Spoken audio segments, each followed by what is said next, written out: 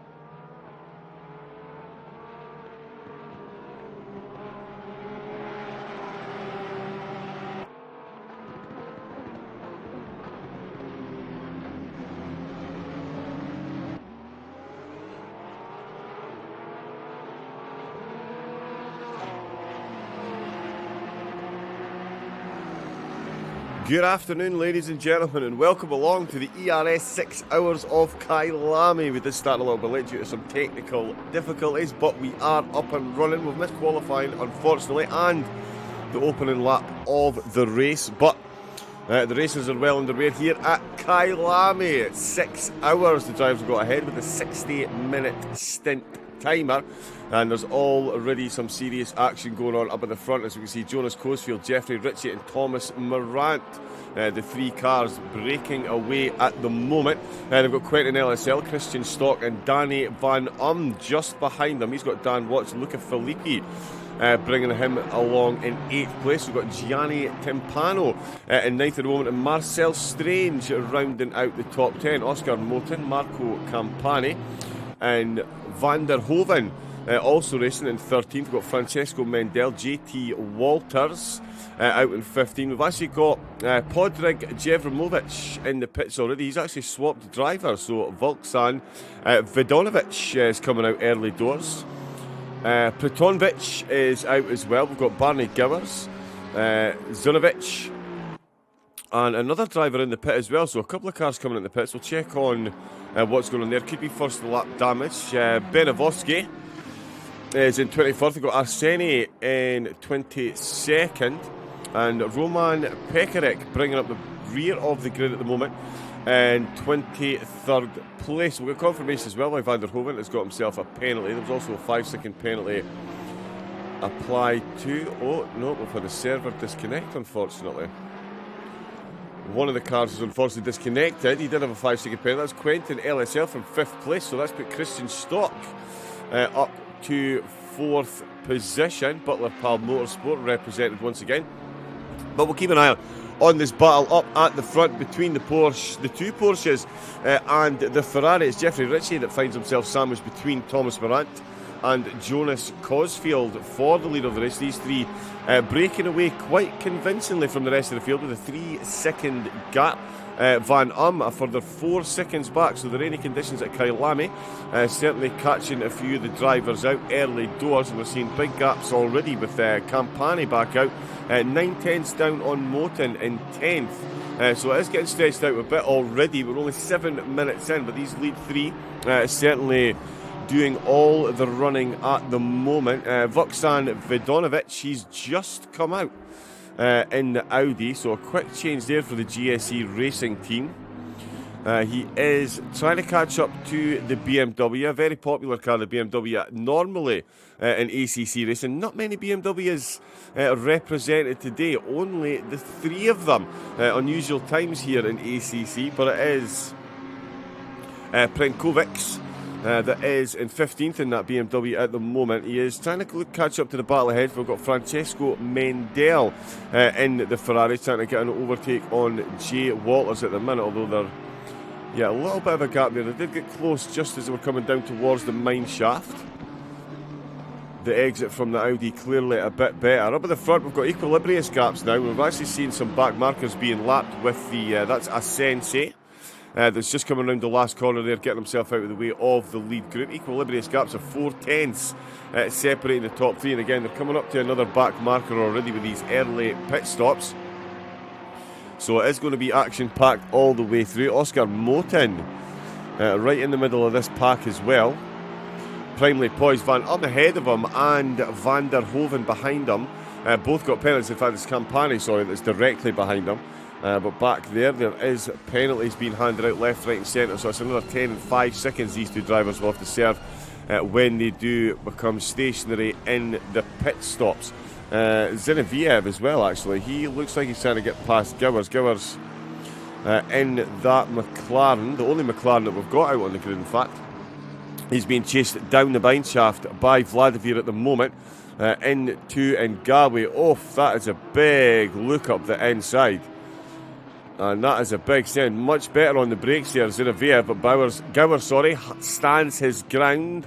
Oh, and he stands it a bit too much. He's hit the sausage curb and he's gone stage exit left, and that has given Zinoviev the simple overtake there. Gowers just catching that sausage curb. That is probably one of the worst sausage curbs you can hit in motor racing. Never mind on ACC, it will often send you directly into the pits, and very nearly the case there for the McLaren driving Gowers.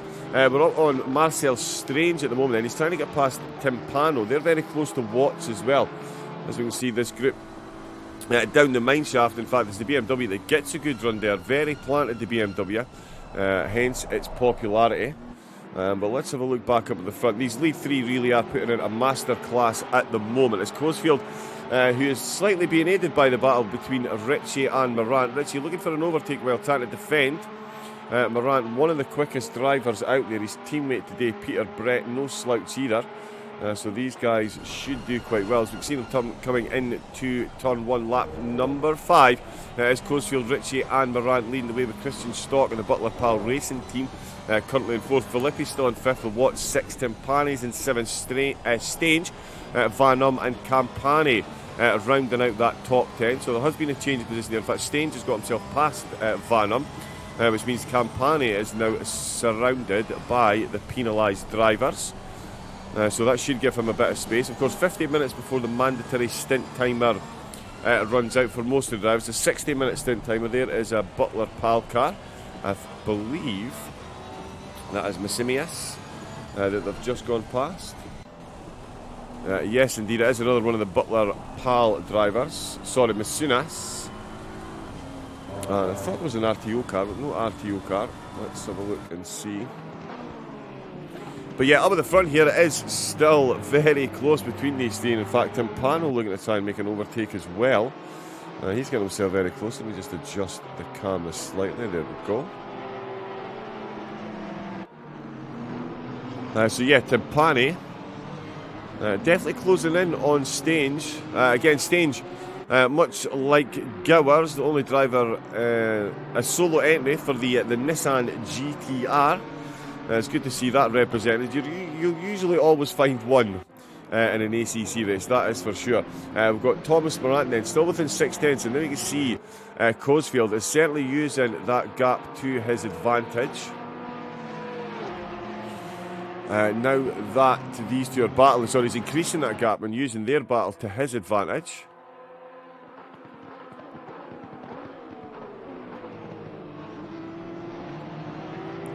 And he's now stretched that out to 9/10 of a second.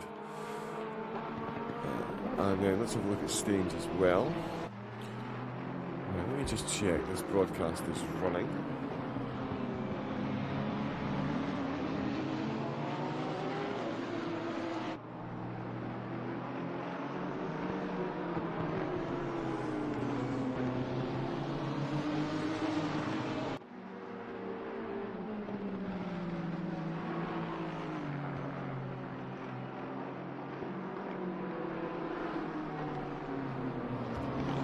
Okay, oh wow, it is like I can't see the chat. Goodness me, how are we all doing?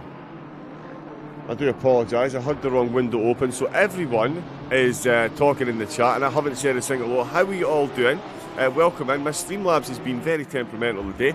There is Peter Brett in the chat. There's Junior Lock and Load as well. We've got refs in the chat. How are we all doing? We've got thank yous as well. Goodness me. I've got another follow from Jahendo. Apologies guys for missing the chat at the start. Purple burglar alarm. Does someone hear my purple burglar alarm sound in the background? If so, don't worry. This is merely a drill. How we all doing? Apologies for the guys missing the start. The legend on cot. Who? Is somebody joining me? I'm only kidding, Brett. How you doing? Thank you very much, bud. Dio Diatav. Wow, can't pronounce that. G Timpano and Ideata Unique Italiano drivers. Mr. Mark, how you doing? Welcome in. Pit Stop UK. Good afternoon. How are you? Hope you're looking forward to the race. I'm second driver in the 198, says Jahendo. Let's go. The 198 car, that'd be GT Walters, sorry. There we go, that's his Audi there. So there we go, I've caught up with the chat. How are you all doing? How's your Saturday afternoon going? Hopefully technology is being kinder to you than it is to me. But we'll keep watching this battle at the front. Peter Brett will be a keen observer of this one. It is Thomas Morant is still in third place. This gap up at the front between Jeffrey Ritchie and Coesfield is now balanced out. In fact, no, it's not. It's just increased to 1.1 seconds as Ritchie in full defend mode, trying to find himself a bit of breathing space from the ever-charging Morant behind. Stange as well, putting in some good lap times as well for Pulse Simsport in that Nissan GTR. He's certainly putting Watts under a fair bit of pressure, but certainly all the action is happening up at the front. If we jump on, you can see the weather conditions, not the idealist for driving. Certainly I have a lot more fun in these conditions, but some drivers may well struggle. But these three certainly are not coming in the mic shaft, although we just see a little bit of a slide there from Thomas Morant. You can hear the tyres just grinding away as we see that gap stretched there by a tenth. It's the biggest it's been between these two for 2-3 laps now. Ritchie still with that 9/10 of a gap ahead to Coesfield as they come into Ngawe. Seriously doubt we'll see any of these three drivers hitting that sausage curve. We're quicker but hard to pass. We're quicker but hard to pass. Right, okay. Oh, 5 a.m. for me. Goodness me, Jahenda. That is Felix Racing. Please let's see the first three. There you go, my man. They are on screen. Stange and Watts are getting very close as well. In fact, so we might have to keep an eye on that one as well. That's not the camera one. That's the camera one. See if we get a better view into turn number one. One of the most inviting turn ones in motorsport. You can get 5 cars on the way in. You certainly don't want to be any more than 2 wide, if not 1 wide, on the way out. All 3 successfully making it through. We did have 1 server disconnect. We do still have 22 cars up and running. 2 to 3 drivers per car. No more than 60 minutes out on track per car, please. Or you will get yourself a penalty. And it will be a 6-hour race overall. Certainly going to be interesting to see which one of these three. I know we're only 44 minutes before the first potential round of pit stops, especially for these three, but it will be interesting to see which one of these pulls the trigger first. Morant certainly looking very quick. He is at the moment lapping just quicker than Ritchie, but can't quite get the overtake done in these conditions. Against this level of talent, not often easy to get an overtake done, so he's going to have to wait on a mistake or pull off an absolute worldie there. We've got another follow as well, Bolf51. Thank you very much for the follows. Notifications are not coming up on screen, but thank you all as well. So Jahenda, Bolf51, refs. Hey refs, how you doing, bud? He's followed as well. And Diodat. Oh, and there we go then, Morant.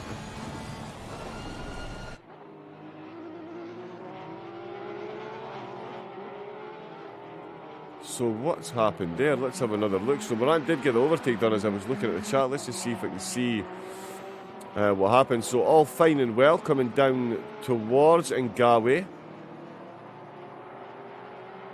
Oh, he just run wide there. Just had a little bit of a wiggle. A couple of tyres off it. Oh, talk about oversteer. Well, there we go then. A Ferrari oversteering. I mean, oh, and that's not the best rejoin either. He's nearly taken out Quentin Stock there in the Ferrari. The Butler Pal car having to take avoidant action there. He is in 4th place. In fact, he is ahead of Richie now. He's got his nose in front, so these two are going to have themselves a nice little battle then. Ferrari v Ferrari for 4th position then. 3rd as Christian Stockman finds himself up onto that podium. Yeah, Ferrari died. It did indeed. Absolute oversteer there. Just the most pointiest that's the pointiest I've ever seen the nose on a Ferrari, to be fair. That's not who we're looking for. It's Vodenovic. He's looking for an overtake for the GSE racing team. He's got Zinoviev just ahead of him. Zinoviev in the Aston Martin. Again, a car you used to see a lot of in the endurance racing. Not so much these days. Still a good all-rounder. 3 entrants, though. 4 BMWs. In fact, we've got, I thought we had 3. Richie on stock. Oh, and he's got himself back past, no bother at all there. Let's just grab another quick look at that. Yeah, so it was just a straight drag race. And it is Ferrari v Ferrari. And it's Richie that gets the run and gets the position. In fact, he left stock standing still there by the look of it. But what this does do is it has released Thomas Morant. Peter Brett currently grinning ear to ear for when he takes over the car. 0.6 of a second now separating the top two. Quentin Stock still very close to that Ferrari, but nothing doing out the last corner. So it is Morant 0.6 into turn number 1. Porsche v Porsche up at the front. Brett almost clocked the fastest time. He's done a 49.265. Cosfield has done a 49.237. So the two of them separated by 1/3 of a 10th of a second on the overall timing board. Let's see what happens over the next 41 minutes. Of course, the mandatory stint timer. The drivers don't actually have to do anything in the pits. All they have to do is come into the pits to clear the timer. With the conditions being the way they are, we could well see more than one team double stinting with the amount of rain that we've got falling. All depend on those tyres, of course. Van trying to get past Tim Pano, so still battles going on inside the top 10. Van of course, got himself that 5-second penalty. Van der Hoven got himself a penalty as well. In fact, JT Walters has got the overtake there and moved himself up a position. No team there. Team name there, Van der Oven, as we can see, the 10-second penalty, so he's going to have to worry about Prendakrovic. But he's got Zinoviev and Vodenovic very close in attendance. Motin full 10 seconds down on that group. Thomas Morant doing all the running at the moment, and you can see just how much spray is getting kicked up from the Porsche ahead of him. And how much standing water you can see on the track there. You can actually hear it as the tyres rip through it. The water's parting like the Red Seas as the drivers come through to end lap number 10. 0.4 of a second separating these two Porsches. 5 seconds back is Richie, who's doing his best to catch up, but it's going to be a tall order now that these two have got themselves some clear air ahead. They do have another back marker. Oh, he's having a big look up the inside into turn 1. Late on the brakes. He keeps it on the apex though. Cosfield gets the faster outside line. They're side by side up through turn number 1. What an exit by Thomas Morant. What a drive that is into turn number 3. And he's got the car in front and he has taken the lead of the race in the space of 3 laps. Has been the golden paved way for Thomas Morant. That's him now up into the lead of the race. Jahenda, it is indeed so wet, and Peter Brett, that is 100% an accurate word to describe Thomas Morant out on track. He is an absolute monster of a driver. Made that look very, very, very simple indeed. Very difficult overtake, and he got the run, and that is now a case of seeing just how much pace he's actually got underneath that hood. Should be quite a lot. We've got still battles going on. Zinoviev has got Vodenovic. These two still very close indeed. Oh, and in fact, sorry, it's Prendakrovic. It was a sweet move. It was indeed. Prentkovskis. Apologies for murdering that one earlier. Olegas. He is being followed, as you can see, by Zinovic and Vodanovic as they come across the start-finish line.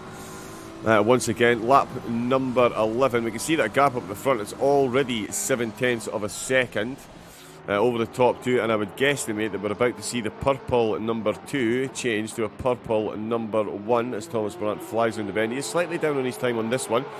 Some back markers to deal with. Still showing Quentin LSL is in the race. They've unfortunately disconnected. Vodanovic, oh yes, nice and close here. This is what we like to see.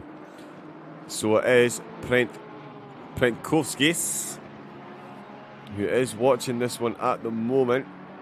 And we can see just how close these three are in that little rear view mirror. Oh, he's going for a look up the inside of turn number 6. That is a brave place to plant the car, but he's stood his ground, and the Audi in the background has a bit of a wiggle here to lift, and he's boxed himself out then.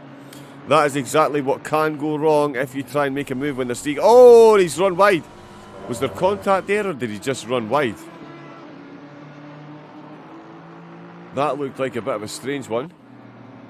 Oh, we just missed it there. There might have been the slightest of contact on the way down the hill there.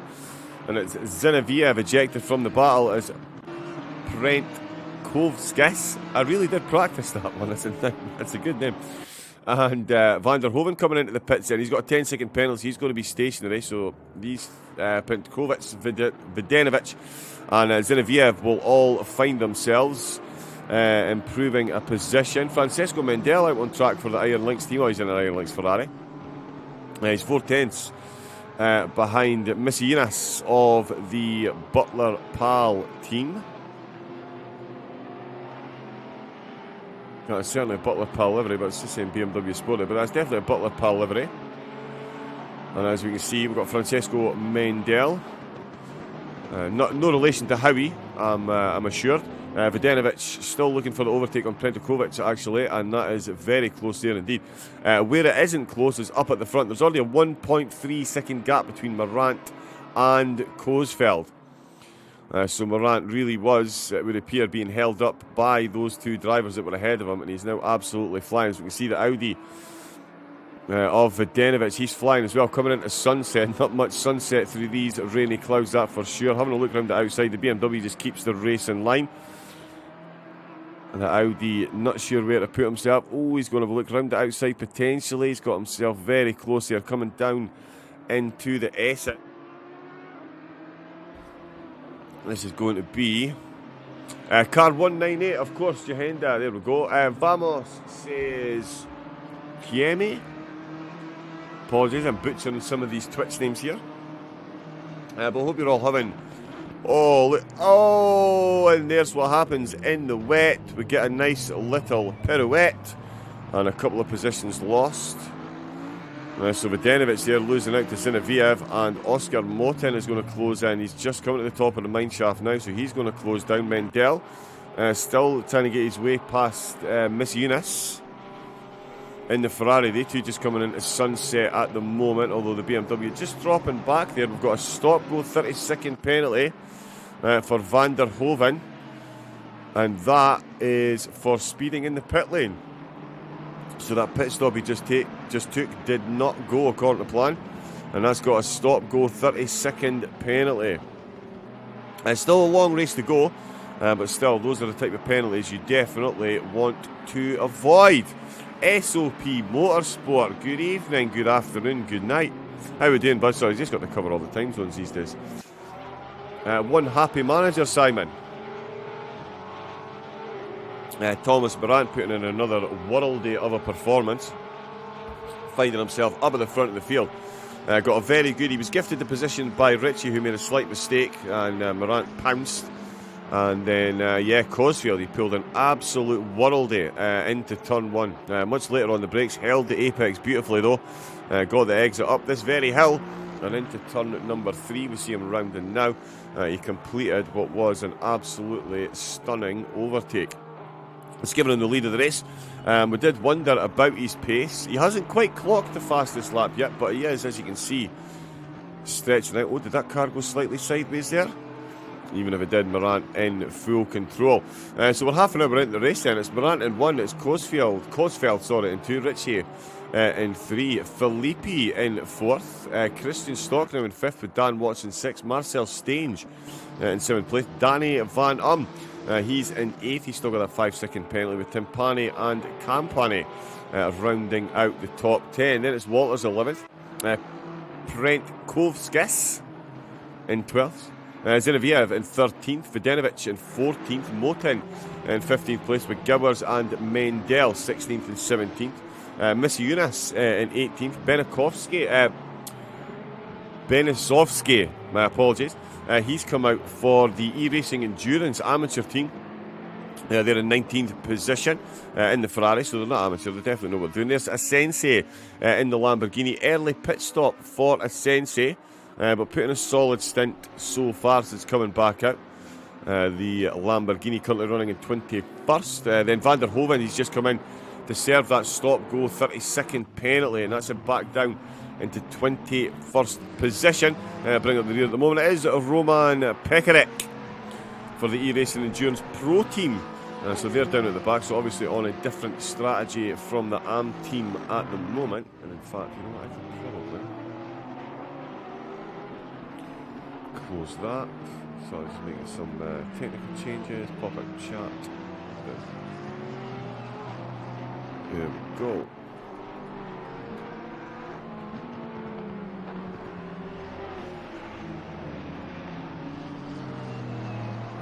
Yeah, so let me just sort out some.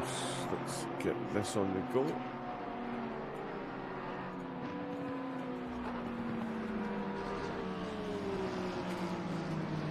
There we go. Just sharing the stream on social media. And that's a painful one.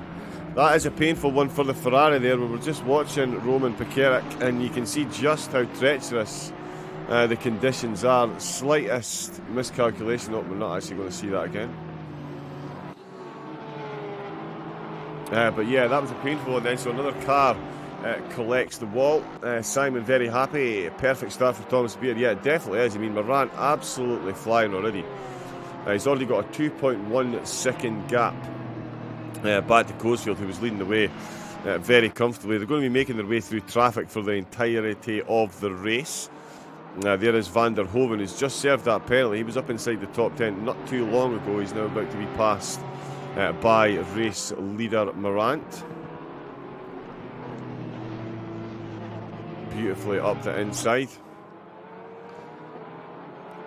Yeah, absolute monster behind the wheel of that car, Thomas Morant, and he is not looking back at the moment, that is for sure. He's still got Cosfeld trying his best to catch up. Ritchie in that third place after suffering that small incident on the way. Just it wasn't even an incident, just this car oversteered on the way into Ngawe, saw the back end try to overtake the front end, and saw Morant overtake Ritchie.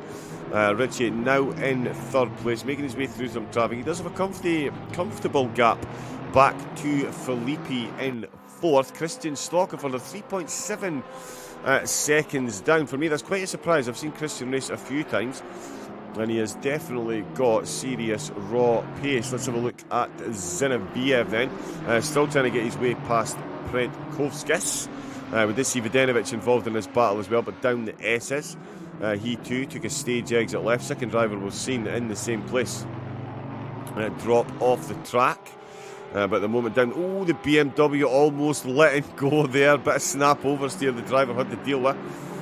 The window wipers furiously trying to clear some kind of visibility for the drivers as they come down into Ngawe, heading towards the sausage curb of death. We've seen it claim a McLaren so far. Of course, Gowers in the early exchanges clipped that sausage curb, found himself off onto the gravel. These two make it through beautifully though, and there is Videnovic using every millimetre that he can of the track to try and get caught back up to these two. The battle between them could well aid him in those endeavours as they cross the line, only 3/10 separating these two. So Videnovic now 3 seconds back, and we're going to see a move into turn one. Just, you can visibly see just how much water there. Absolutely piling down onto the track. It's going to be a very wet race for the entirety. Certainly good for our viewing pleasure, perhaps not so much for the drivers.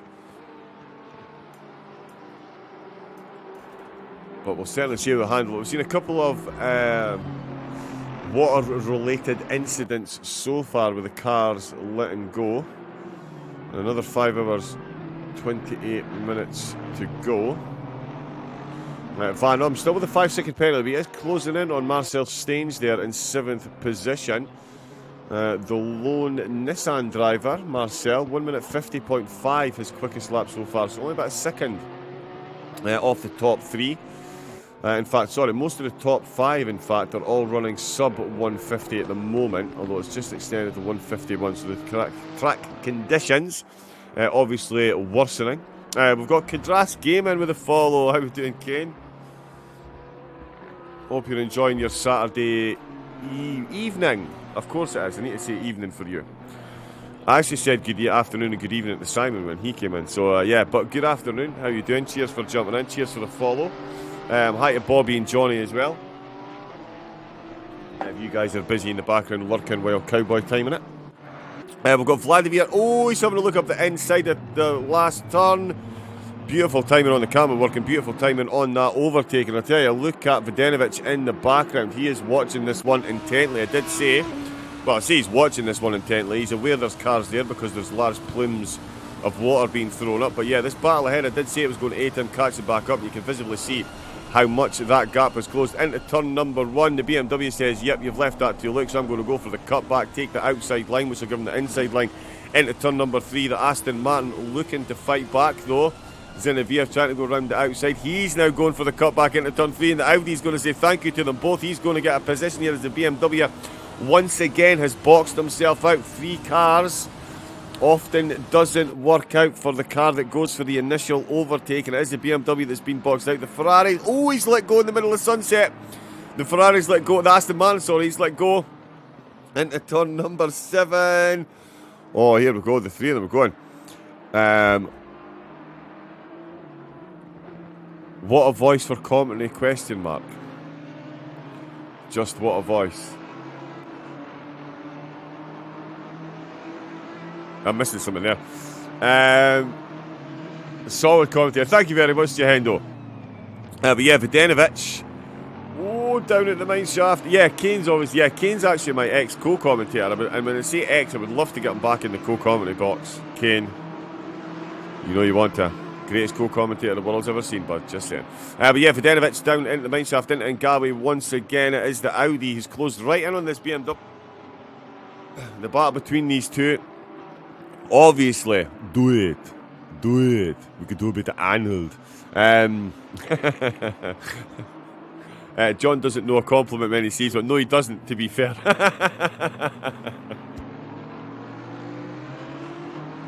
He absolutely does not, Simon. But yeah, Vodenovic coming round at the last corner, got 4/10 of a gap between himself and the BMW. Zinoviev with a little bit of a gap. Oh, into turn number 1 again. We're going to see another move. Oh, he shows him the outside, then takes the inside line. He's almost got his nose in there. Oh, I tell you what, the BMW did well to avoid contact there. The Audi almost overcooked it with a full send, but he does manage to reel the brakes in and keep them both going in the right direction. All of this for Zinoviev ahead. He is now showing these two a clean pair of heels. As you can see, they are fast becoming a distant memory in the opening exchanges of his race. The BMW is still going at it. Heavier rain in 30 minutes. Excellent. Thank you for the follow, Kieran Clifford. I know that name. Where do I know that name from? That rings a bell from someplace. But the BMW and the Audi are still going to hake here, never did. Down into the S's, we've seen a couple of cars come a cropper down here. Stage exit left onto that wet gravel. Oh, and the BMW did not get a good run down through the S's, and Vodenovic is going to say thank you very much. Is he going to try and put it around the outside of the mineshaft? We saw a couple of cutbacks between these two. Oh, and he does go for the cutback. Has he got his nose up the inside down the mineshaft? He has indeed. Oh, they both let go. Both cars synchronised sideways sliding there. Both maintained grip at exactly the same time, but it is Vodenovic that gets that position. The BMW, oh, and he's run right down the mineshaft as well. Wow, the BMW and the Audi driver, Vodanovic and Prentkovskis, absolutely putting it all on the line. And no quarter given nor asked by either driver there. Both cars, both the Audi and the BMW simultaneously letting go of the back ends down the mineshaft. Both drivers simultaneously managed to hold it. And it is Vodanovic that's got himself up into 13th. He is now on the charge to catch up to Zinoviev, who's actually gone almost 2 seconds a lap quicker since he's got himself free from this battle. So some hidden pace then, it would appear, from Vladimir, the Ace of Speed 3 team. So it'll be interesting to see if the Vodanovic can catch up, or if Zinoviev can continue to extend this gap. Speaking of extending the gap, Thomas Morant, he's now 1.9 seconds ahead, so at one point was 2.1. They're making their way through some traffic, but couldn't have asked for a better start really for Morant. He was very patient, bided his time. As soon as the opportunities presented themselves, positions were taken, and the top spot is all his. Still 1.9 seconds is that gap. Richie has recovered from his early incidents. Still 3.4 seconds down the road though, so himself and Crosfield lapping, well, in fact, almost identical pace on their last lap. Crosfield with a 50.582. Richie with a 50.557. So again, a third of a tenth of a second separating the fastest lap of these two drivers. And surprisingly to me, Thomas Morant not quite yet set the fastest lap, although the conditions are worsening, certainly on track with the amount of standing water that we're seeing. And we're seeing heavier rain due in 30 minutes as well. We've got a trackside report there, CME bringing us up to date with all the weather. So I've just noticed, is that followers only chat? Oh, I've not done that by mistake, have I?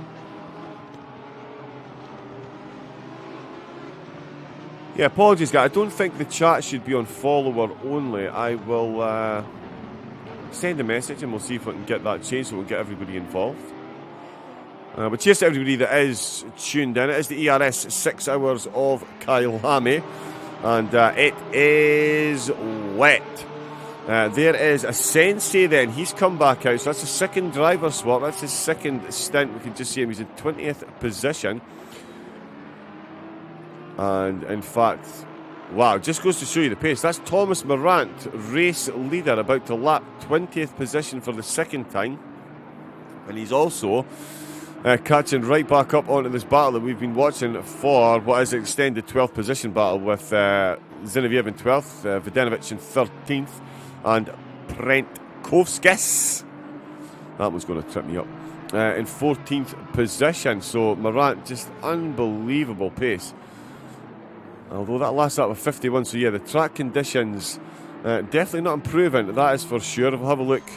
We'll jump on board with Thomas Morant for a lap, and you can see it looks more like an ice rink than tarmac in some places, just the light bouncing off the sheer volume of water that is standing on the track as he comes towards the mineshaft up at the top of the hill. Very deceptive corner, this one. It's so easy to get your line wrong on the way in and on the way out. No mistakes for Morant, though. It's a lot of spray getting picked up in front of him. Of course, this will be a blue flag situation, but it is a battle for position that's going on ahead of him, so it's a tricky one. Oh, the Audi's gone. The Audi is gone. Not sure what happened there, but we will find out on the way down the mineshaft. So another mineshaft victim then. You can see and just again, you can just see the Audi just hinting that the back tyres are not happy with the level of grip there, just a couple of times.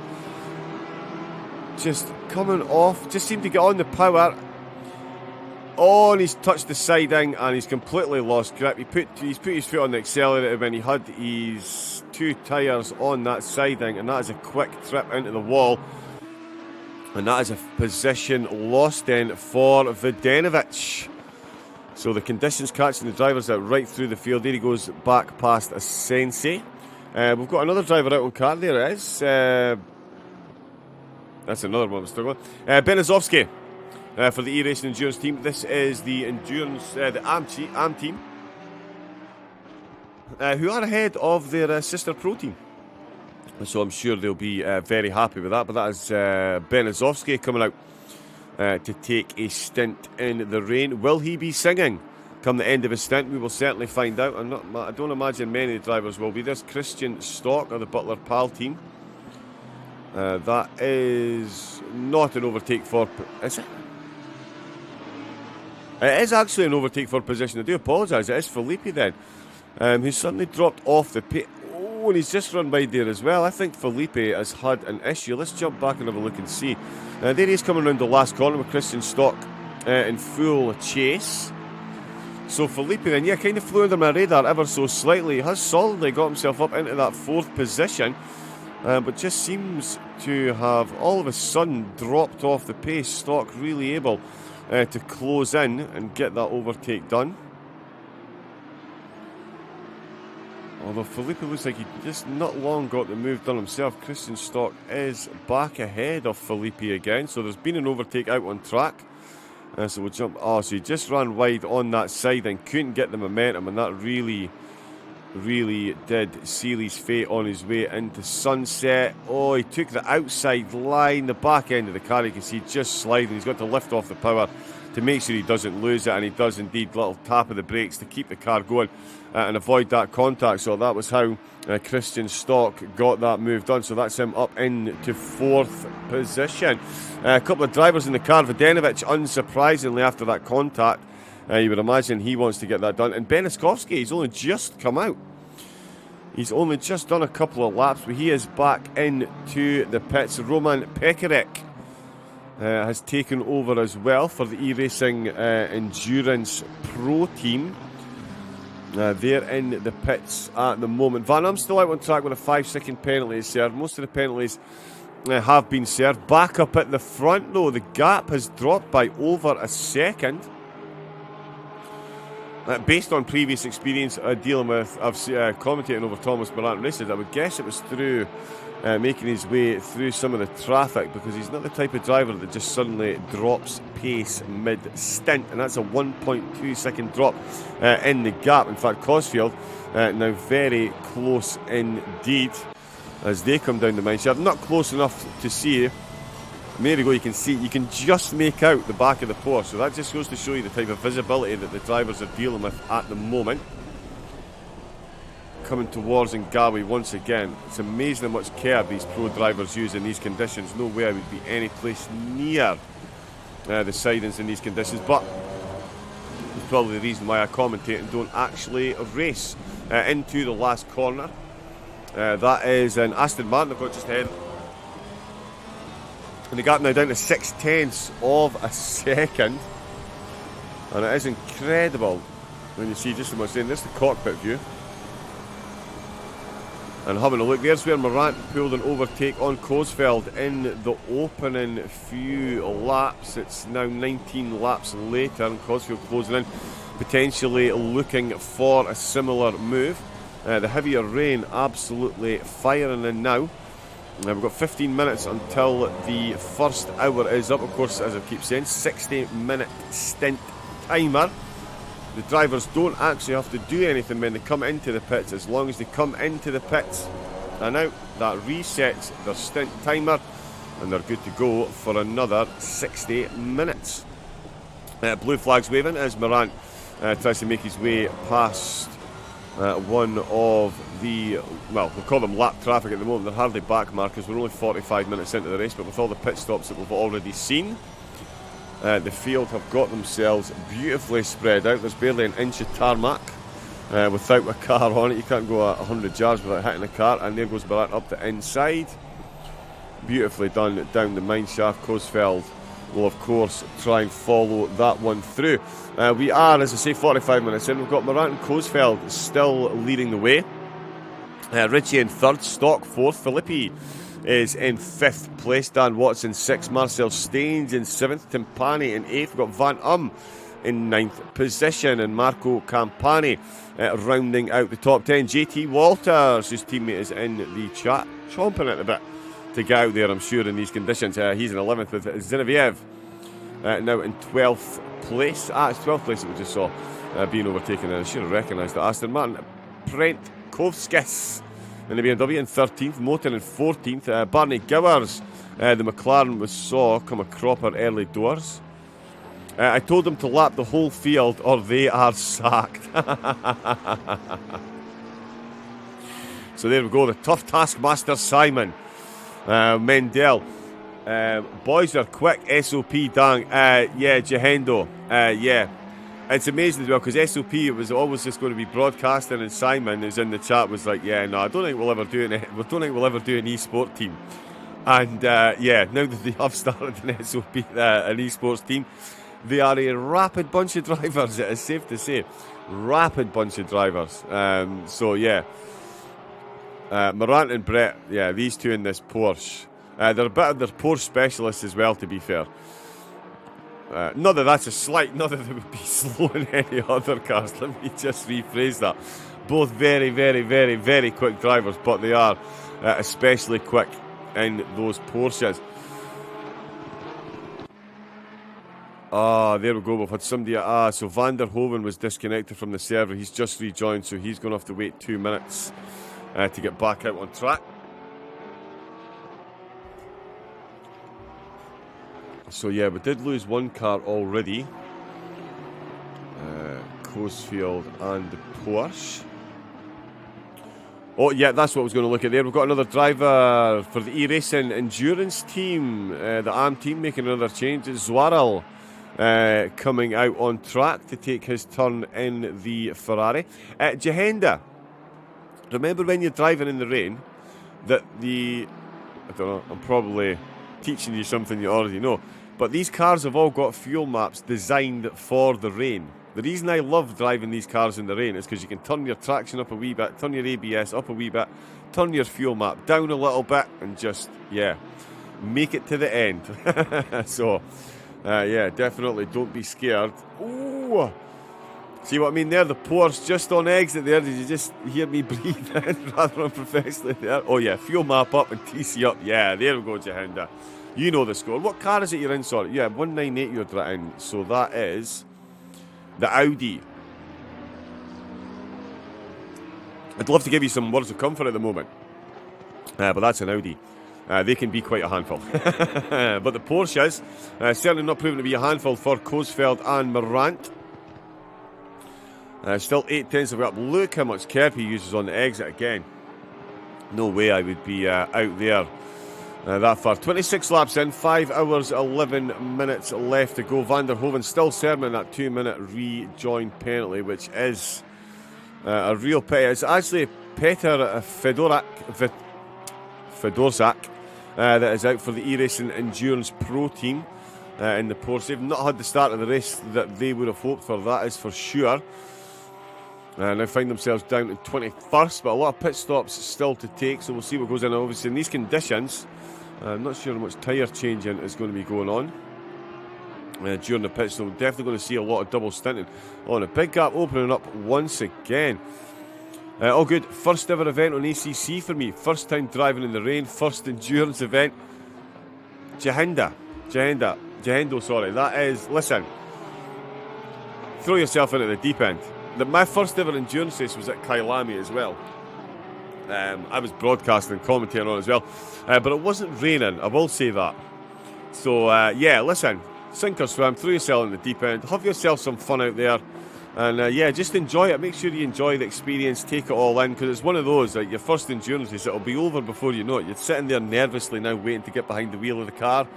And then when it's over, you'll be like, did that happen? Oh yeah, I remember. Yeah, so yeah, just make sure you enjoy it, take it all in, give your teammate a hard time. Going to be fun. Goal is just to survive. Exactly. Keep it between the mayo and the mustard. To finish first, you must first finish. You can't win a race unless you get to the end. So yeah, surviving and getting to the end, that is numero uno strategy, I would say. And as long as you adhere to that, great things will happen. As I'm looking, where is the Dutch Endurance team? Is not the car I was looking for. Oh, Dan Watts, of course, RTO. How did I miss that? Sorry, like saying refs in the gang. There's Dan Watts, of course.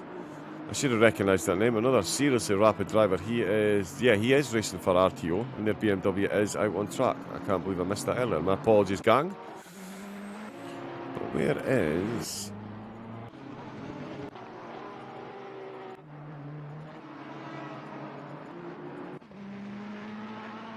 Oh, well, so there, yeah, look, there we go. Mikula Zoral, he's in the E-Racing Endurance Amateur team, and they're comfortably ahead of the Pro team. So there we go, yeah. Keeping it between the mayo and the mustard will often yield phenomenal results. But yeah, it's looking spread out at the moment, but we're going to see some pit stops very, very, very soon. 8 minutes, in fact, we're going to see a lot of the drivers coming into the pits. A lot of these top teams will. Obviously, the 68-minute stint timer. The drivers only have 6 sets of tyres as well for the entire event. Qualifying was only 15 minutes, and it was in the rain, so having a semi-scrubbed set for the last stint, potentially not a massively bad thing. We'll see how the drivers cope with that, though. But certainly, you don't want too many spins. But in these conditions, yeah, 6 sets of tyres should be plenty for the drivers to get themselves comfortably to the end. I'm just checking this gap, Coesfield. Oh, and the Porsche once again. Just really using all the acceleration he can out of corner number 3. The back end of the Porsche just lighting up ever so slightly. There's Van into the pits then, so he's going to serve a 5-second penalty. Wet tyres don't count in the 6 sets. Ah, okay. Oh, well, there you go. The drivers have pretty much got as many sets as they want then. Right, I thought the wets would as well, but no, so they've got as many sets of wets as they want. But imagine, yeah, so Peter, just confirm this for me with the new tyre thing. Are we likely to see any drivers or any of the cars do 2 hours on 1 set of tyres? Is that possible?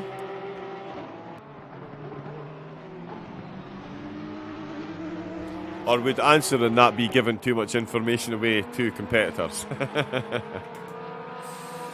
Van Om, that's his 5 seconds served. These two up at the front, absolutely titanic battle between the two of them. Coesfield over half a second quicker, in fact, on that last lap. Can't comment, unfortunately. Right, okay. Nice, there we go. Oh, we've got somebody else out. Jorn Roelink for the Dutch Endurance team. He's taken over for the Porsche. There is Brent Krovskis, who's just caught up there through the pit stops there. Looking to get an overtake done there if he can. Positional improvement potentially.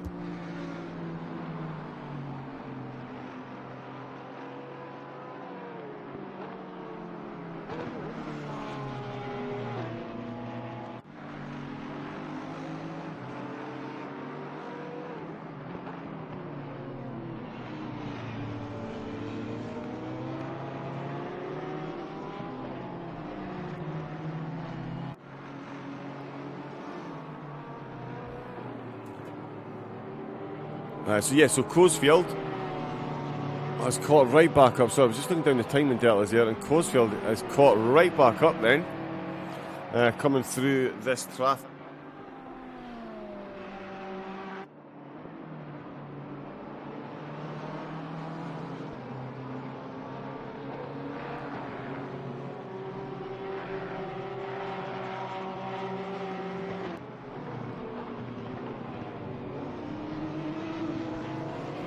So Coesfield and Marat now separated by only 7/10 of a second. The two Porsches are right on top of one another. Pit Krovskis still trying to get his way past Roylink then. Didn't manage to get that done. There's Walters coming into the pit car, 198. Good luck, Jahendo. Enjoy your time out on track. And he'll be out on track very quickly indeed. And there is Coesfield. Let's have a look and see. Double stint. Got you.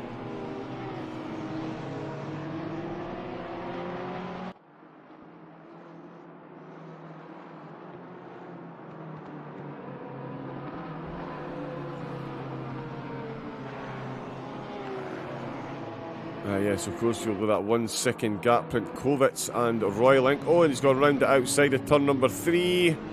Is he going to make that one stick, though? He's had to use every millimetre of the track, and he's going to lose momentum getting onto that dirty stuff. Oh, but the Porsche couldn't quite right himself. He just had a tank slapper there.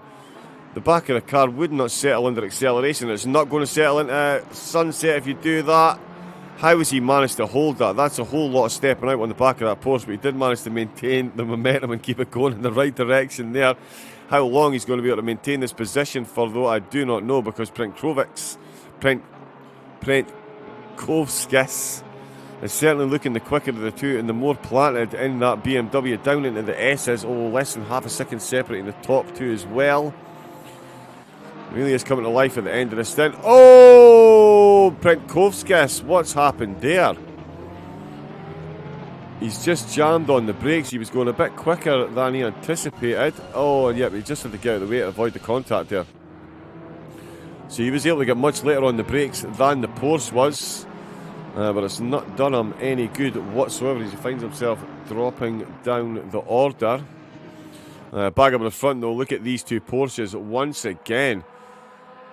They are inseparable, and the times really are suffering now. We've seen these drivers down as quick as 1 minute 49. Their last lap, 1 minute 54. 5-second difference given these conditions. Not too much of a surprise. There's Christian Stock coming into the pits end, so Butler Pal will be releasing their second driver. I believe it's Nicholas Hilbrand.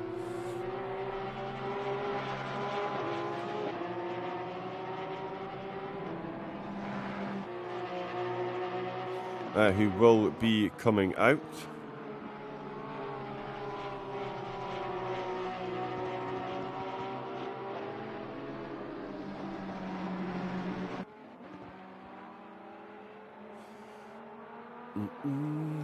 Yeah, there we go. Everyone coming into the pits. So Coesfield. So yeah. So that's Stock, Felipe, Watts and Stange all coming into the pits. Timpano pops into the pits. Motin into the pits as well. Pretty much bang on the 1 hour mark. So I think we're going to see... Well, actually, we're going to have to see Morant and Coesfield come in on this lap because they won't get another rotation of the circuit before we cross the 1 hour mark. So there's Lee. So we'll have seen a driver swap for the pit stop UK team. It's Craig Lease that's coming out. Christian Stock has come back out. Dan Watts has been relieved. Ben Neergaard is going to take over there. Marcel Stange may well be coming out. Timpani. Oh, that's not gone well.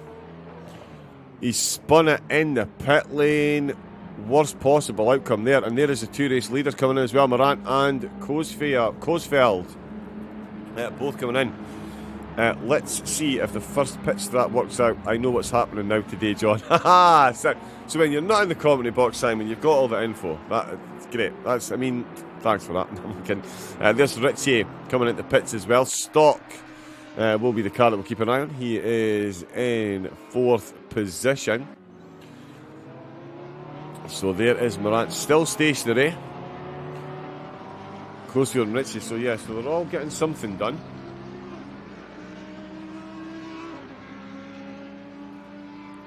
Oh, Morant. 5-second penalty for car number 10-second penalty for car number 7. Okay, that came from the stewards. Jan Gutzlaff come out for the home of sim racing. And he's got himself in a second. Jeffrey Ritchie just leaving the pits. So it is the Porsche Gutzlaff that's back out. Morant with a healthy 10-second gap, but he's been given a 10-second penalty. So I'm not 100% sure what that is for.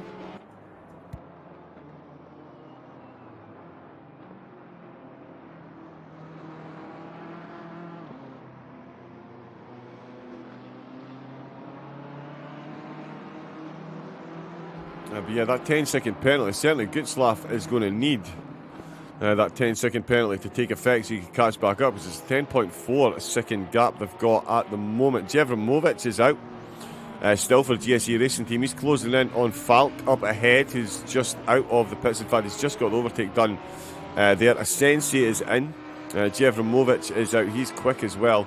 He's already up past Falk as well. A few cars making their way past the McLaren. There's Zinoviev coming into the pits as well. Messiunas, coming in. Again, I'm 99.9% sure that is a Butler Pal car. But it isn't a Butler Pal down at the bottom. There's Zinoviev. Brent Kovskis is into the pits. Wild first stint he has had. Let's see what's happening here though. Gutslav, he's got the gap down to 9.9 seconds. Zinoviev, Brent Kovskis, Messiunas in the pits. Sensei has been in there quite a while now actually, so hopefully he is going to make it back out. That is the first hour breached, done and dusted.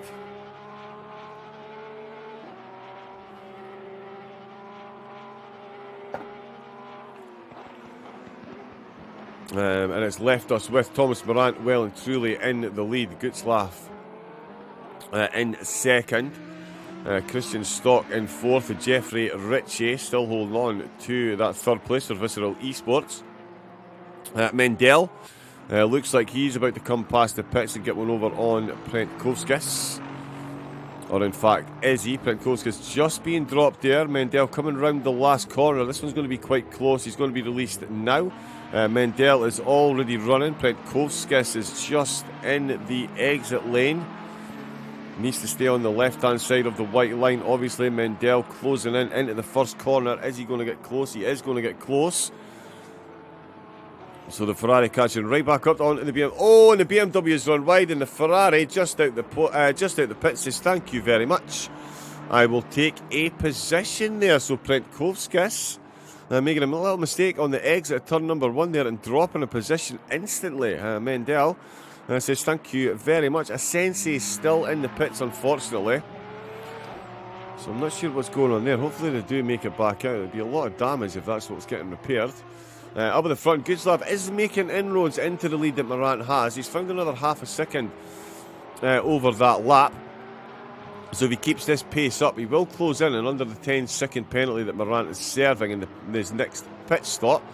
And I got the Porsche again through and got on. Wow. He's managed to hold on to that one. The Porsche is really struggling now in these conditions. Certainly Gutslav is. We were told we were going to have a lot more rain. I mean, you can see now there's just standing water across the track. There is no dry air, slightly less wet part of the track, but even with the amount of traffic that we've got, the track not drying up any with the cars tearing over the surface.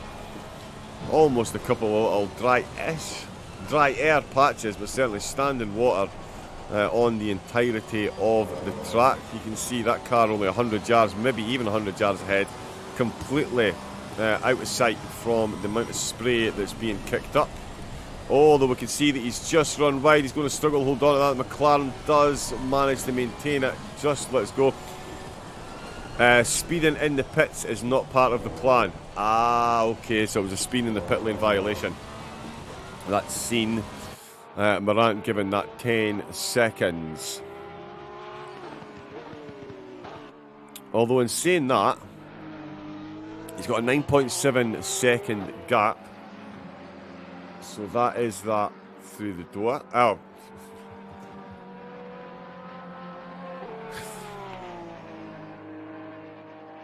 He's within 10 seconds. So I've just had some painkillers dropped off. So there we go. But yeah, 9.7 seconds is the gap with the 10 seconds to overturn in the pit. So these two effectively still within half a second of one another. It's all going to be about the stint. Rain is now increased. Will get even heavier in 10 minutes. Wow.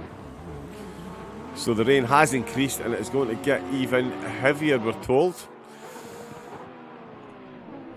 So yeah, the drivers really are going to be hanging in there.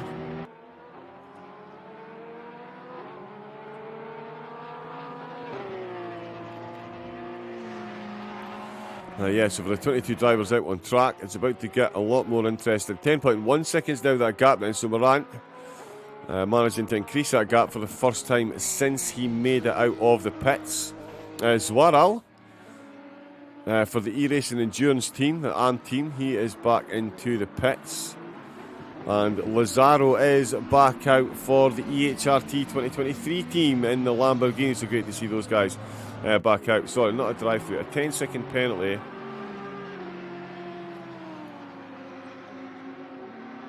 Not a drive, a 10-second penalty to take away the 10-second lead game by strategy. Well, there you go. You got to do something to try and keep up, I suppose. Mendel, he has come into the pits after a battle with Penkovic. Is that some damage on his windscreen?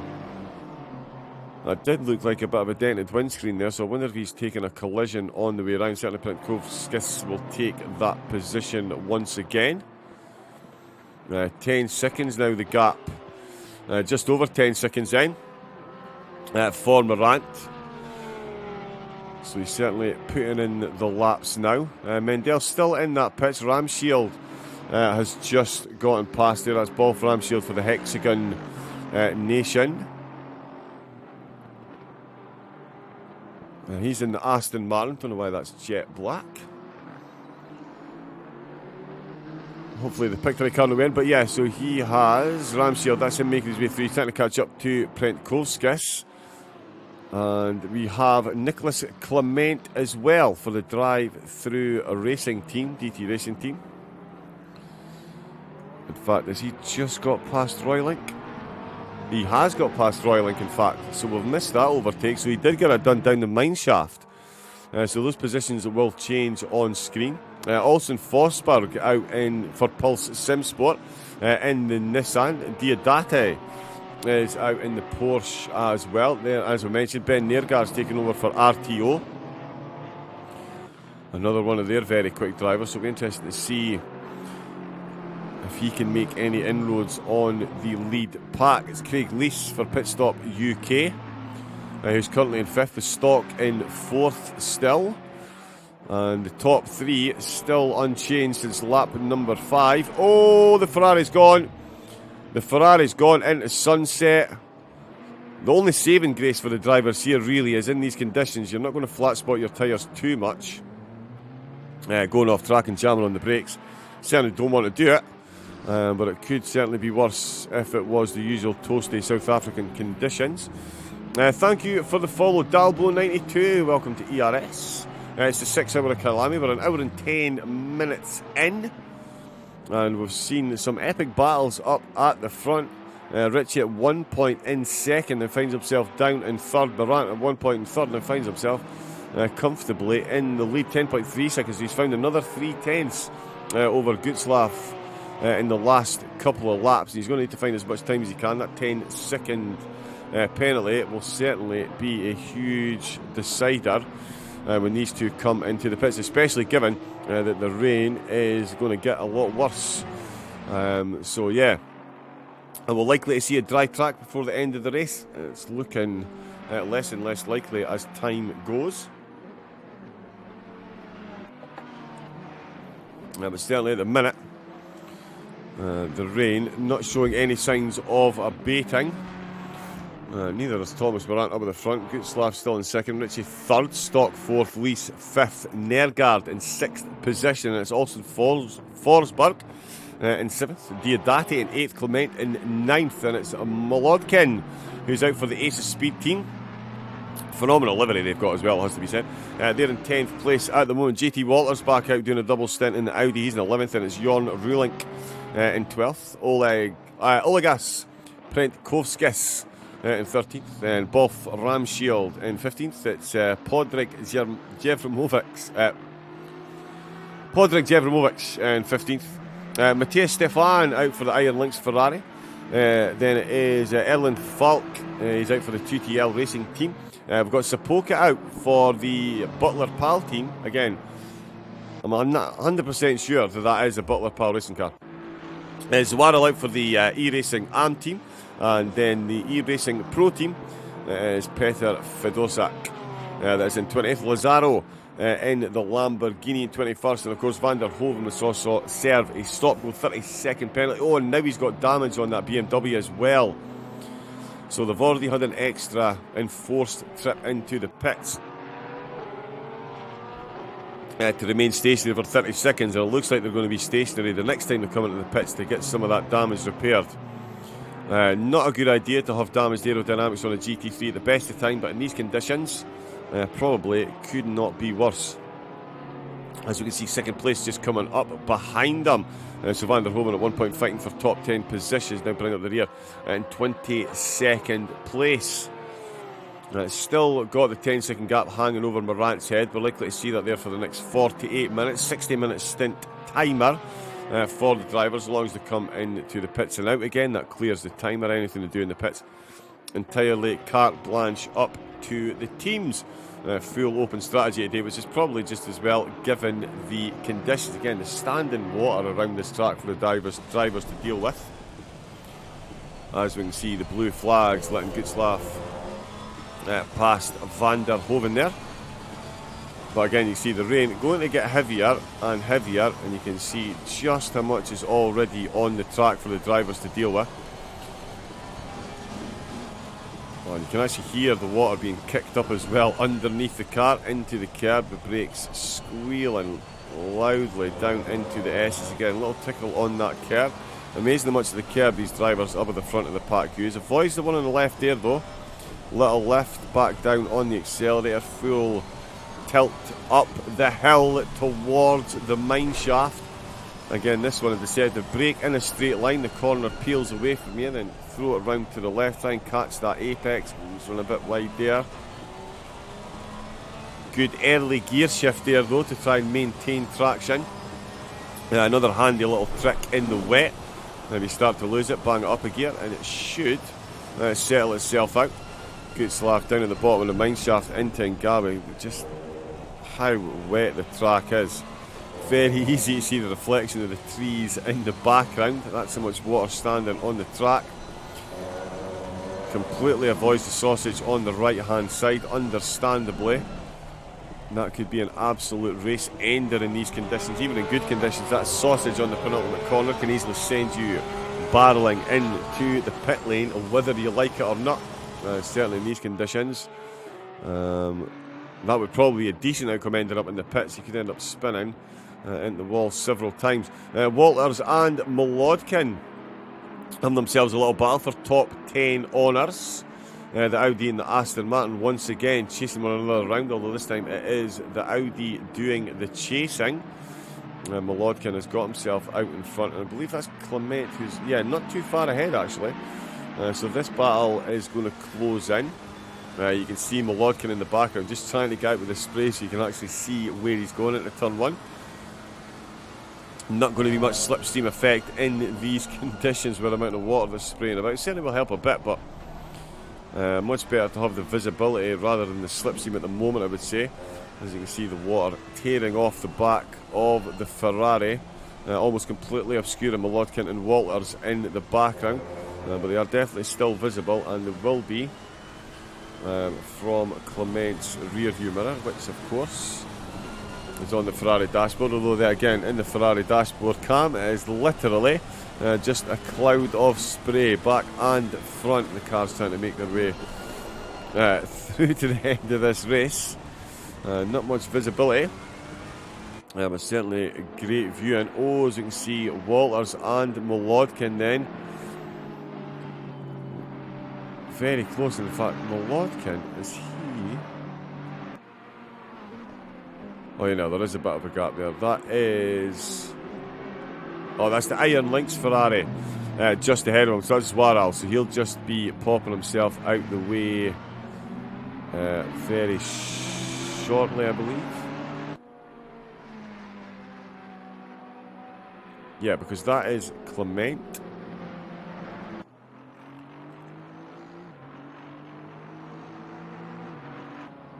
Oh, it's Matthias Stefan. Sorry, it's Matthias Stefan. Oh, that is the Iron Lynx Ferrari. It's Matthias Stefan. And he's just run off there.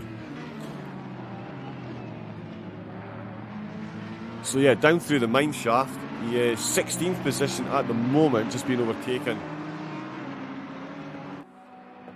under blue flags. Oh yeah, back of the car just stepped out. Slight bit of understeer on the way into the mine shaft, and that is all she wrote. Oh, and it was avoided an accident by an Aston Martin as well. Is that Jevramovic? No, it wasn't. There was an Aston Martin lost traction there as well. So that was indeed another car down. Quentin LSL not in the race anymore. They've disconnected from the server. So yeah, we saw another car come a cropper down. Hopefully it wasn't Craig Lease. So it must have been Ramshield. No, it wasn't, because Ramshield's car is plain black. So it was Molodkin. It was Molodkin then involved just behind that battle. He's run off through down at the bottom of mine shaft as well. So the conditions really are catching the drivers out. Not being caught out at the moment though. Jan Gutzlaff, he is lapping at least the same pace, if not slightly quicker than Morant at the moment. So much so that he has reduced that gap down by over a second, almost a second and a half in fact. So he'll obviously be doing everything he can to get within that 10-second penalty that Morant has.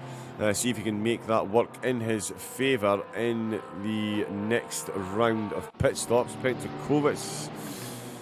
Lots of people going off in the fast. Yes, the fast corners definitely catching out quite a few of the drivers, that is for sure.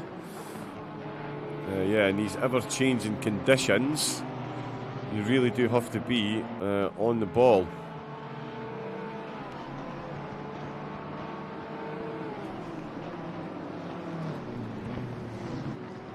Into mine shaft. Oh, it sounded like an extra dab of the brakes there. We've got another follower as well, and I've still not changed it for follow in the chat. Honey, how you doing? Welcome in. Thank you for the follow. Welcome to ERS. It is the ERS 6 hours of Kyalami. Oh, Pentakrovis again on that side and on the way down the mine shaft. That really is. Oh, and there goes. Oh, so that is the Nissan just lapping him actually. So that is Forsberg getting another. That's another blue flag overtake. Fedorzak is in the pits. The E-Racing Endurance team certainly going through the drivers today. Lazaro for the EHRT team still out there in the Lambo, looking very quick. He does have Lease. No, he doesn't. It's Molodkin. Again, no, it's not. It's Ramshield. There we go, the Aston Martins. Honey thought he was already following. Well, you are now, which is the most important part. So, all good. Let me just check that is still running. It is indeed.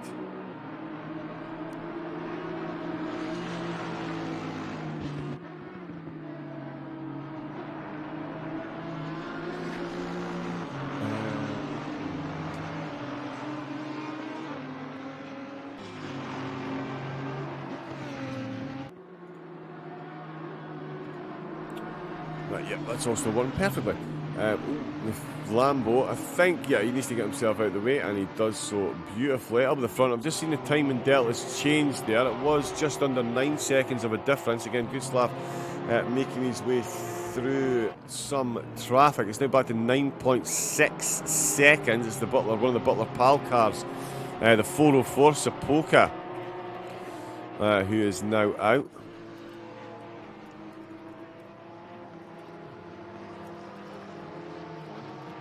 Oh, maybe it's not a Butler PAL car. I do apologise. Yeah, the number of that is now making me think, but the livery on that car certainly would suggest that it is indeed a Butler PAL car, but it might not be now. I'm looking at the number 404. I'm sure they're all 5, 5, 6 and 7 and stuff, but there we go. Christian Stock still holding on to that 4th place. He was temporarily up into 3rd after a couple of mistakes by Jeffrey Ritchie for the Visceral Esports team. Ritchie has righted the shit and got himself back onto the podium. Morant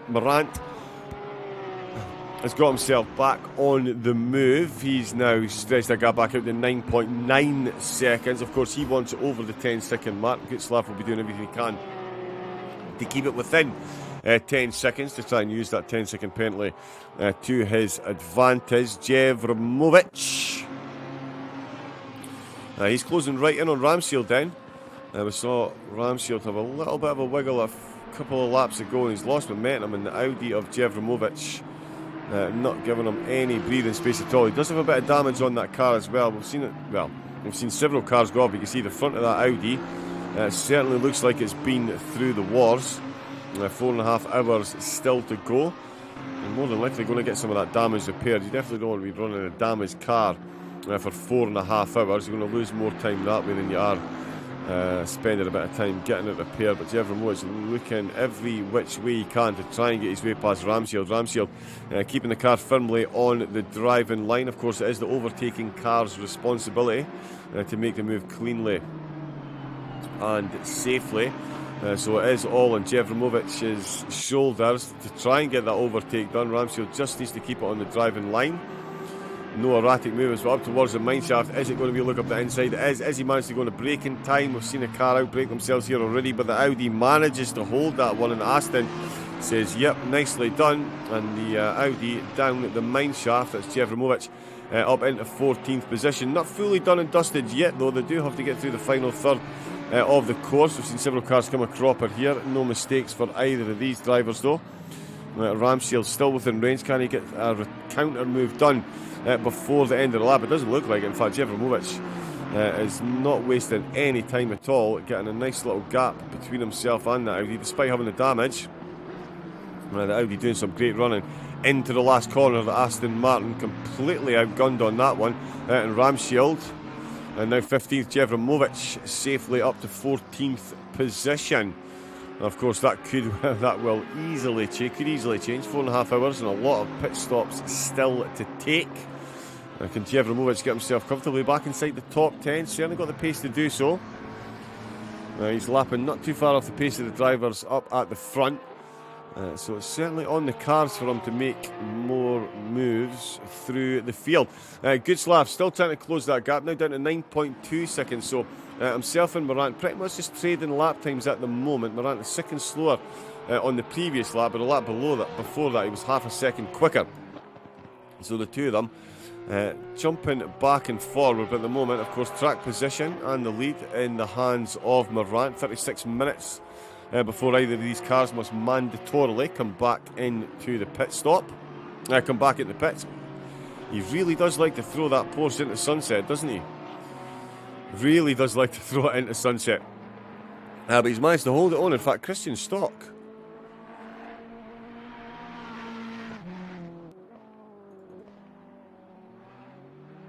Oh, Richie, what's going on there then? Let us catch up on what's happened. Oh, we've already missed it. So what happened? It was coming down, another car down the mine shaft. He's completely lost momentum there. Christian Stock flashing those lights, not happy that the car was still there.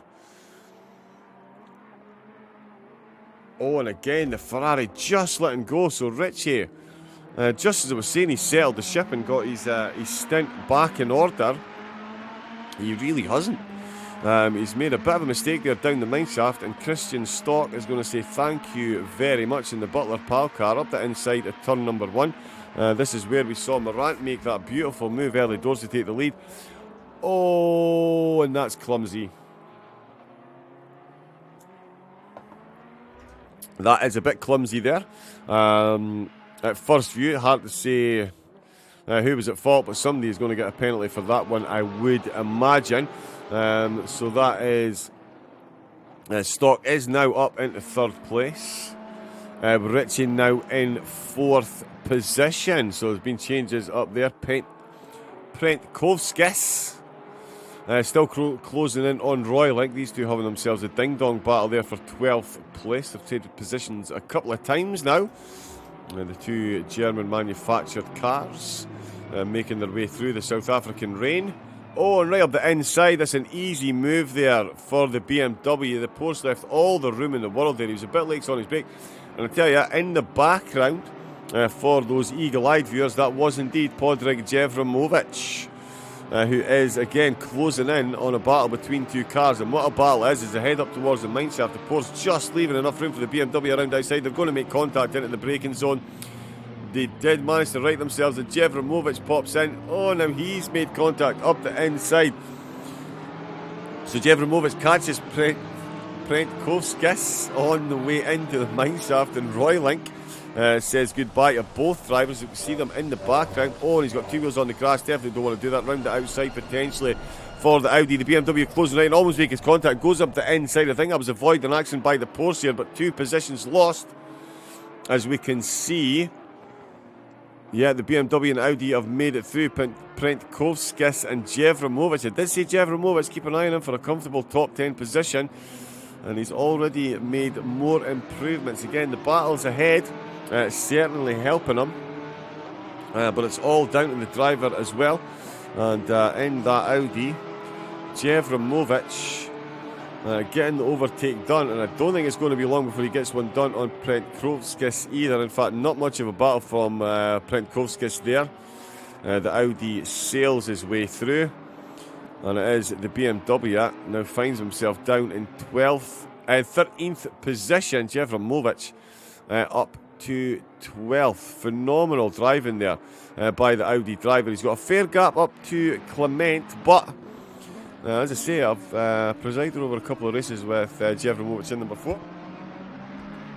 He's definitely no slouch and more than capable of getting himself caught back up. Ben Nergard as well for RTO. Currently lapping in 6th, but he is quicker than Craig Leese ahead of him. So I'm expecting that gap to close as well. Certainly not as much as I expected the gap, or I didn't expect the gap to close up this much. But the front 3 seconds now Morant has lost to Gutzlaff, no doubt making his way through the traffic. But there's now only a 7-second gap, where once it was 10.2 seconds. So as I said, it's a massive 3-second swing in the favour of Jan Gutzlaff and the home of Sim Racing Esports team. As he comes down the mine shaft, Morant makes his way through. So yeah, Gutzlaff absolutely on a charge.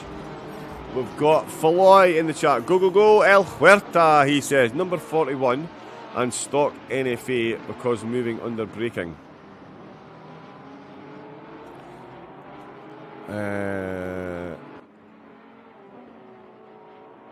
Okay, no further action taken. No further action because moving under braking. Right, okay, so no further action will be taken on the contact we saw because Christy Stock and Jeffrey Ritchie moving under braking caused the contact, so they will carry on as they were. Oh, and that's my coffee cup almost kicked off the table. That would have been a good end to the second stint. Oh, and it's back up to 8.6 seconds in between Gutzlaff and Morant. I'm confused. Is this some Irish accent or is it some Balkan? You were almost close, Sneaks. I'm Scottish, bud. I'm doing my best to enunciate. Yeah, so it's a Scottish accent. Oh, and that is a BMW that's facing the wrong way, and that is Sapoka, I believe. Yes, it is. So Sapoka then, out with the last corner, catching up onto Roylink then. Look at the pace he's got over Roylink. Goes up the inside. Oh my goodness me. That was a bit clumsy. Oh, and wow, and the Aston Martin made it through there. What an avoidance there by Zwaral. Wow. Incredible stuff, but Sapoka coming a cropper there. So yeah, that is a bit of an unfortunate one there. Big, big contact. These conditions. What on earth, indeed. Let's do it, JT. So you must be cheering on JT Walters, who is in the Audi. Yep, 10th position at the moment. The Audi's doing not bad. Certainly in the hands of Jevramovic. He is on a charge in his Audi. He's taken 3-4 positions since he's come out of the pits. The gap back up at the front. For those on gap watch, 9.6 seconds. So Morant's obviously heard what I said about the gap decreasing. He's put the foot right back down. Find Gutzlaff now with a 9.5 second gap. So that one has stretched back out. Matthias Stefan is closing in on Erland Falk at the moment as well. That is, of course, the McLaren we saw hit that sausage curb and run himself aground almost.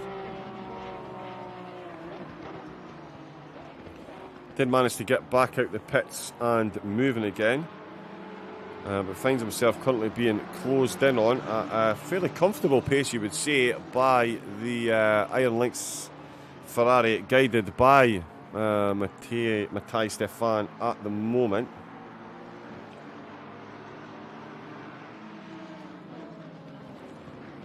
So sooner rather than later, you would expect these two to get themselves involved in some overtaking action. Morant still 9.2 seconds to the good, still making his way through the traffic as well.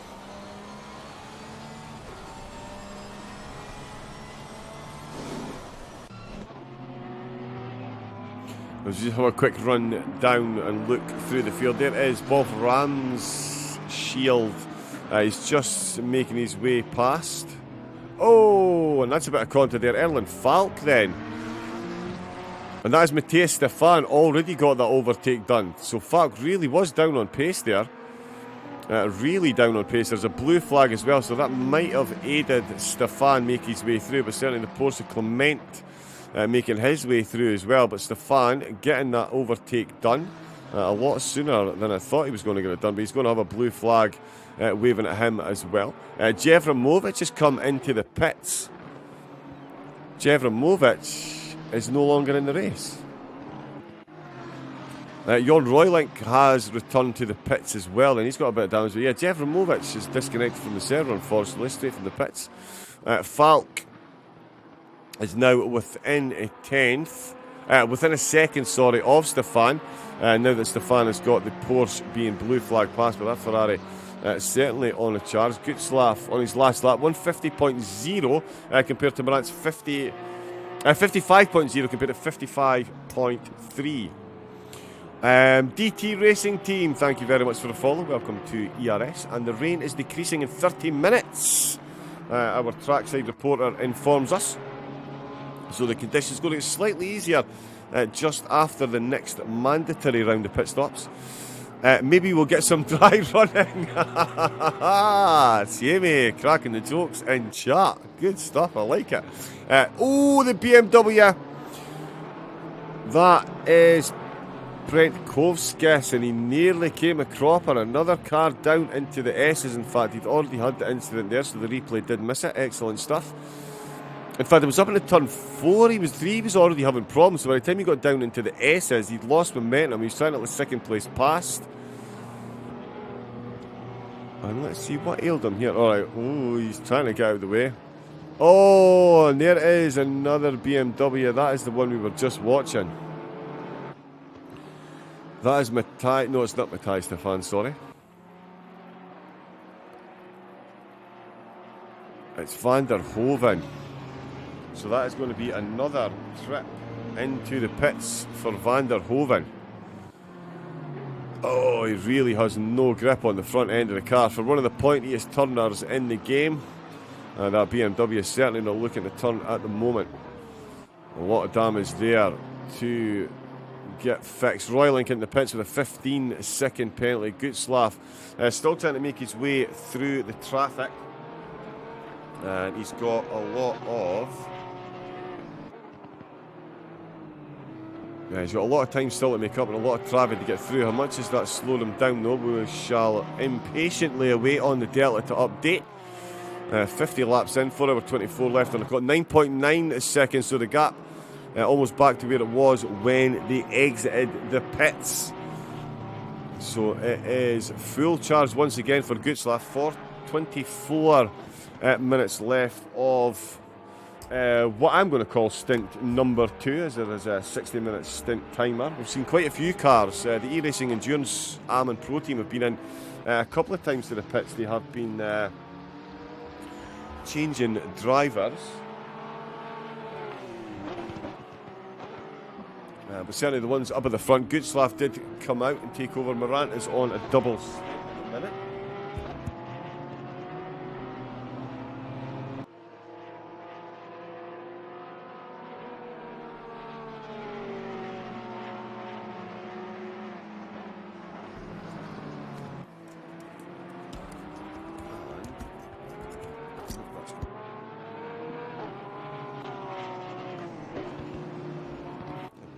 So bear with me a second. I'm just going to do... Let's just have a look about the field for a moment while I just fix something.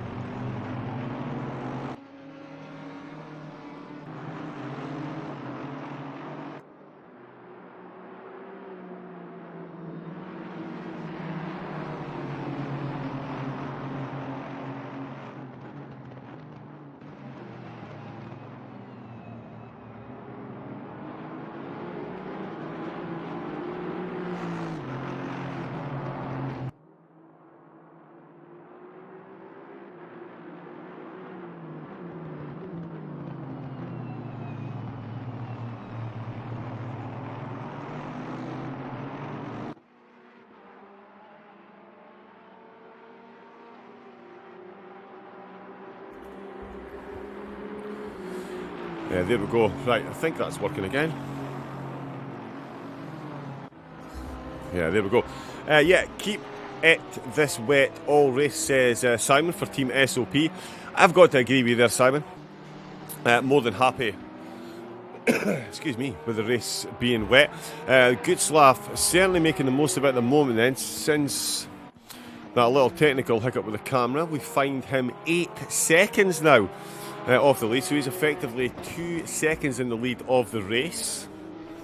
But of course, track position is king, and at the moment it is Morant who has that position. We've got 21 minutes before we see these cars. They could come in a bit earlier, but I would imagine they will be running their maximum stint allowance.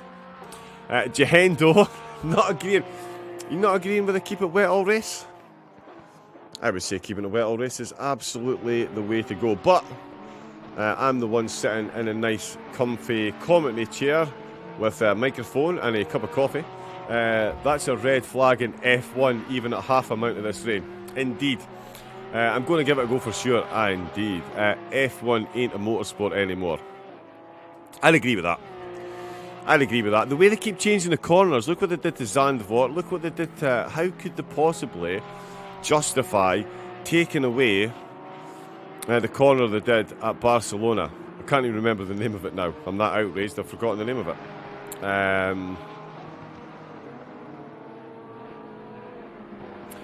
Can't remember what corner it was. But yeah, I'm going to have to double check that. But yeah, though, they changed the corner at Barcelona. Which one was it?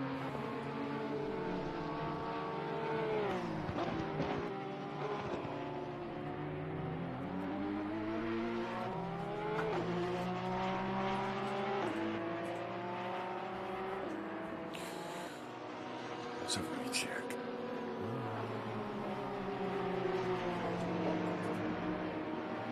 Is it La Quexa? Yeah, La Quexa. They've changed La Quexa. That's what it was. So it's no longer a hairpin, it's now a sloped, long left-hander. But there we go. Nothing to do with Kyalami, but that was going to bother me. But yeah, La Quexa, they've changed La Quexa in the bank. Oh, we've just had 2 cars disconnect from the server. Oh, that's 4 so far. Hopefully the rest of the field can hang on in there. We've got 4 hours, 19 minutes still to go. And Gutzlaff is absolutely flying then. 7.7 seconds he's gotten that gap back down to. And in fact, he's gone a tenth quicker on his personal best at the moment. 55.0 on the last lap. Although Morant did a 54.8 on the last lap, so he was slightly quicker. Since Americans bought F1, they made it an entertainment show. It might be entertaining, but not the brutality and pinnacle of motorsport it used to be. Yeah, it's a fair assessment, I would say.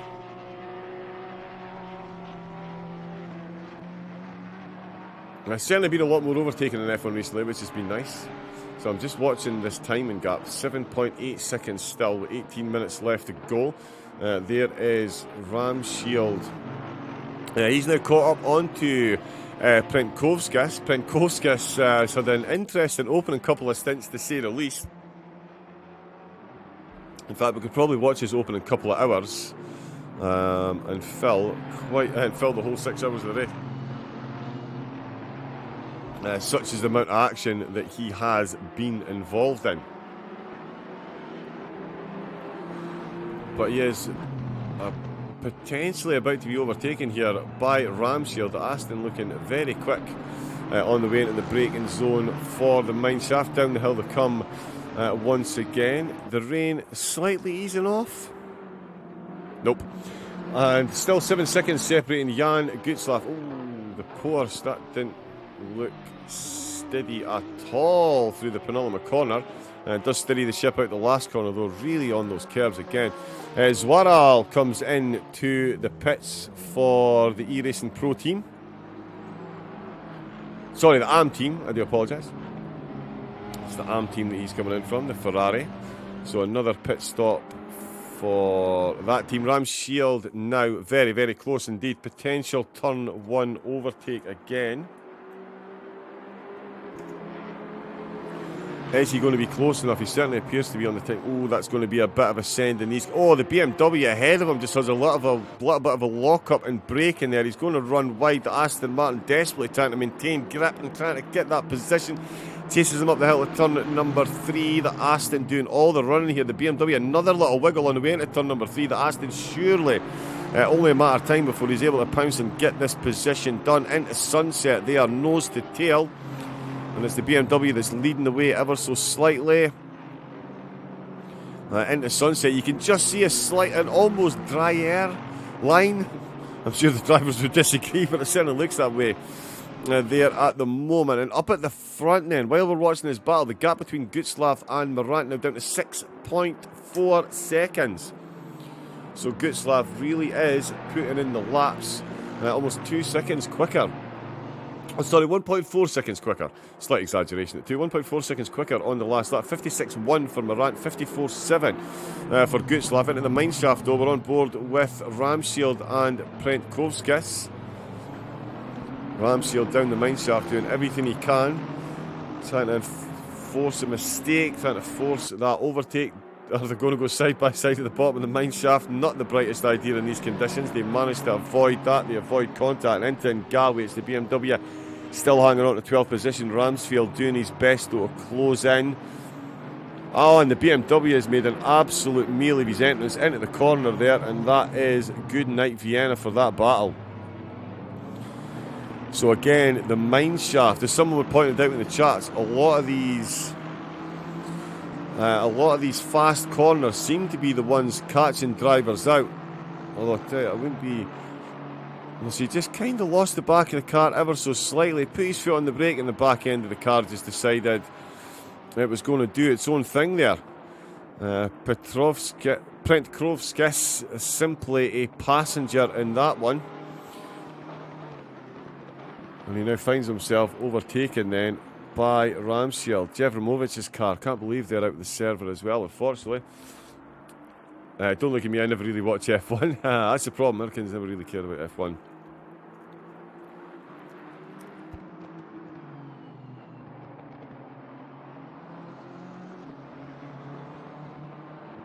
Okay, I don't know who Liberty Media is, sorry. Is that who's bought Formula 1? Oh, I tell you, Gutzlaff is really putting in the laps now, though. Look at this. With 14 minutes left to go. Okay. Liberty Media. But look at the gap now, down to 6 seconds. So Morant, although he's just made his way through a heavy batch of traffic, Gutzlaff is going to have to make his way through that traffic as well. But certainly at the moment, the home of sim racing esports, if you look at the timing data, purely on the timing data, they are effectively 4 seconds in the lead of the race. Obviously, there's going to be different amounts of time spent in the pit stops depending on what the drivers do. Oh, in fact, if one of the mods is watching, sorry, we seem to be on follower-only chat. Can we put it on to everyone to chat? Is that possible? Please, there we go. I'm going to vote no. We've got a poll up in chat though, ladies and gents. If you want to throw your hat in the ring, make yourself a little prediction. Will we see any dry running today? Yes, of course we will. No, no, no, no, no, no, no. No dry tarmac today. We've already got 4 votes straight in, and all of them straight to the no. With rain still falling 2 hours into the race. Yeah, it's going to be an interesting one to see if this does dry out. Especially with rain still forecast to fall for at least another 30 to 40 minutes in game that we know of. So that would get us very close to the halfway mark. So yeah, it will be fun to see. It will be fun to see. Jahendo's. No, honestly, Jahendo, I expected there to be one yes vote. Just one driver praying. Yeah, I'm going to vote yes. Please, please. Gutslav. Wow, look at the times he is putting in now. Oh, Morant was still behind that Ferrari, so he might have been held up a bit there by that car. Not easy getting the overtakes done here, certainly. 4.5 seconds now is the gap. This is a major, major, major headache for the SOP team. Then Gutslav absolutely flying. And if these two teams take simultaneous pit stops, I'll spend simultaneous amounts of time in the pits.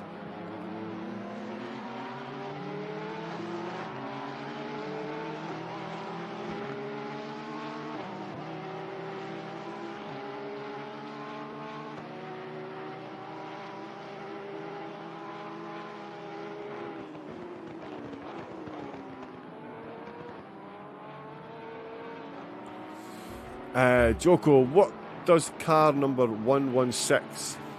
Why does car 116 have a standard livery?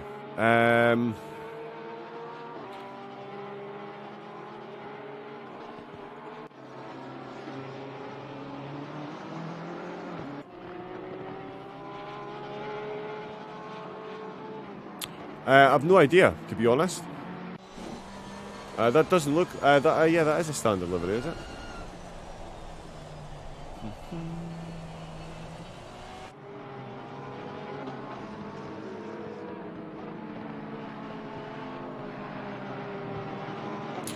Alright, okay. We uploaded our custom one. Right, okay. Yeah, it's difficult. Yeah, unfortunately, sometimes deliveries don't work. They're all loaded in correctly. All the files that I was sent, all loaded, and I also uploaded the awesome sim racing. Oh, okay. Yeah, ACC things. Indeed, it is. You know what? Let's.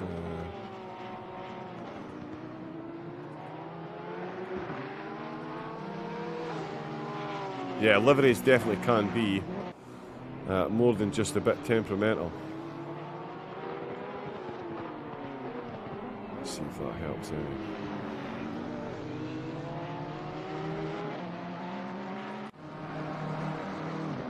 Yeah, there we go. There's Ben Nairgard there, the RTO driver. Don't focus on me too much, says Jahendo. Good pace from car number 7. Yeah, very good pace from Morant. Although at the moment it's Gutslav that's doing all the running. That gap was at 10 seconds when they came out of the pits. It's now down to 6.7. So he really is absolutely flying in that second place. With a 10-second penalty that Morant's got to serve. Yeah, he really is. He really is. We've seen a couple of wiggles on the back end of the car as well, so he's right on the end. Jocko, pressures are getting better. Nice. Yeah, tyre pressure. It's amazing how important tyre pressures are when it comes to ACC racing. 9 minutes left to go.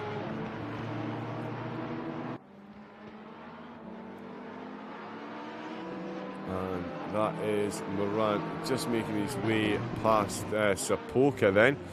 So 4 votes to 2 The majority reckon no dry racing today.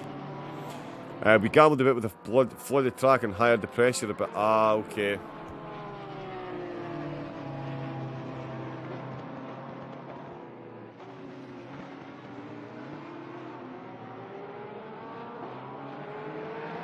Yeah, it's certainly something that's easy to do. If it pays off, genius. If it doesn't, yeah, it could certainly be a tricky race. I did the same thing at a Nürburgring race. It was only an hour, but got my tyre pressures completely wrong in the wet. And yeah, basically had to hold on for dear life for an hour.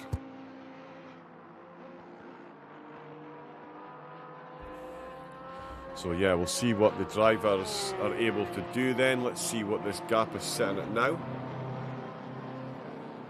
Back up to 7.3. Morant going 8/10s quicker on that last lap, 54.6. Gutzlaff.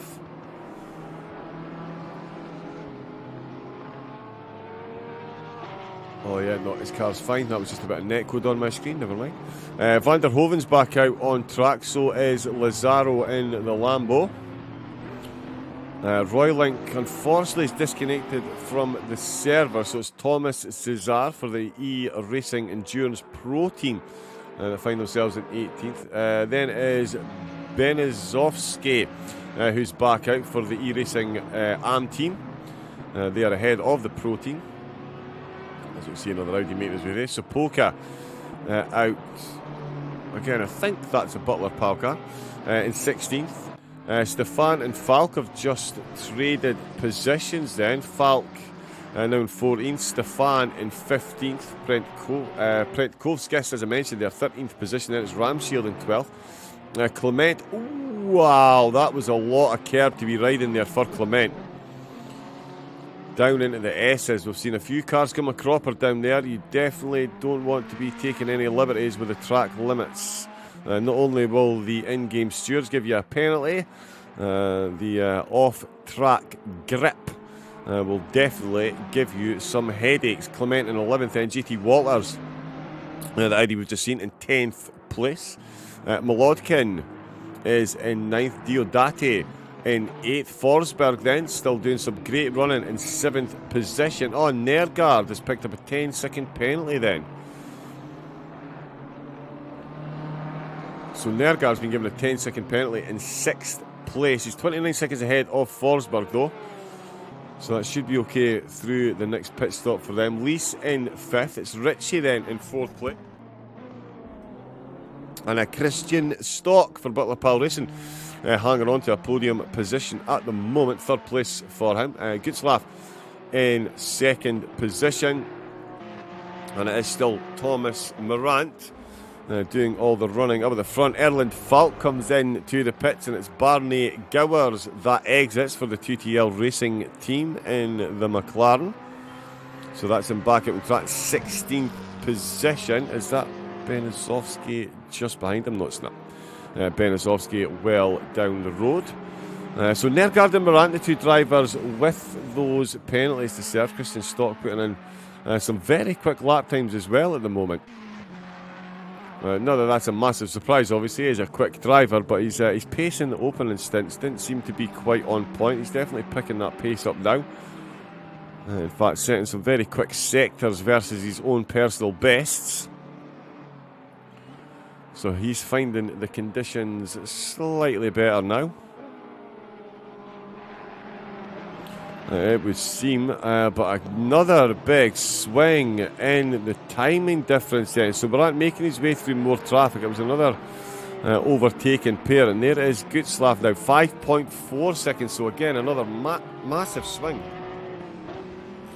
in the time difference between these two, down to 5.4 seconds. So that 10-second penalty that Morant's carrying in the pit stop really is going to be huge. It really is going to be huge. And there is Matthias Stefan. And he's got Benizovsky looking to unlap himself there. There's Walters coming into the pits then, as we were expecting. Clement just making his way through. Ramshield isn't going to get close enough. Oh, and he's run off at the bottom of the mine shaft as well. So that's another car. The bottom of the mineshaft really is catching out more than its fair share of drivers here today. The S's I thought was going to be a hot spot for incidents, but certainly the mineshaft, where it's all happening. Ramshield into the pits. Walters is in the pits. Diodati. Oh, again, that's another car spinning in the pits. It's actually quite impressive to be able to spin the car. That shows you how bad the conditions are. When you're on the pit limiter, you've still got enough power to be able to spin the car. And there is, he's out on track. Anyone would think it's wet. Indeed, Simon. Indeed they would. But that's what I'm saying. That's when you know it's wet. When your pit limiter on the engine's got enough power to spin the car. But yeah, Richard Best out in the Audi. Go on you go, big fella. Enjoy your stint, young man.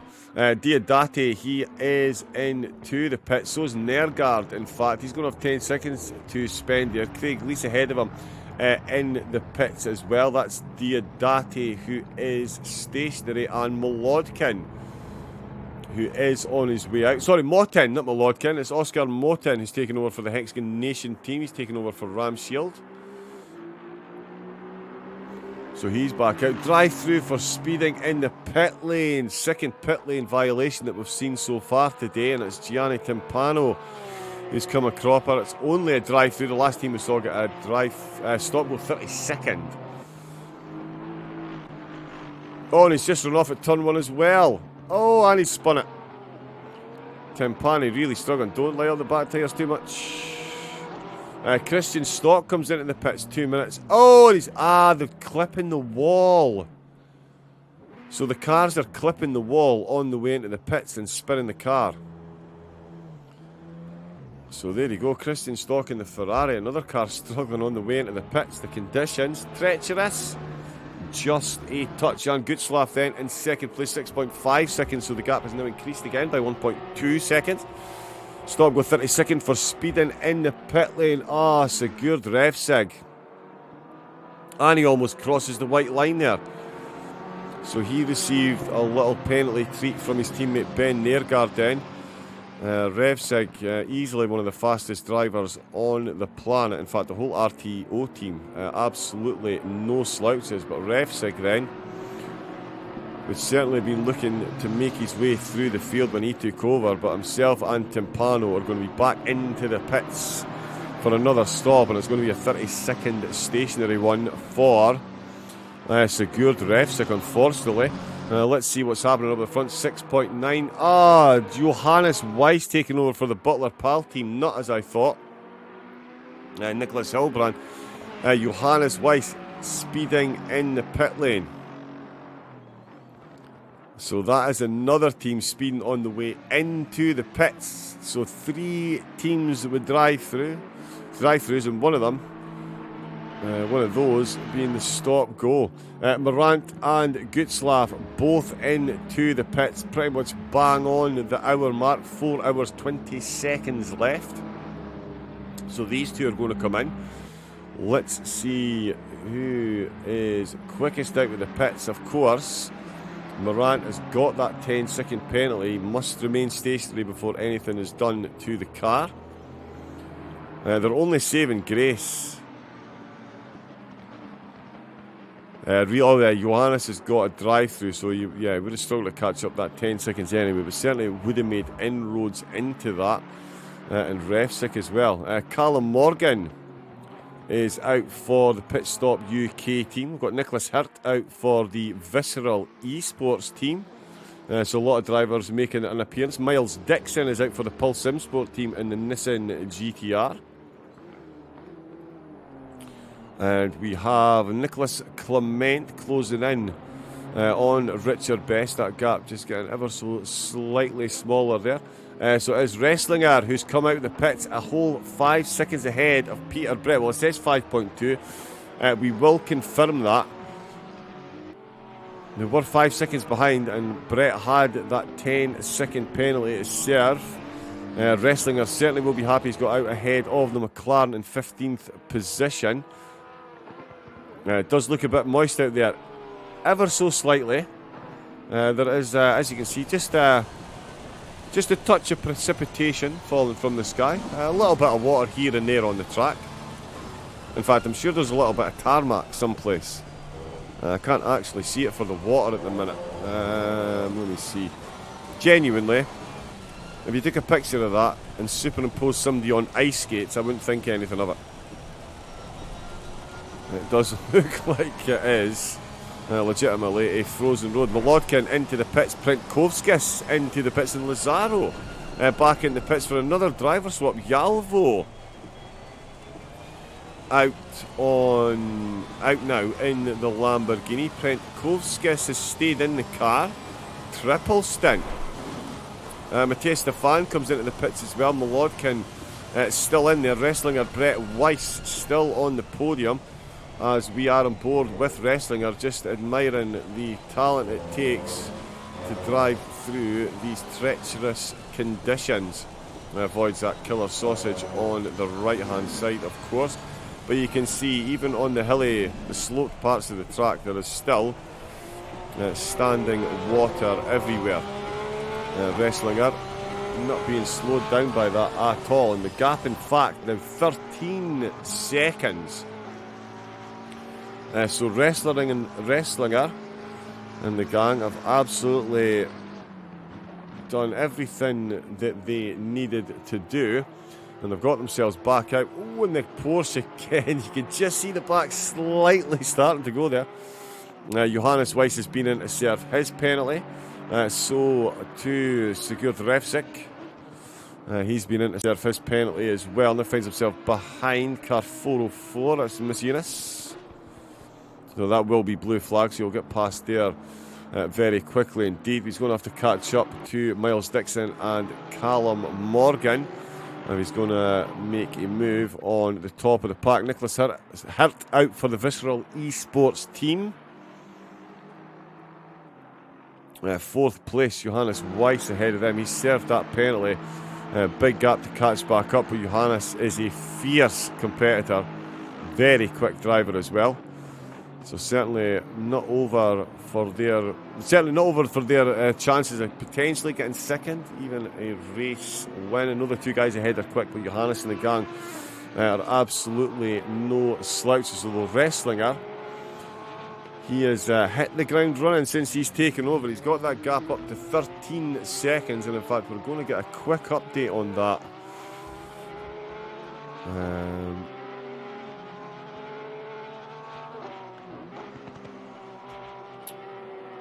Tell you what, I'm sure I've got...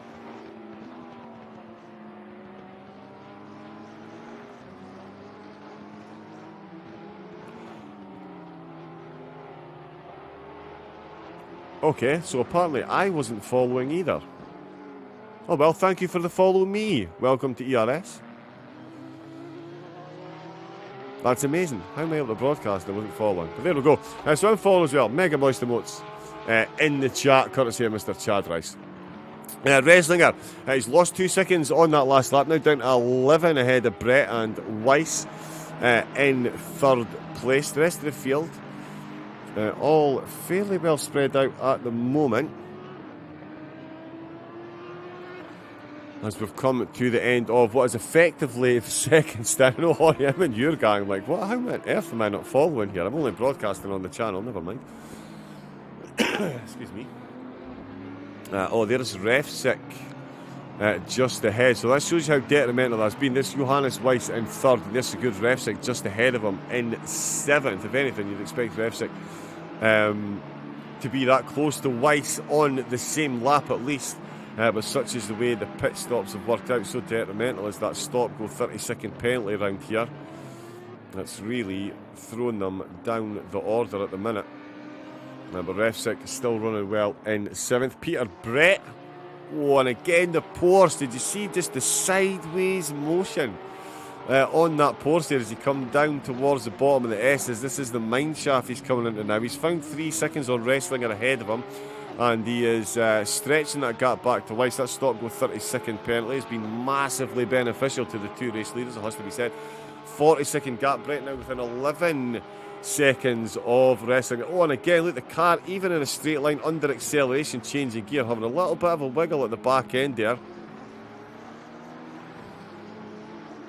So yeah, really is a full-time wrestling match for the drivers in these conditions in certain cars. The Porsches certainly been one, but that's what separates the aliens from us commentators. That's why they drive and we talk. Crossing the line, Peter Brett, he is chasing Wrestlinger. Wrestlinger's last lap, 55.3. Brett with a 55.7. His previous lap was a 55.3. So Wrestlinger going slightly quicker on that one, re-extending the gap back out. Moten still trying to close in on best. Oh, and in fact, he has got through, but has he run a bit deep there? Best not putting up too much of a battle down at the bottom of the mine shaft. He's obviously seen what's been going on. I'm going to predict that it's dry within the next hour. Ooh, bold prediction. Within the next hour, so that would be 2 hours and 52 minutes left on the clock. We're going to see some dry tarmac apart. If we're going to see some dry, I'd rather it was an hour and a half from now, sort of right in the middle of the stint, give them something to really think about. Because yeah, if it starts drying up in 50 minutes time, say, they can make tyre arrangements. So let's keep the drivers on their toes. We've only got 20 cars on track, so yeah, let's see if we can make the strategies the deciding factor for a lot of the drivers, which it certainly could be. That 10-second penalty in the pits shows just how detrimental it is. There's an 11-second gap between Brett and Wrestling.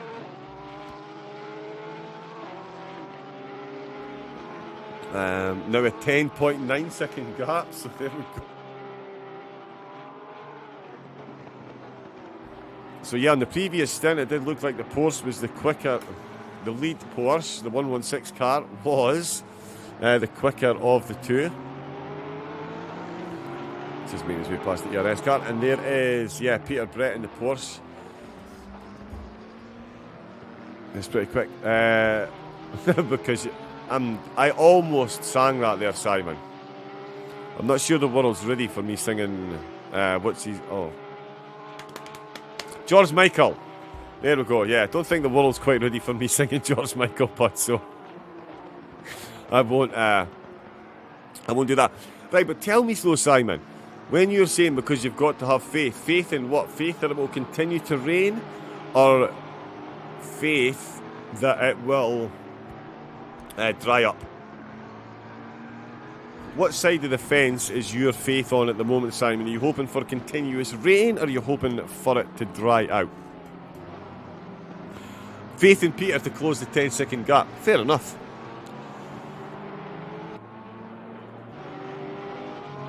Yeah, that I said at the start, Brett and Morant, what a pair they are in the pole. Look at that again. Look how I would have been gone there. He literally Tony Hawk rail slid that onto the outside kerbin, used the kerbin to get the car in the right direction. Again, look at the under acceleration with the gear change here, just the back end of the car, trying its hardest to step out.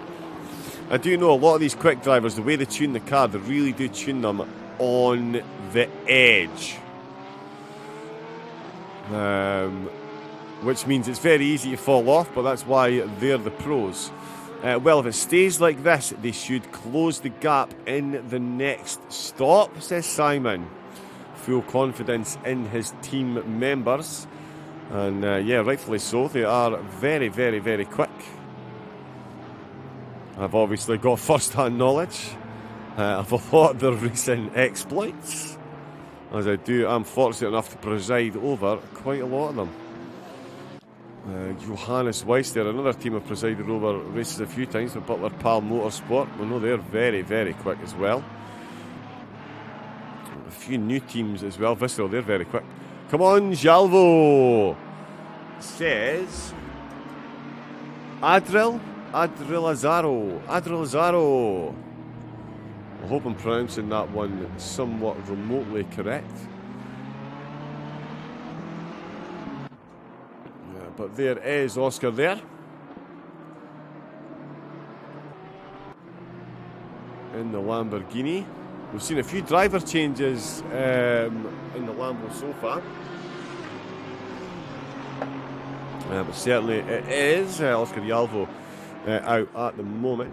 Yeah, definitely some fast teams here. Butler, Pal, Visceral, Pulse.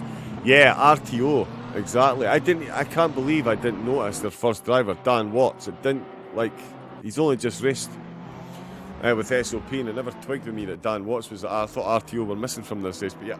Oh, secured. Look at him going that BMW again. The amount of control, having raced on this sim myself, I understand the physics and what the drivers are going through now. I have nowhere near the talent to keep these machines on track at this pace in these conditions. Slightest wiggle for me and it is full panic stations, but Refsick is calm as a coma and he is maintaining some good pace here. In fact, it just goes to show you the pace he's got. That is Johannes Weiss directly behind him, and Weiss is currently running in third. And these two are running. In fact, I think Refsick is a couple of tenths a lap quicker at the moment. So it just goes to show you, without that penalty, exactly where the RTO team could be, given that he's more than matching pace with Weiss behind him. So I think it's going to be one of these ones. There's going to be blue flags waving for a while, because Refsick certainly is very quick indeed. So we are 2 hours and 10 minutes in. They will be kicking themselves for that mistake. Oh, they really will. They really, really will. I'm still kicking myself for not clicking straight away that Dan Watts was RTO. That's really annoyed me. But anyway, it was Nergard that took over, and then Refsick is now behind the wheel. But there we can see him out the last corner. He's leaving a nice bit of a gap there.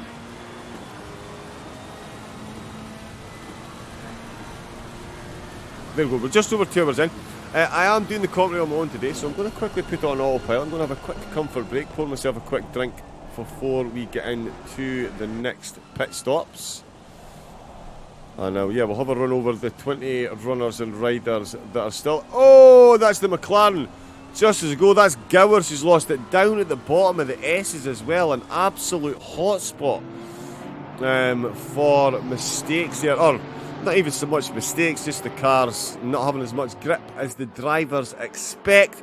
And that is Gowers finds himself sideways at the bottom of the S's. So another driver coming across. There's Dixon. Just making his way past those blue flags. So yeah, bear with me a couple of moments. We'll leave this on all. I will quick comfort break, pour a drink, and I will be straight back for the rest of the action. So sit tight, and oh, there's Peter Brett just in the background. Every time I go to stand up, pour a drink. We'll see more action, but it is Brett catching up onto this battle, so he's going to make his way through there as well. I'll give a quick update on the time, what we're looking at between the read 9.1, so Brett is closing in, 45 minutes to go. Let's see how this one goes.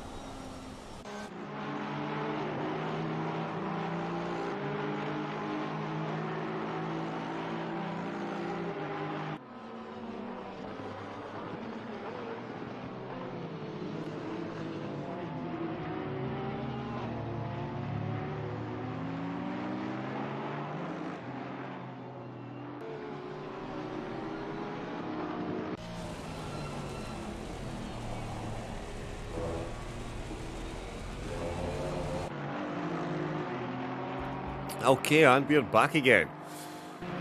Very quick drink pour. Let's see. No change up at the front. The time difference, though, has changed slightly, but it's in the benefit of Reslinger again. So another half a second back in his pocket. And in fact, Berezovsky then, let's have a look. Looking to get some overtakes done against Thomas Cesar, who's out on track, another name I know pretty well. Of course, Royalink's car disconnected. We've lost 4 cars as well from the server, unfortunately. 2 of them still showing up on the timing delta, which is even more unfortunate. Diado, let's go. With this rain, I can't see nothing. Indeed. Yeah, we've had a look at it a few times. We jump on the helmet. Oh, again. Let's just watch Peter Brett in this Porsche. As you can see, the conditions phenomenally wet. And you can see just how much extra input. How does he manage to get the car right over the edge of the track like that and keep it going? But he does. That is what separates the drivers from the commentators. And Peter Brett's going to cross the line to complete lap number 74 with a 9.3 second deficit to overturn it to Reslinger ahead. And he really is fighting with that Porsche at every single opportunity. Into turn 1, look at all the extra steering inputs there, just to keep the car on the track. Phenomenal display of driving by all the drivers. Let's face it, if you're out on track at the moment, keeping it between the Mayo and the Mustard and making it to the end of this one, you should feel very pleased indeed. The Lamborghini just drifts over to the left there. Brett sails up the inside on his way into a corner. At the moment, you would say ironically named Sunset. I'm sure the sunset does look beautiful when you can see the sun. But it's nothing but grey. Oh, and that is an Aston Martin facing the wrong way completely. And that is...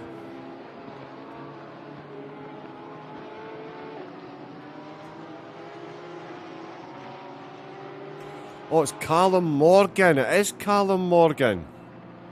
So it's the Pit Stop UK team. Let's see... Has he already had the mistake by then? So coming out into turn 3 actually, yeah, the car didn't look planted on the way up the hill. No, it does not look stable there at all. And that's going to give Sigurd Refsik a real chance. 3-digit amount of spins, here we go, yes. More respect for blue flag, 13. Oh, and he's just lost it on the exit, all on his own, touched the curb. Completely spun the car. Completely spun the car there. And yeah, he's had a lot of people go straight past. Right, Timpano then in 8th, number 13. Okay, Van der Hoven.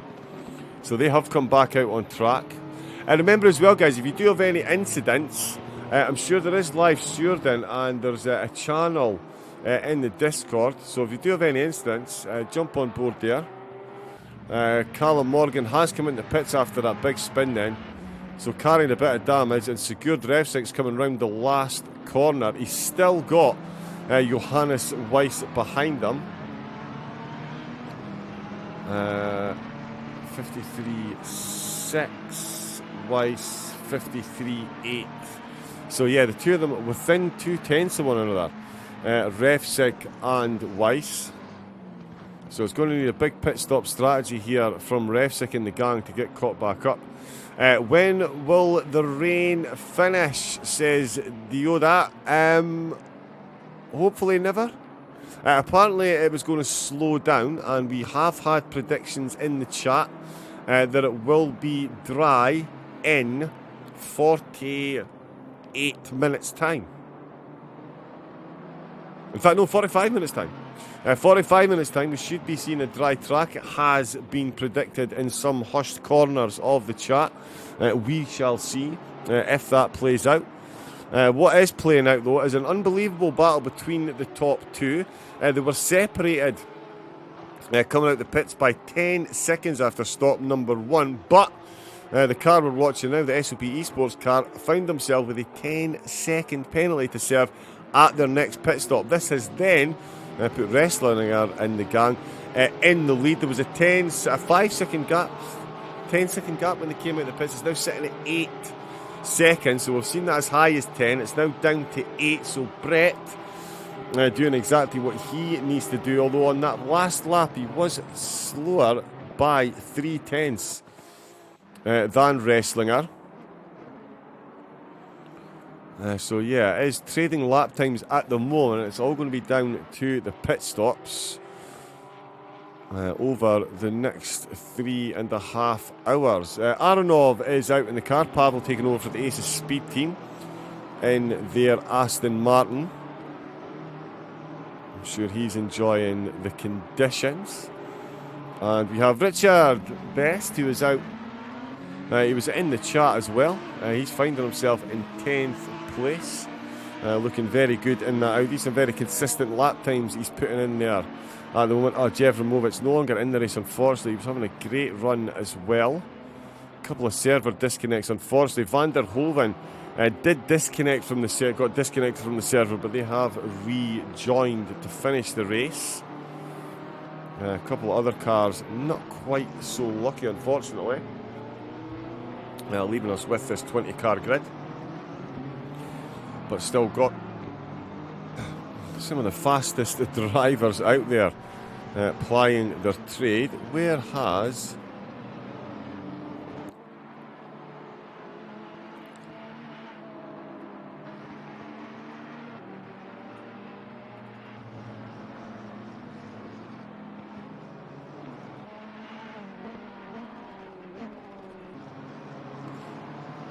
So yeah, that is a much bigger gap now between Sigurd and Johannes. He is ahead and he is doing his best now to catch up. Steam Elements, thank you for following. Isro82, let's go Jalvo, let's go Huerto. Jalvo, there he is there. In the Lamborghini. Great to see people cheering on their teams and their friends in the chat. The Lambo had been in the pits a few times. Had a difficult opening stint, but still running very well indeed in 19th position. Another follow as well. G-Runner TV. Good evening. All fingers crossed for Butler Pal. G-Runner, can you actually confirm something for me, please? Is this a Butler Pal car? Because usually they're numbered 554, 556, 557, 558. This car is 404, but it does have a Butler Pal-esque livery. So is... I should be able to triple check this, but I can't get confirmation on the team lists either, for some reason. But is 404 a Butler Pal car? No, just 557. Right, okay. I should know that. I just, yeah, the liveries do look very similar.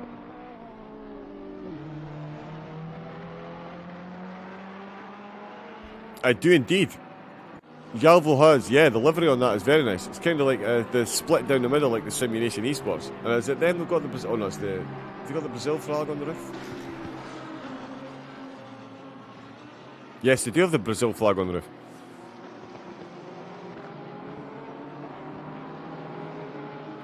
Okay, it's now Rennie Butler Motorsport. Okay, I will. Yeah, no bother. I can do that. Butler Palin will sign up with the old name, right? Okay. So yeah, so Rennie Butler Motorsport now. Superb. But yeah, we do like the Lambo, that is for sure. Let's see what's going up at the front. Simon in the chat, Mr. SOP Motorsport, he did reckon if the rain continued in this fashion, we would see Peter Brett close in. Butler Pal, yeah, I know, you know what, I usually do just go with Butler. Oh, Butler Motorsport, sorry. Not Butler Pal, Butler Motorsport. RBM, nice. Yeah, but yeah, as I was saying there, yeah, Peter Brett. As Simon was saying, he expected him to close in. He's just gone 1.2 seconds quicker on that last lap than Wrestling. It's got the gap down to 6.3. Sammy says average British weather. I mean, you've got to remember, you've got a Scottish commentator, broadcaster at the moment. This is a beautiful summer's day. On a day like this, I would be out, barbecue, shorts, t-shirt, A couple of Jack Daniels, better believe it. This is, yeah, good stuff. Your skin's waterproof. That's all you need to remember. So you're not going to drown. You'll be fine. Reslinger leading the way. 77 laps in. 1 minute 53.5 his last lap. Compared to 1 minute 52.3 for Peter Brett's last lap. Johannes Weiss's last lap. 1 minute 52.1. So he's gone over a second quicker than the lead two. So while we're wondering if Brett can catch up on Reslinger, Weiss is sneaking his way up on to the both of them. I did say they've got, yeah, I know the Butler team pretty well. Hildebrand, Weiss and the gang, all very, very quick, and in a very quick field as well. Sigurd Revsig as well, currently lapping in the 54s, making his way through the traffic. The Stockrow 32nd really was massively detrimental to their charge for a podium, and certainly with the pace of the three up front, you would think a podium might slightly be out of reach at the moment. Just trying to get confirmation on the gap between Weiss and Brett. Just says 1 lap. I need him to cross. As soon as he crosses the line, we will get the information.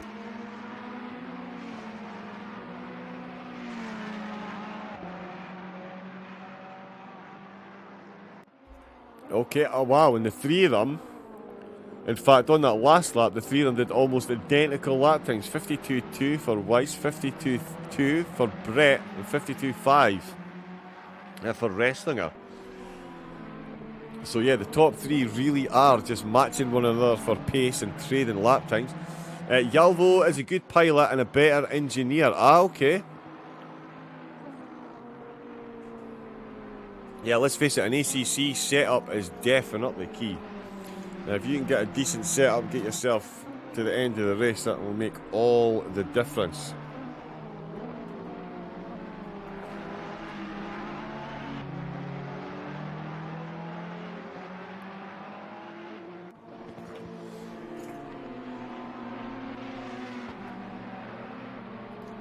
But yeah, looking down the field at again. They've got themselves a bit spread out with Peter Brett. He certainly will be grateful of getting some clear track ahead of him. He now simply has the leader in front, no other cars between to overtake. It's going to be the 116 hitting the traffic first. He has a few cars just ahead of him. Richard Best actually in 12th place is the next car he's going to hit. So let's just check on the lap times. Ho, Peter Brett. He's just done a 1 minute 51.5 compared to Reslinger's 52.6, so 1.1 seconds up. Let's see what Weiss has just done. 52.2 for Weiss, so he's gone faster than Reslinger, but not as quick as Brett. Oh no, 52.2, sorry, he's just got to come across the line now. Yes, let's see what he does. 52.6, so an identical time. So himself and Reslinger did identical lap times on the previous lap, 1 minute 52.6, and it was Brett that did the 51.5. So it is effectively a game of lap time tennis between these three at the minute, all closing and gaining on one another. 5 seconds bang on is the gap between Brett and Reslinger. Let's see what Weiss and Brett is. That's going to maintain, actually, given that Brett has gone slightly quicker on that fast lap, down to 37 seconds of a gap there.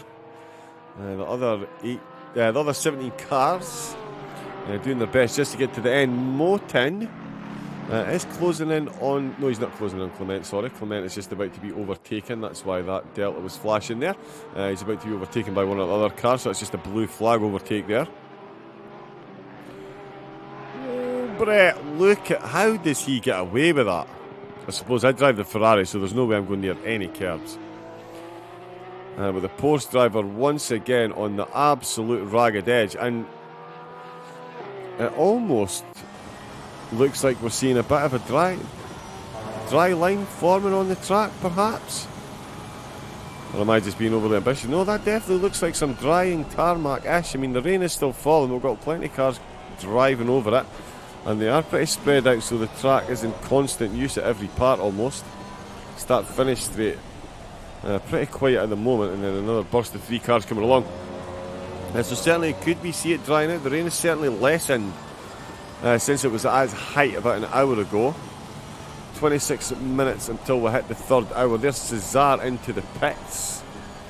So yeah, interesting pit stops ahead for the drivers if the track does start drying out. It's going to slightly decrease in the next 10 minutes. These conditions are definitely not the same as Benetton. Really? I'm surprised by that. Peter Brett, 4.7. He's within the 5 seconds. Johannes Weiss has again just gone quicker than the two drivers leading the way, but only by 2/10. Again, the three of them. Reslinger's last lap 52.2, Brett 52.1, Weiss 52.0. Absolutely ridiculous times being set. Miles Dixon's just done a 52.4 as well. Revsik's done a 52.3. So he's right in the hunt with these lap times as well. So these 5 drivers, definitely the quickest out there. Cesar still in the pits. Roylink's not in the race anymore. But Cesar in the pits for the E-Racing Pro team. Another driver swap for them. I think that's their 5th pit stop so far. My telemetry isn't fully working. You can get a telemetry at pit wall. Mine is, again, having a bit of a huff today. I'm not sure my remote tool works with it. But yeah, you can jump on there and keep up to date. Again, Peter Brett, look at the difference now. Under 3 seconds. So Simon's prediction of the Porsches catching one another within this pit stop window certainly seemed to be coming to fruition. In fact, if Brett keeps this pace up, he could have himself a handy little lead come the start of the race. And there we go, thank you very much. There is, pinned at the top, that is the pit wall live timer. You can, of course, use the website, or there is a dedicated app you can download onto Android, Apple, and, of course, onto your PC. And yeah, there's various versions of that, but yeah, very handy for keeping up to date with everything that's going on. You can see all the pit stops, what's been done, what's not, how long things have taken. And yeah, when drivers have swapped as well, so you can keep up to date with all of the action. Mr. Eunice still in 16th, trying to catch up to Mendel. Gowers down into 14th after that little off-track excursion. Brent Kovskis, who we've seen start the race. One of the few drivers that has been in since the start. Not many have done a triple stint. He is one of them, and he is still running. We're watching Johannes Weiss. Oh, and a big change in gap there, 3.5 seconds. Oh, Brett again through that penultimate corner. How does he hang on to that Porsche like that? Incredible stuff. There is Richard Best just being blue flagged. Very neatly gets himself off the driving line. And Reslinger continues his charge, 3.4 seconds then. There is Oscar Yalvo. Lamborghini. Again, neatly getting himself out the way for one of the podium positioned drivers. It is Johannes Weiss. So 51.9 on the last lap, 52.4 for Brett, 51.9 for Reslinger. Oh, that's what is going on there? Reslinger has come to an almost standstill.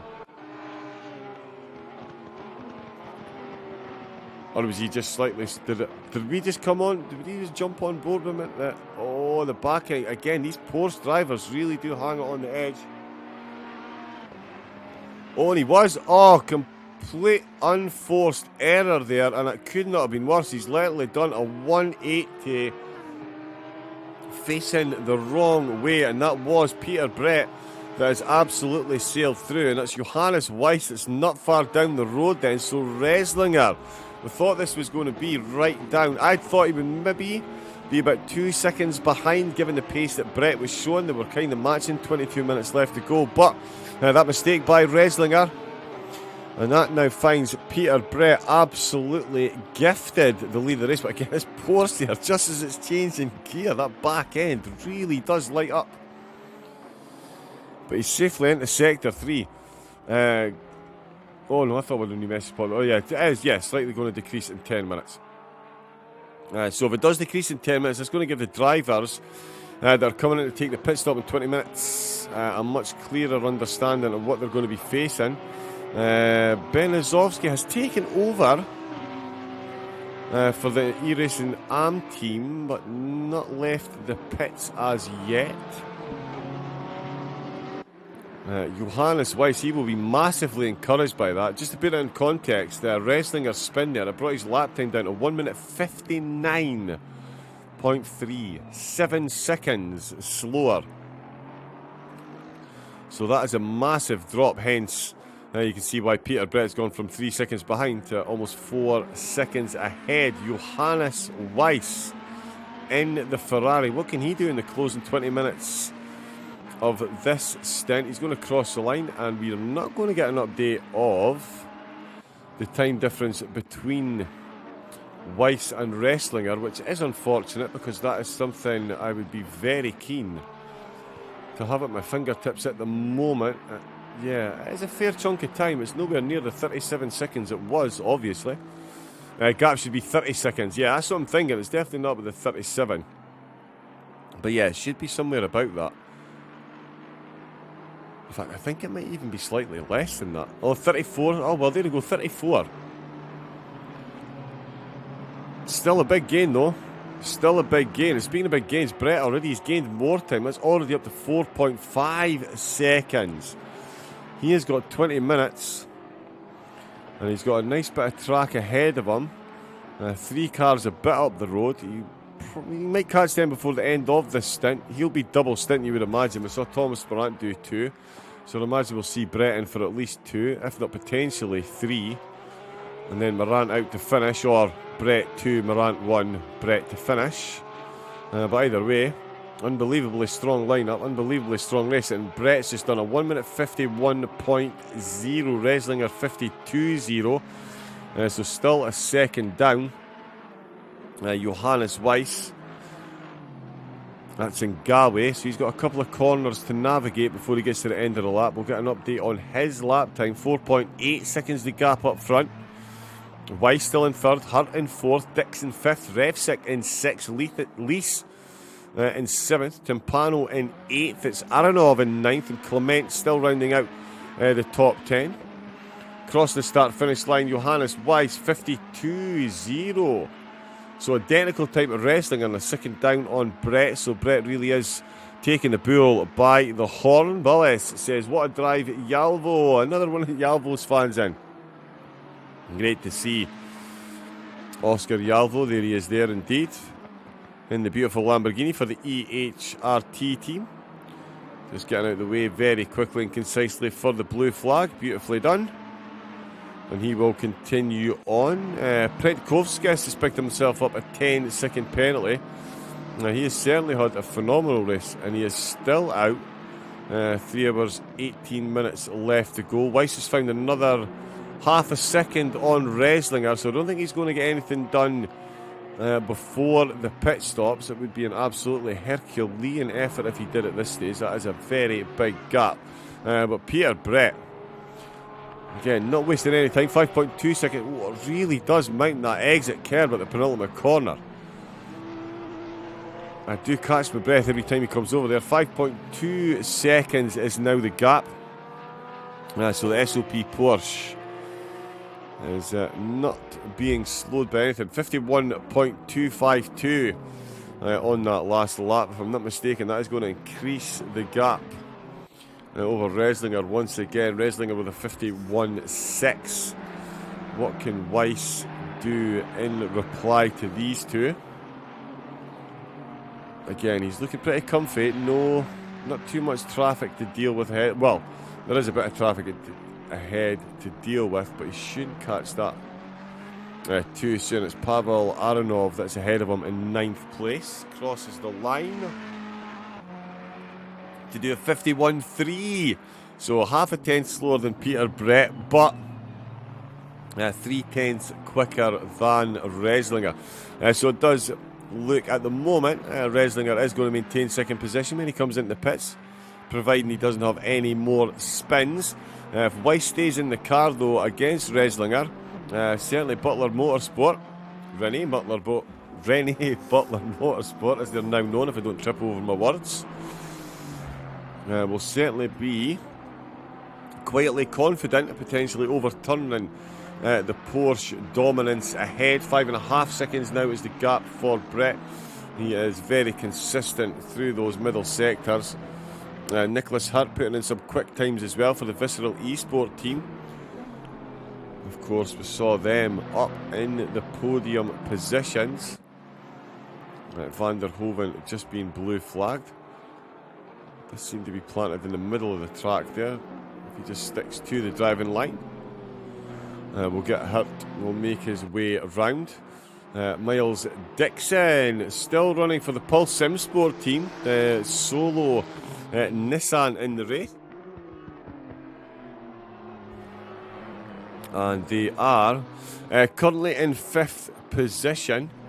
Refseg for RTO looking to catch up there in 6th. Craig Lease for Pitstop UK in 7th. Tim Pani in 8th for DT Racing. The Ace of Speed car, Pavel Aronov in the moment in 9th. Nicholas Clement in 10th. It's Moten in 11th. Best in 12th. Jevramovic no longer in the race, of course. Brent Kovskis in 13th place with a 10-second penalty. Barney Gibbers in 14th. We've seen the McLaren really struggle in these conditions. Francesco Mendel in 15th. Mizunas in 16th. Pekarek in 17th position. Zwaral in 18th. And then it is Oscar Yalvo in 19th position. And Van der Hoeven finds himself in 20th again. More damage on that BMW. So the Slow Punks racing team really are struggling in these conditions. Another stop for damage will need to be taken. No such... Oh, look at that Ferrari come round that, fly round that corner there. Grip at just the last second there. Oh, and there's another Ferrari down. So we've just lost another car there, and that is Zwaral. So the change in conditions really causing the drivers many issues. Down through the S's and down through Mineshaft have been particularly tricky for the drivers. But now turns 3 and 4 are certainly proven to be a test as well. 87 laps in. We've still got just over half of the race to go. We are expecting dry tarmac at some point during the race. I am reliably informed. I'm not sure I'm expecting dry tarmac. But certainly, given the way this race is going, anything is possible. It would certainly be interesting to see what sort of dry pace all the teams have as well. Wet or dry, Peter Brett in a Porsche, Thomas Barant in a Porsche. Absolute monsters, and he is a monster in that gap. Again, look, how does he hold on to that? Incredible driving there again. Mounts the curb like Tony Hawk on a skateboard. Gets it going in the right direction. And he's probably barely lost the 10th again. Full sideways lock through that corner. I think he's having more fun than actually concentrating, but he's extended the gap. 7.4 seconds is now that gap. So any question that Brett was going to catch Reslinger before the pit stop anyway, I'd say have been answered. He was Brett was 3 seconds behind, and he's now 7 seconds ahead after that mistake by Reslinger. So certainly showing some supreme pace out there.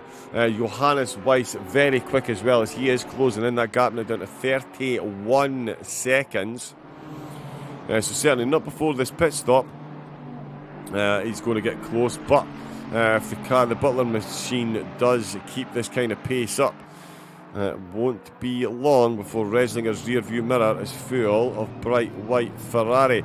Prentikrovis who's got the Prenkovskis got that 10-second penalty. Van der Hoeven had a 5-second penalty as well. That's been served, and now he is in the pits. Now we see more blue flags waving. That's for the Aston Martin just ahead. Weiss will make his way up the inside. Does so indeed. There in the foreground is Best. Oh, and the Ferrari got very close to that right-hand sausage there. Didn't quite clip it. Lap time update, Brett 51.1, Reslinger 51.9, Weiss 51.5, and he's just crossed the line to do a 51.8. So 7/10 slower than Brett, a 10th quicker than Reslinger. So it really is a battle between Reslinger and Weiss now for second place. Peter Brett doing everything he needs to do to hold on to the lead of the race. I would guesstimate he's going to be back out and doing another stint. We saw Morant do the first two. Brett, of course, then you would expect, will at least be doing the second two. And he's actually 2/10 up on his personal best time. It looks like he potentially about to do a 1:49. So the conditions, the rain does seem to be lessening slightly, judging by the lap times that we're seeing.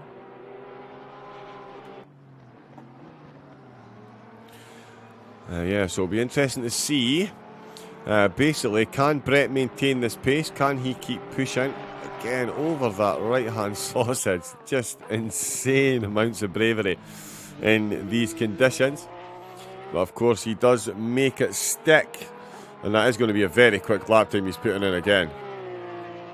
Alright, okay, so not quite the 49, a 50.8. So he's got into the 1:50s. Leon Seeley! Good evening. This voice sounds really familiar. I was just thinking that name sounds really familiar as well. How is Mr. FIA Motorsports finalist? How you doing, Leon? Welcome in. How come you're not racing, mate? It's a Porsche? I'd imagine you, Brett and Morant. What a team that would be. What a team that would be. What's good, Leon, is the weather conditions. Maybe not from a driver's point of view, but certainly from the viewers, we are enjoying this. And your teammates Brett and Morant, Pierre and Thomas need ballast. Leon, come on now. You're hardly ballast. Oh, right, okay, they need ballast to slow them down rather than... Sorry, I thought that was a cross-reference to me saying that you should be in the team with them. Sorry, that's just my sense of humour kicking in, Leon. But yeah, they are very quick. I'm just checking on refs as well, 52.4. So he's by no means off the pace. He's actually matching pace with second place at the minute. That stop-go trip into the pits really has brought them back down the field, but they are lapping. Top 5 pace, definitely. Would be the other way. That's what I thought, Leon. They would slow you down. Exactly, mate. Exactly. That's, yeah, that's definitely. That would be the one. That would be the one. But yeah, no, they're putting in a great race so far, doing everything they need to. Barney Gibbers in the pits in the 2TL. In the McLaren, sorry, for 2TL. He finds himself 14th place. But they have had a couple of off tracks. The sausage curve's not kind to the McLaren round here, that is for absolutely sure. Reslinger crosses the line, and Peter Brett, no messing about. He's just done another 1:50, 1:50.4, so over a second quicker than Reslinger, but he's been matched by Johannes Weiss with a 1:50.7, and in fact, Weiss going quicker again on this lap. So the conditions are improving as far as lap time goes, certainly. As you can see, the time's getting back to close to the 1:49s we saw in the opening exchanges. And Weiss does it back-to-back, almost identical time, 1:50.5. So he too a second quicker than Reslinger. Oh yes, Leon, it was full wet at the start. It then got wetter and wetter and wetter, and we're now seeing it subside a bit. Van der Linde, our driver shows the same name, but we do swap drivers physically. We are using one PC. Sorry for all the stupid mistakes. We don't mean to do it on purpose.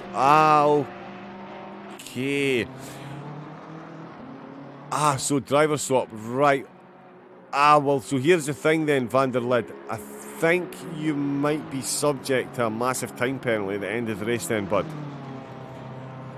So driver swap, it does have to be actually done one PC to the other sort of thing, so that it registers So yeah, unless you've already pre-arranged this with the organisers, but yeah, if it doesn't register a new driver actually taken over in the PC in the server, then yeah, you would get a penalty come the end of the race, unfortunately. But keep in there, and yeah, we'll see what happens come the end. But yeah, you should really be done through the pit stop. Oh, solo is allowed. I apologise. Sorry. European Series, we did arrange it. Right, okay, sorry, there we go. There we go. Yeah, but yeah, nice wee clarification of the rules anyway. It is, yeah, driver solo. But yeah, like I was saying, if that's something you have arranged, then you'd be fine. But yeah, Van der Lid, so there we go. You are all good. So there is Mendel into the pits then. Still in the pits, actually, for the Iron Lynx team. Reslinger now finds himself 11 seconds behind Brett, who's just done another 1 minute 50.5, although Johannes Weiss 1 minute 50.2. Reslinger himself into the 1 minute 50s as well. So the lap times are now tumbling, and the gap there, Weiss, that's down from 34 seconds down to 27. So he's made up 7 seconds in about 20 minutes of racing. So you would think maybe an hour and 20 minutes at this pace. Yeah, it's going to be a grandstand finish for Reslinger in the gang.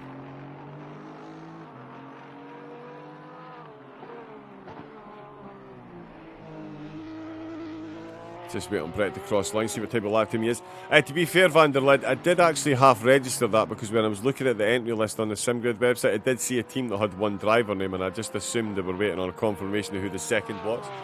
Shows you what happens when you make assumptions.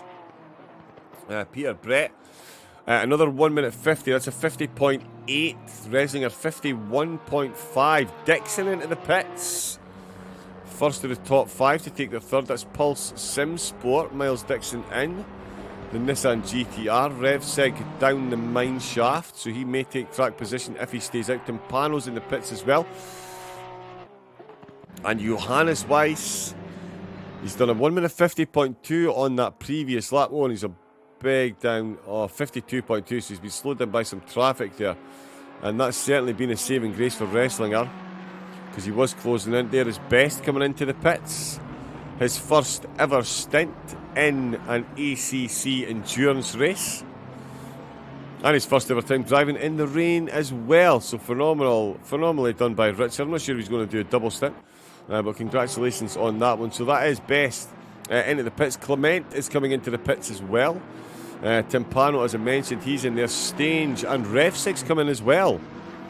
So Revsig has come into the pits. 3 hours and 3 minutes left on the clock. Will he come back out? Stange back out for Pulse Sim Sport. Motin into the pits as well for Hexagon Nation. So they're all flooding into the pits now. Excuse the pun. There is the top 3 though of Johannes Weiss, Mikhail Reslinger, and Peter Brett, who has come past the pit entrance. He's round the last corner, so he's going to do at least one more lap before he comes in. Reslinger there in second. It's Weiss in third. Hurt in fourth currently. Although Stange has got his way past the Visceral Esports car. That's slightly aided. Oh, it's almost 3 wide. There's the blue flag Iron Lynx car. Needs to leave enough space there. Which way are you going to go? Quick indicate. Let the car past. And it is Nicholas Hurt. And he has been overtaken by Marcel Stange through that traffic. Johannes Weiss comes into the pits. Wow, given the pace that he was showing, there's a lot of traffic ahead. Oh, he had some clear traffic as well. But yeah, Weiss, he comes into the pits, and we'll leave that there. Perfect. Aronov coming into the pits as well. Weiss in. Who was it we were watching there a second ago? There's Diodato, who of course was in the chat for the DT Racing team.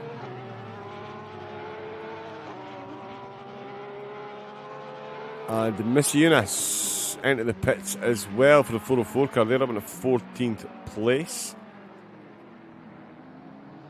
Yalvo still running. Nicholas Hirt has come into the pits then for the Visceral team, and Marcel Stange along the start finish, so he will take 4th place from the Visceral team. Weiss, he's moving now, and he is back out, so he is going to do back-to-back stints with the pace he's shown. Not really surprised. Interesting strategies at this point. We know that the tyres are fading slightly. There's a Lamborghini at the side of the road, and there's Peter Brett coming into the pits. Will he be followed by Wrestlinger? Yes, he is. Blow for blow, toe to toe. Here they go into the pits. Oh, and I tell you, that might be a penalty. That might be a penalty for going so far over the left-hand line on the way in. We've seen cars penalised for that so far. We've seen cars spin because they clipped that wall on the way in, as Wrestlinger just locked horns with the in-game stewarding mechanism. We will see on his way out of the pits. Jeffrey Ritchie has been released. Johannes Weiss is looking to close in. He's just coming to the final couple of corners now. In fact, no, he's just into Sector 3, sorry, so they will still have a comfortable lead. These two still stationary. Oh, in fact, there's someone being released. It's the SO.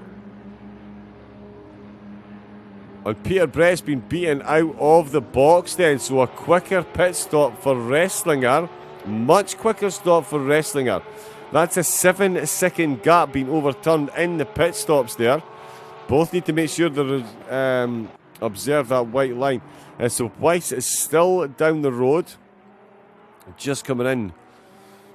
Where is he now? He's just coming to the pit entrance now. So he's a fair chunk down the road. But Peter Brett has been overtaken in the pit stops. These two will resume battle. Though the last time it wasn't so much of a battle as Wrestlinger made a mistake and Brett sailed his way through. But they are going to be nose to tail. Here we go then. It's a battle for the lead of the race into the sunset. Freshly out with the pit. 7 seconds.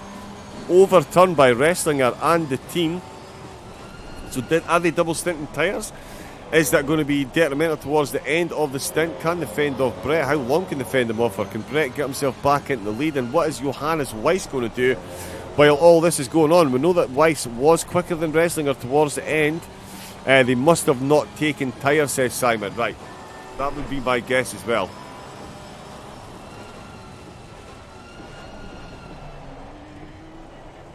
Yeah, that was what I was guessing as well, to be honest. But look at the gap and look at Weiss. So Weiss now 34 seconds, so kind of maintained, if not even potentially lost 3 seconds through that pit stop phase. So hopefully, for our entertainment purposes, not that I'm biased towards Ferraris, but hopefully he can get caught up. If he keeps showing the type of lap times that he was showing towards the end of that stint, and these two keep battling like this, yeah, he is going to close in. So really the big winner in the pit stops there was the Butler Racing, Butler Motorsport, Rennie Butler Motorsport.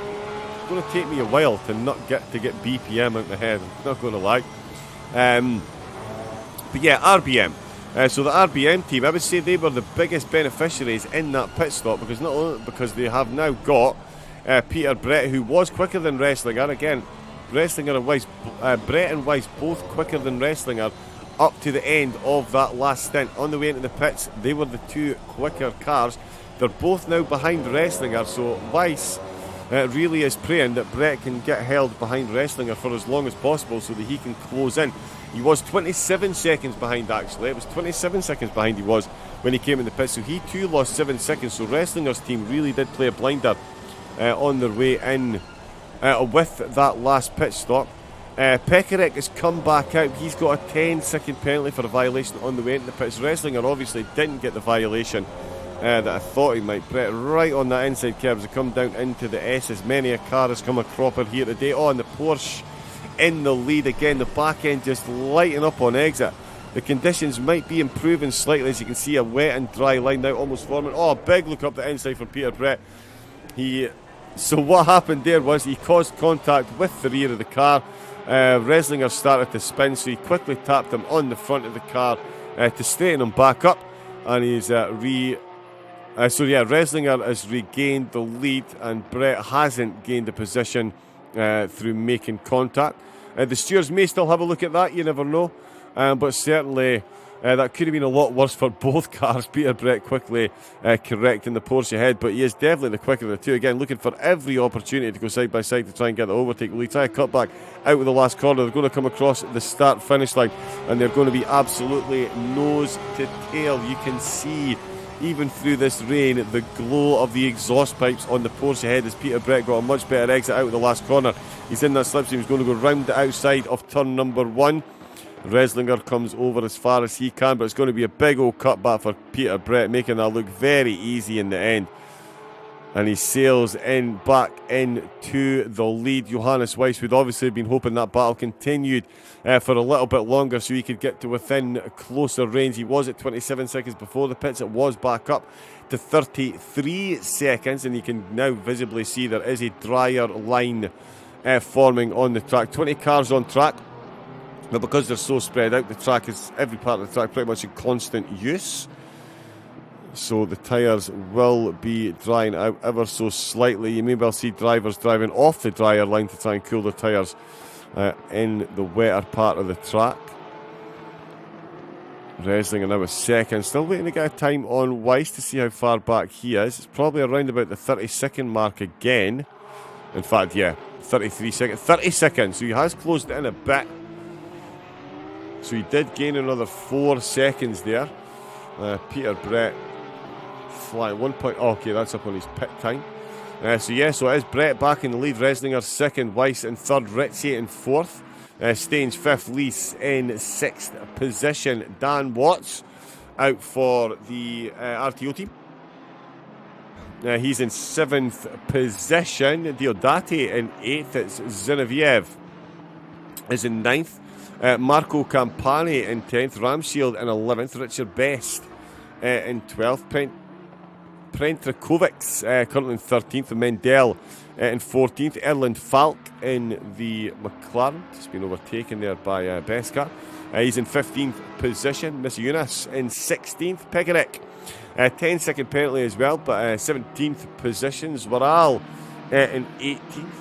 Jon Rulink no longer in the race, but still on the telemetry board, thankfully. Oscar Yalvo just runs a bit wide there.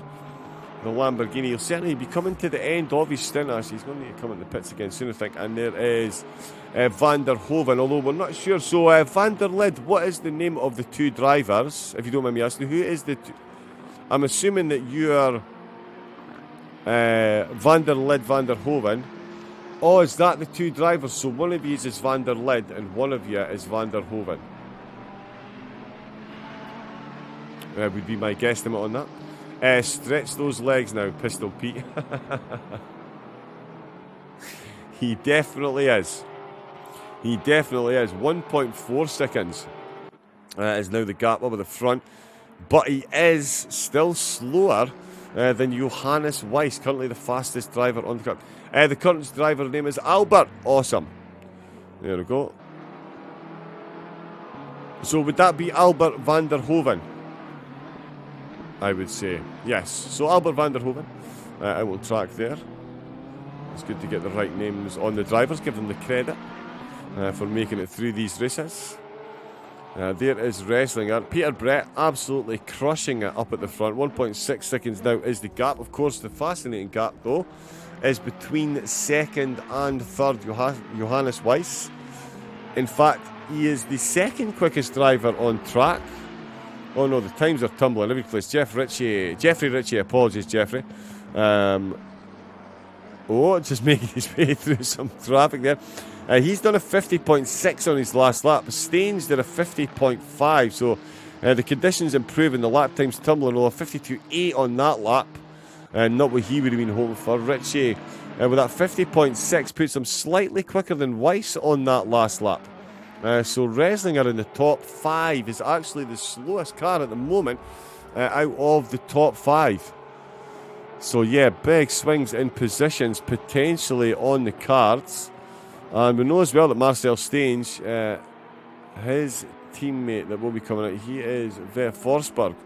Very quick as well, but could potentially. My name is Van der Lid and my surname is Ah, okay. I apologise, sorry. That's what I get, again, making assumptions.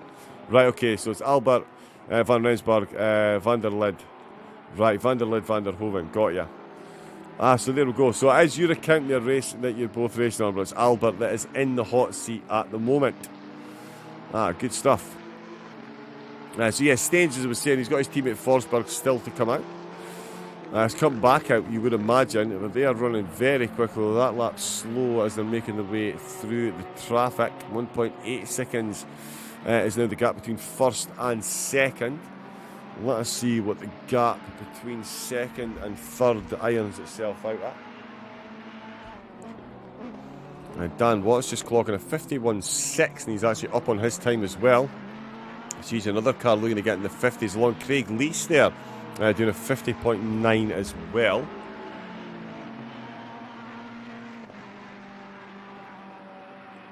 So yeah, the track conditions are definitely improving.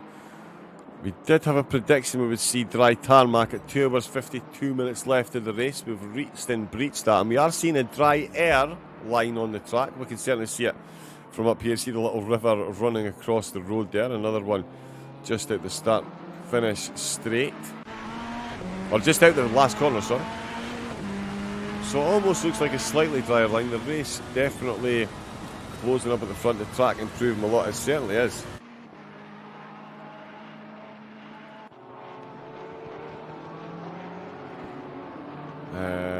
Closing up.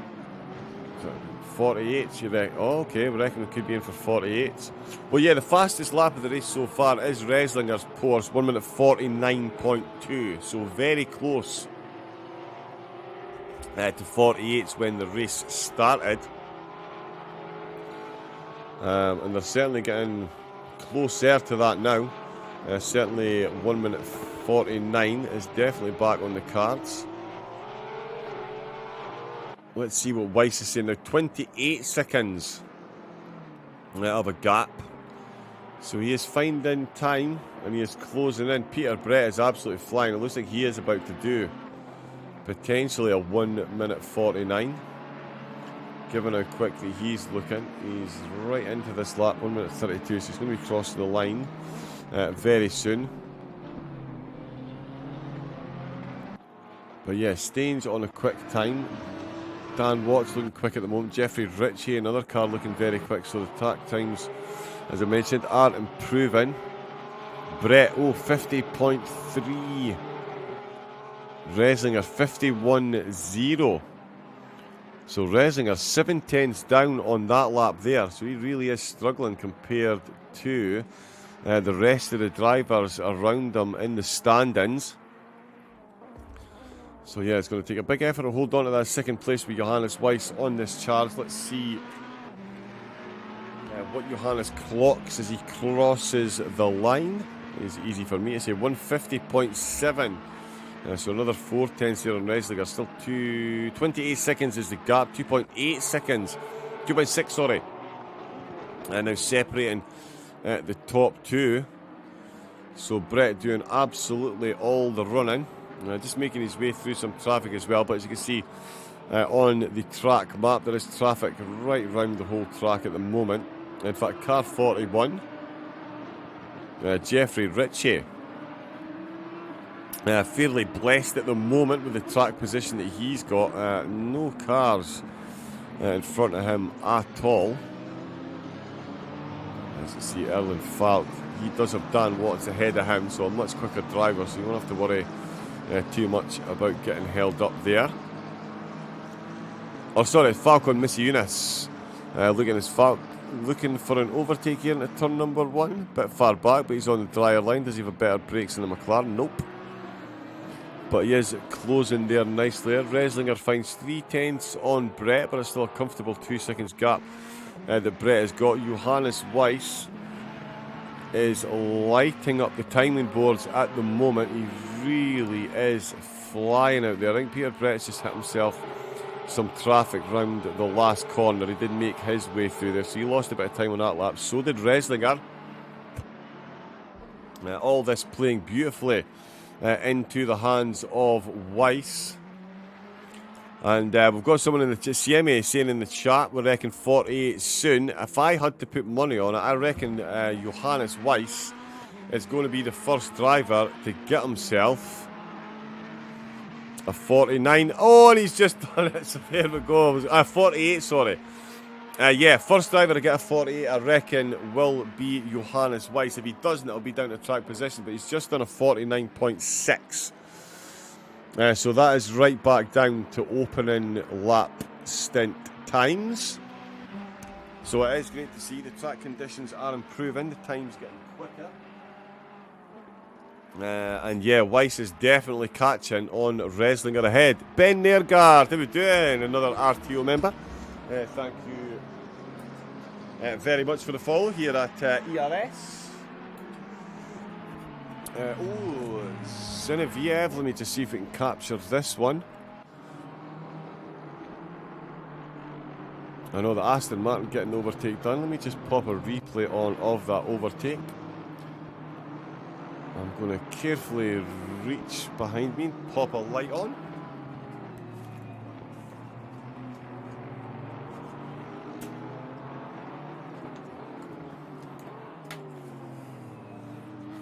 Apologies if you do hear any eking or creaking or groaning. I have got a bit of a back injury.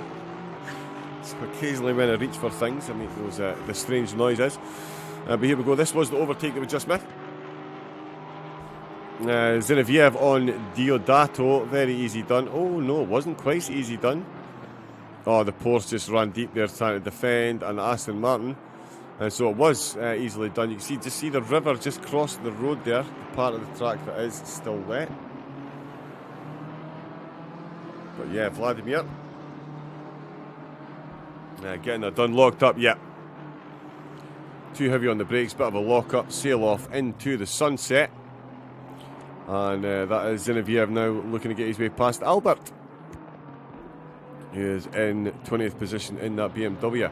Reslinger, 4 seconds now down on Peter Brett. Johannes Weiss, though, what is he saying? He's just done another 49.6. Jeffrey Ritchie went quicker with a 49.647 compared to Weiss's 49.687. So I'm sitting here thinking, can Johannes Weiss catch up? The big question Reslinger's got is, are Weiss and Ritchie going to catch up? Ritchie's got a big gap there, but he's certainly lapping a lot quicker. Reslinger 51 on his last lap, whereas the rest of the podium protagonists all lapping in the 149s. Although Ritchie there with a 50.7, so his last lap not as quick as previous. Dan Watts with a 50.8, Lease 50.5, Stange 50.4.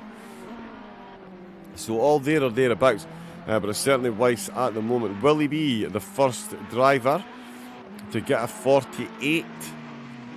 Again, if I was a betting man, that's certainly where my money would be. He is very quick indeed. Craig Lease as well for the pit stop team. Finding some pace once again. Zinoviev, in fact, going a lot quicker on this lap too. Lease looking to join the rest of the cars in the top 5, or the other cars in the top 5. Lapping in the 1 minute 49s. We'll see what he gets here as he comes through the penultimate corner, past the pit entrance, into the final bend. He's going to cross the start-finish line. He is on for a good sector. Reslinger fighting back. He's 3/10 up. And what is Lisa's time? That's a 50.3.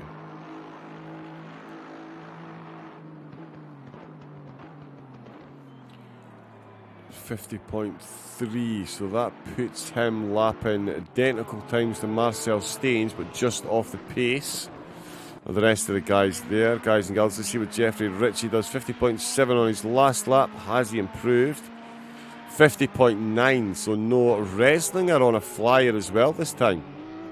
At the top 3 drivers, he's actually got the biggest improvement on his lap time, but he does need it as the other drivers are doing 1 minute 49s pretty consistently. Again, Weiss half a second quicker than Brett on that last lap, and over a second quicker than Reslinger. What can Reslinger do in reply? So that is through in Gabi. Still carrying 4 tenths on his personal best and really definitely does need it. As we can see the conditions. Do a magic trick and give us a dry track, please. I mean, if I could do a magic trick, I would make the rain fall even harder. That's just the type of... Reslinger does go quick, but it's a 50.1, so not quite in the 49 still. And the drivers ahead certainly are. In fact, Johannes Weiss, I did say I thought he was going to be the first driver to do a 48. He's carrying, almost enough time to get this done across the line. 49.2.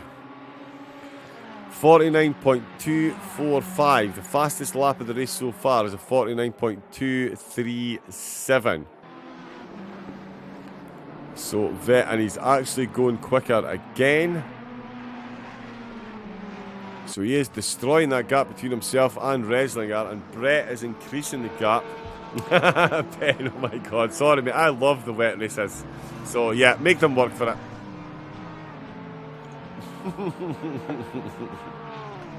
Quite shamelessly.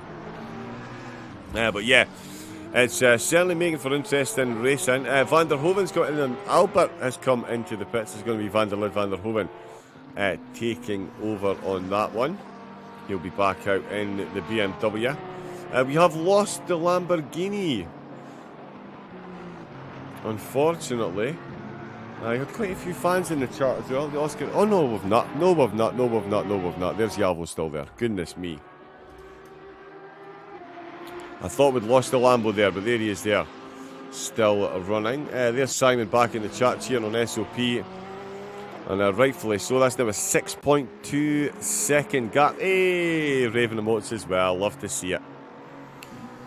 Love to see it. Peter Brett crosses the line with a 49.4. So this really is lap watcher and the Chad Rice emotes. Nice. All the best broadcasters right there.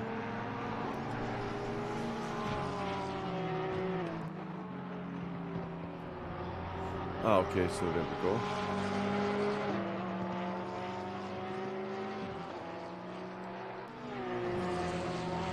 Oh, race engineer in chats. Yalvo has broke his engine. Oh, Lee's in the pits now. He's been putting in some absolutely flying laps. Albert is in the hot seat, just doing repairs. Right, okay, so Albert staying in the hot seat, coming in to get some repairs done. Craig Lees coming in to get one of his mandatories. That seems a bit early for me, given the pace that he was showing. Although 50.7, he did drop off on that last lap, but certainly was showing some supreme pace out there. Weiss now within 22 seconds of Reslinger. We have the same luck as Alonso. Yeah. Yeah, I know of the luck. I know the luck of which you speak, good man. I'm certainly prone to bits of that luck myself.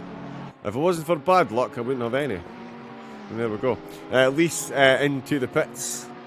Weiss still charging, although he's still got about 30 seconds of that lap to go. Reslinger finding more time in that middle sector again. Can he carry it? Oops, home.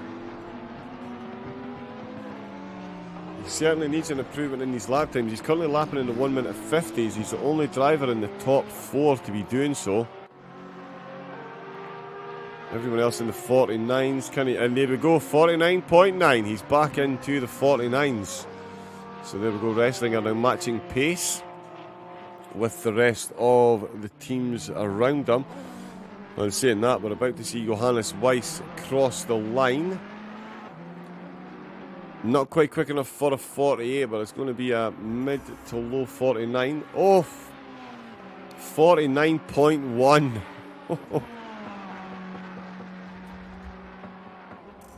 If anybody wonders, that's Johannes Weiss knocking on the door of the 1 minute 48. It's 1 minute 49.1, puts him the fastest car. Currently on track by quite some distance. 6 tenths ahead at faster than Brett, and 8 tenths quicker than Reslinger. That gap very much closing in. Prentkovskis in the BMW within 7 tenths of Mendel. So we're going to potentially see Olegas getting himself involved and more overtaking. He certainly had an interesting opening couple of stints. Plenty of overtaking action and an extra enforced trip into the pits for a drive-through with the BMW. Certainly coming together nicely in this middle section of the race, and finds himself, as I say, closing in on Mendel in that Ferrari. Morgan Callum has come out for the pit stop UK team, and finds himself in 7th behind Dan Watts for the RTO team. They're in 6th. It's still Stange in 5th place. Ritchie in 4th. Weiss. Oh, did Ritchie got a bit lively there through that corner, pushing to try and catch back up. He's just done a 49.4. Brett's just done a 49.8. Reslinger 50.4. So he really is down on his times compared to the other teams over the front of the field. There's Weiss crossing the line, and in fact, is this the 48? If it's not, 49.020. So he's managed to go quicker than a 49.1 and not make it into the 48s. But the consistency of laps that he's now showing, unbelievable considering how changeable the track conditions are now going to be. There's obviously less rain falling. You can see from the helicam now clearly a drier part of the track for the drivers to work with. And yeah, Weiss, wow, that is a lot of sideways for that Ferrari. How does he get away with that? That is the difference between the aliens and the rest of us mere mortals. That was quite the sideways through sunset there for Johannes. Didn't actually lose any time either, unbelievably. Peter Brett's lost half a second though, making his way through traffic. And Michael Reslinger looking to make up some time as well. In fact, if he brings this lap home at this pace... Oh, it is a new fastest lap. Oh, yeah, sorry, yeah, the fastest. I was too busy looking for 48s. But yeah, no, you're right. That 49.0, in fact, he's... Johannes Weiss has beat the fastest lap twice. So he set a new fastest lap with a 49.180, and then the lap directly after that did a 49.020.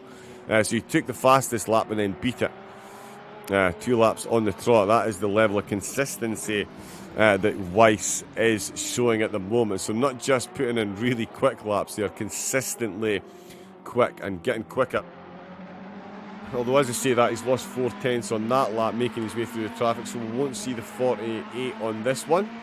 Still a 49.6. Wrestlinger's done a 49.8 on that last lap, so he is firing back. Ritchie 49.7. Michael Stange 49.9. So more and more cars finding their way into the 49s as the conditions change. Everyone trying to get their way into the 48s. Weiss trying to get into the 48s and get his way into second position. Reslinger now 7 seconds behind Peter Brett, who is green on the timing boards as well.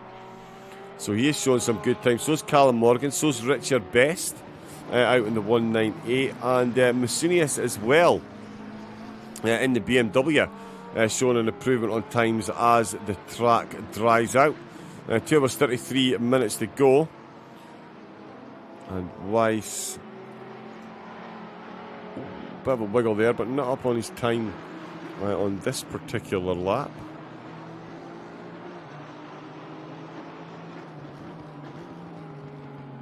But that is Peter Brett. That's him just coming up to Musunias. So yeah, the race leader will get blue flag past very quickly indeed. Although the BMW actually getting a really good exit there. Quick flash of the lights. Brett pops up the inside and the BMW lets him through. Pekarek still carrying a penalty down at the back of the field, but he's only got a 5-second gap back to Zwaral, so those two are going to come back into one another's grasps after the pit stops. Still all about Johannes Weiss, though. He's now within 18.6 seconds of Reslinger. Wrestlinger, while Peter Brett is now 8 seconds ahead. So Wrestlinger really is in no man's land at the moment. Can't make any headway on Brett's lead. And can't seem to fend off the ever-charging Johannes Weiss. So if the driver lineups stay like this, you'd certainly see the RBM car making their way up into second position. Potentially Richie as well. Could that be too big an ask? 2 hours 30 minutes to go. We'll get confirmation. So he is 26. So he's about a minute behind Wrestlinger, so he does have a minute to make up. His average lap time is quicker than Wrestlinger at the moment. ERC, go, go, go, says JGRT Honza. ERC.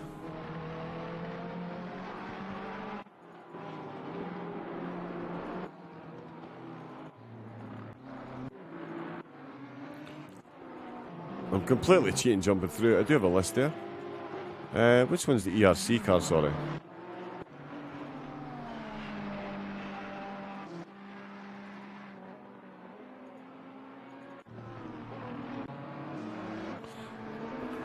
Oh, Pekarek. Right, got you in Swaral. Got you. Ah, okay, E-Racing Endurance. E-Racing, got you. E-Racing Endurance team.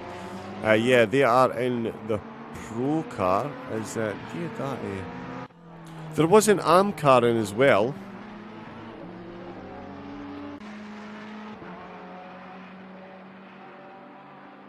Oh yeah, that's the two, the Pro and the AM car. Sorry, yeah, they're not in the same car yet. So there we go. Pekarek and Zorala. Yes, the AM and the Pro car. The Pro car is now ahead. The AM car was leading out the two of them early doors, but that has been right. And the Pekarek actually looks like he's about to get an overtake done on Falk as we come through turn number 3 on the back straight on the way in to Sunset. That is Johannes Weiss in the foreground. Reslinger's just on a 49.9 and is 3/10 up. Weiss just on a 1 minute 50. Brett with a 49.2. Could he be the driver that gets the 48 first? The battle is now on, it would appear. That is Pekarek. Got that overtake done very neatly on Falk. And yes, it is going to be dark very soon. 5:59 PM. And yeah, 6 PM then. 2 hours 20 minutes to go, so we're going to see headlights. The rain is abating ever so slightly. The track drying out and definitely has a dry line. Reslinger certainly using that to his advantage. He's absolutely flying on this lap again, actually. 49.9 on the last lap. So he was maybe just having a few bad laps, because he's certainly keeping up 49.3. So now he's threatening a 48. So the Porsche in second place getting right back on pace. He'll move up the inside there. That's Missy Eunice. And that's another Aston Martin. Is Aston a blue flag as well? Yes, it is. Falk comes into the pits. Weiss now within 18 seconds. So that is a big swing after the pit stop phase. That gap was at 30 seconds. So he's made up 12 seconds in 32 minutes of racing. Through the traffic as well. So phenomenal driving there. Phenomenal driving as well though from Peter Brett. We've been talking about Weiss a lot, but Brett is leading the way and he's stretching that gap over Wrestlinger at 9.7 seconds.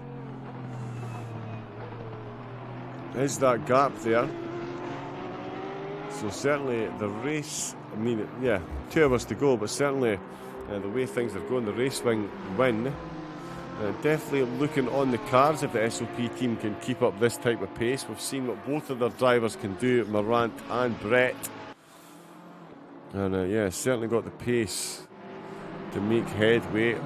Brett and Weiss. Oh, and Brett, 49.087 compared to Weiss's 49.020. So it is now a race, and I think it's going to be Peter Brett.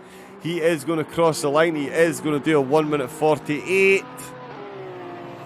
1 minute 48.932. And it is going to be Johannes Weiss by the look of it. He is going to do a 48 on this lap as well. So it was Peter Brett, first driver to get the 48s. I did say it might be down to track position, but Johannes Weiss, I believe, is going to match, if not go slightly quicker. So Peter Brett currently got the fastest lap. Is Johannes Weiss about to steal it off him on the same lap? He is indeed. He's just on a 48.8 to go a 10th quicker. So Wrestlinger with a 49.5 on that last lap finds himself another 7/10ths down on Johannes Weiss. So it is all about the pace up these top three then.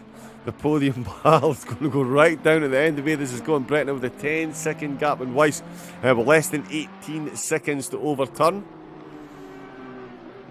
Changing track conditions, not only temperature-wise, the fluidity of the track, given how much fluid is on the track, or won't be very soon. We're also going to have night time as well. Dark, wet and raining.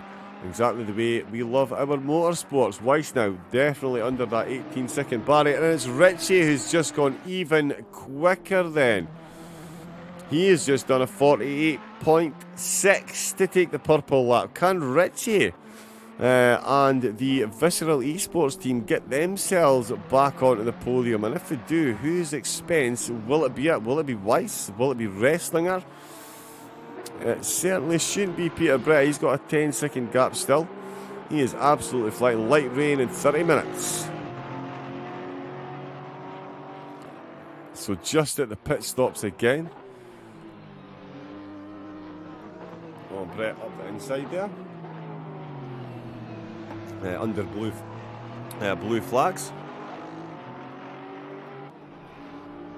And that is him making his way around the track. 113 laps under his belt. Reslinger second, Weiss third, Ritchie fourth. Fastest car on the track at the moment. Staines fifth, Watts sixth, Morgan, Zinoviev seventh and eighth with Diodata and Ramshield rounding out the top 10. Campani, Best, Mendel, Prentkovskis and Missy Eunice 11th through 15th with Soral, Vedorsak, Gowers, Jalvo and Van der Hoven.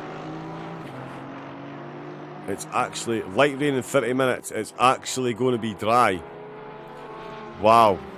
So 30 minutes, yeah, but that's right on when most of the teams are going to be taking their pit stops. So that should be... that's going to be an interesting choice for the drivers. Do they take dry tyres? Do they run under pressured wets in case they get overheated when it dries out? It's certainly going to be... Yeah, it's certainly going to be fun to find out. 23 minutes until we start, or potentially 20 minutes until we start seeing the drivers come in to take those pit stops. Rich here looking for a boot. Marcel Staines as well, with a 149.6. So the GTR looking very quick as well. Let's see what Pret does. He's slightly down on his time. Reslinger's lost a lot of time there. He's actually 8/10 down, a second down on his lap time. Weiss now within 17 seconds, in fact. Peter Brett quick. Marcel Staines is about to come across the line and set a very quick time. 49.4. Linksy! How you doing, bud? Welcome in. Thank you for the follow for ERS. Team RTO has been an up and down one. That extra trip into the pits, mate. I recognise this voice. I do too. Don't do that joke. Good to see you, bud. How you doing? RTO, that extra trip into the penalty, mate. That's extra trip into the pits. That has been massively beneficial. Definitely in the hunt for a top 4 or 5, potentially a top 3. Putting in the 49.8s at the minute. Staines ahead with a 49.4. Johannes Weiss putting in some very quick and consistent laps with Jeffrey Ritchie as well. He's just done another 48.8. He's actually gone even quicker with a 48.4. His last lap 48.8. So one of the 3 cars to be lapping in the 48s at the minute. Reslinger losing a lot of time, and Weiss now within 15 seconds. So it seems every time we check in, this gap is getting ever so slightly smaller and smaller. Rain for 6 hours. Pretty much, Linksay. It's been hammering down so far. Apparently it is going to be pretty dry just past, with just under 2 hours left. We'll have been told, so there we go. Oh, it's not. No, this is totally independent, mate. Yeah, so this is they were looking for a broadcaster, so I gave them a shout. And yeah, Simon's in the chat because he's got Team SOP Racing, and Team SOP, they're doing what they do up at the top of the field. Brett and Morant. Would you believe it, Linksay? Thomas, Morant and Peter Brett in a Porsche. Who'd have thunk it? Next you'll be telling me Linksay was in a Bentley. Hey. Although it's been a while since you've been in the Bentley, Bop Tourist. Weiss and Ritchie, 2 of the very quick cars.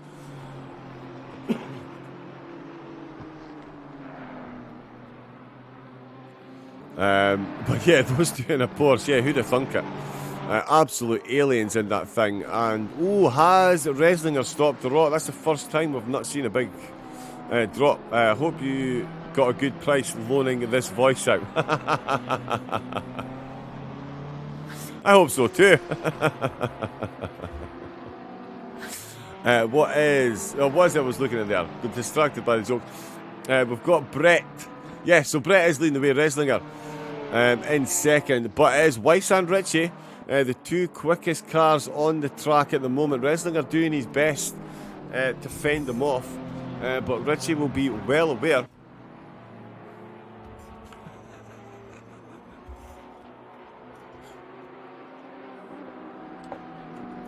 That's quite the conversation.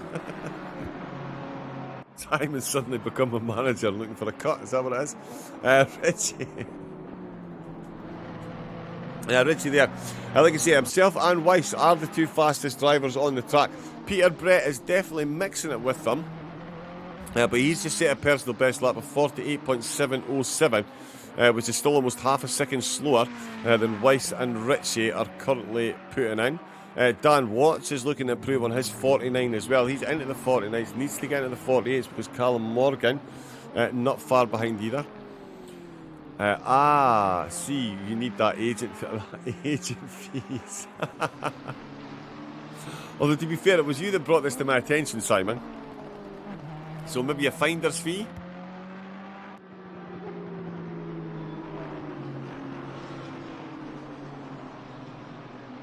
We can maybe work on something like that. But let's work on what's actually happening on track. Johannes Weiss now within 15 seconds. 18 minutes until the next round of pit stops.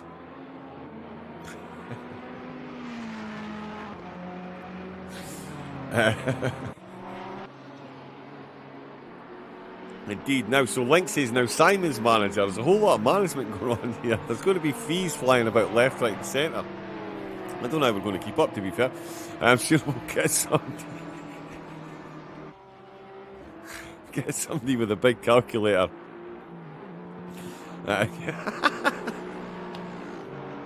Awesome stuff. What was it I was even looking at? Oh yes, Fedorzak. He is catching up to Benazovsky. And it is the AM team that are currently leading the pro team after the pit stops then. So I'm sure the pro team will be looking to get back ahead. Van der Hoven in the pits to get some damage repaired. Yalvo still in 19th. It's Gowers in 18th. Fedorzak in 17th. Benazovsky in 16th. Misiunas in 15th. It was Prentkovskis in 14th position. Mendel still in 13th with Richard Best still running in 12th. His first ever endurance race and in the rain. He's never raced in the wet before and it's his first ever endurance race, so I doff my cap to thee, good sir. Campani in 11th. It's Rams Shield in 10th. Diodati in 9th. Zinoviev in 8th. Morgan in 7th. Dan Watts in 6th. Marcel Stange in 5th place. Richie in 4th position. And it is Weiss who's just answered back. He's just taken the fastest lap from Richie, in fact, with a 1 minute 48.2.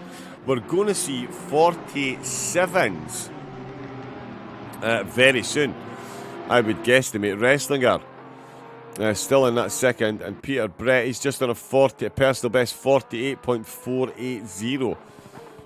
Wrestlinger did manage a quick dip into the 48s. He's now regularly in the low 49s, which he definitely is. He's still a second down on Weiss, though. And he's a second down on his own lap time here as well, making his way through the battling cars.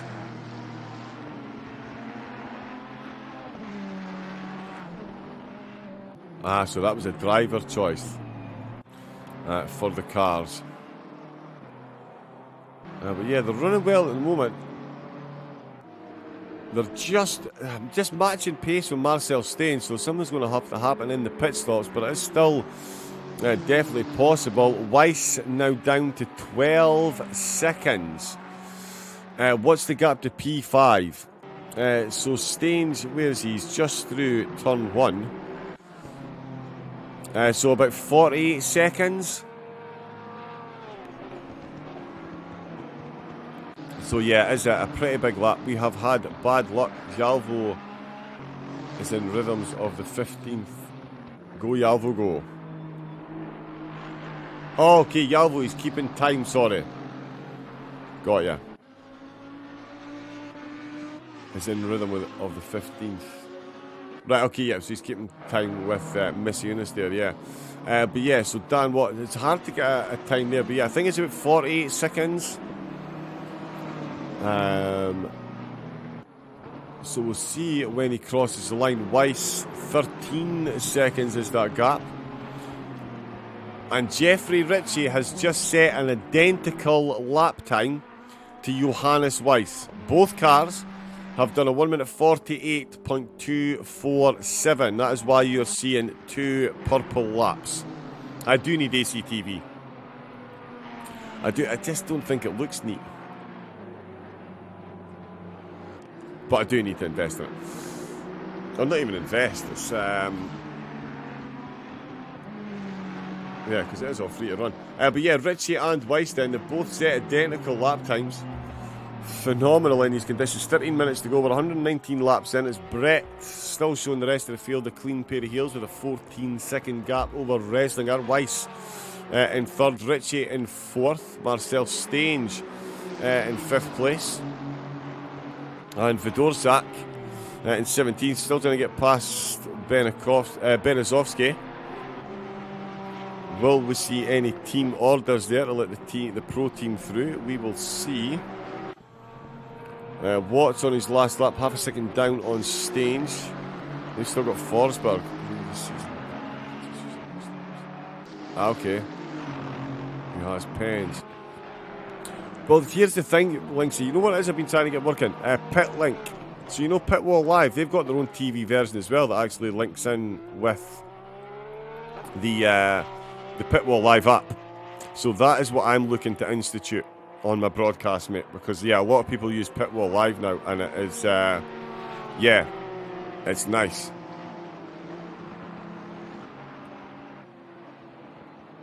What is Pitwall Live? I'm not sure if you're joking or not, Linksy.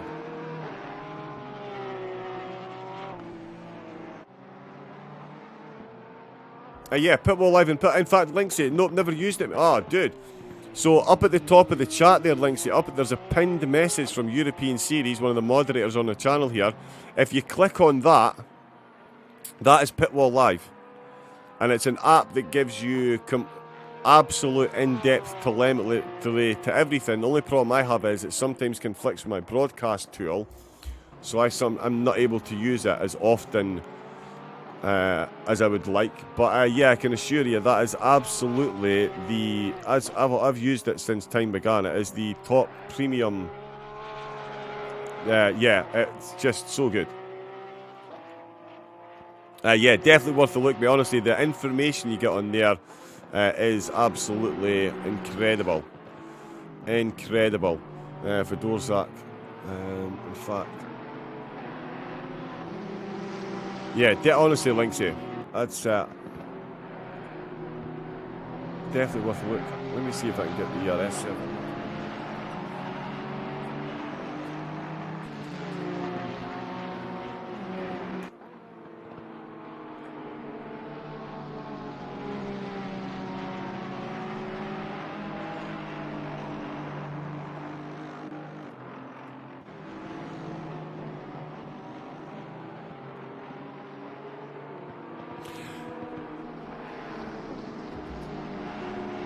Right, that's still not telling me the gap between the two of them.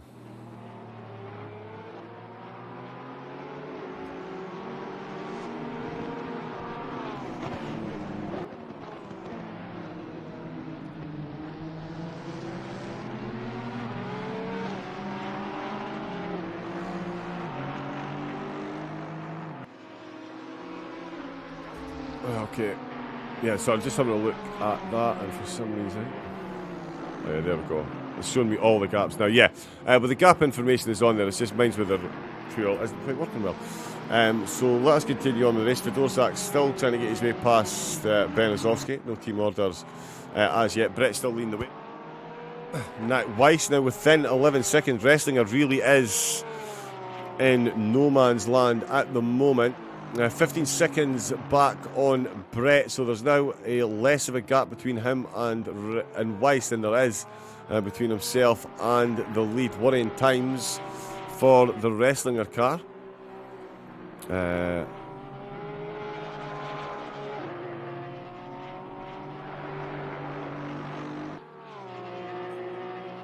It's Lynx's birthday tomorrow. Excellent.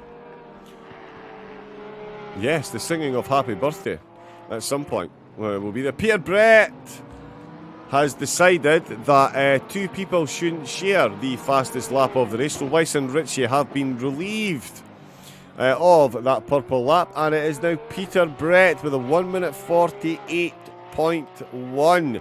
So obviously not happy with the commentator constantly talking about Weiss and Ritchie being the fastest two cars on track. Peter Brett has reminded us just how quick he is. 1 minute 48.1 to gazump Weiss by a tenth of a second. And Ritchie's just gone quicker as well. Right, the purple lap is about to fluctuate right through the field. Oh, and that is the number 13 car. Certainly unlucky for some today. To get a minion birthday cake. Yes, we do. 38. Linksy, you don't look a day over 50, bud. Happy birthday tomorrow. Total jokes. But yeah, Ritchie has just taken the fastest lap, and he has done it as predicted. I said we would see a 47 pretty soon. 47.8. Linksy with a emote. Since I don't know what that emote is, Linksy. But yeah, so Peter Brett, he was firing back at the commentator. Ritchie's firing back at everybody else. He now finds himself with the fastest lap and still closing in. Weiss within 10 seconds. And Reslinger now 16 seconds back on Brett. Fedorczak, still a case of formation driving from the E-Racing endurance team. He looks older than me, I'm 54. He definitely looks older than me, and I'm not telling you my age. At least you're getting attention. But yeah, it is formation driving still. Between the E-Racing endurance team, the pros, and the ARM team is the ARM team leading the way at the moment for ERC. They are still very close. There's Mendel coming to take a pit stop. So potentially only one more. Oh no, 60-minute stint timer. They're going off to pit again with 7 seconds left of the race, or they're going to get a penalty. That is unfortunate timing there. So Peter Brett still leading the way. He's now 17 seconds ahead of Reslinger. Johannes Weiss is just... He's just lapped. Wow. He's just lapped 5th place. So that just goes to show you the pace up in front. Although, yeah, he'll get that lap back through the pit stop, through the next pit stops, you would think. But yeah, Richie, fastest car on the track, trying to close up on Weiss. He is still looking to close up on Reslinger. 6 minutes. Like I say, we'll probably see the teams trying to come in about 1 hour 59 minutes left to go, because obviously with the 60-minute stint timer, you don't want to leave yourself with a few spare minutes at the end to have to do that last trip into pits, although we might see some teams enforced into that. But certainly at the moment, Weiss doing what he needs within 10 seconds now of Reslinger. So this has been an absolute worldie of a stint from Wise and from Richie. Both of those cars doing what they need done. And of course, Peter Breton, that poor 16 seconds to the good now. Needs to make sure he doesn't pick up any penalties in the pit stop. We did see the SOP car pick one up early doors. Definitely don't want a repeat of that, if they're going to hang on to this race win. 123 laps in. Still got 2 hours and 5 minutes a lap in to go. We're going to see them all coming into the pits very soon, especially these top 3. Richie looking to go quicker again. He might even improve on the fastest lap time here. Down to a 47.8. The only driver that have done a 47 so far. Weiss is certainly threatening with a 48.0. And Reslinger as well, in fact. He's done a 48.4 and he is up on this lap, although he's behind some traffic. Minimal rain in 30 minutes.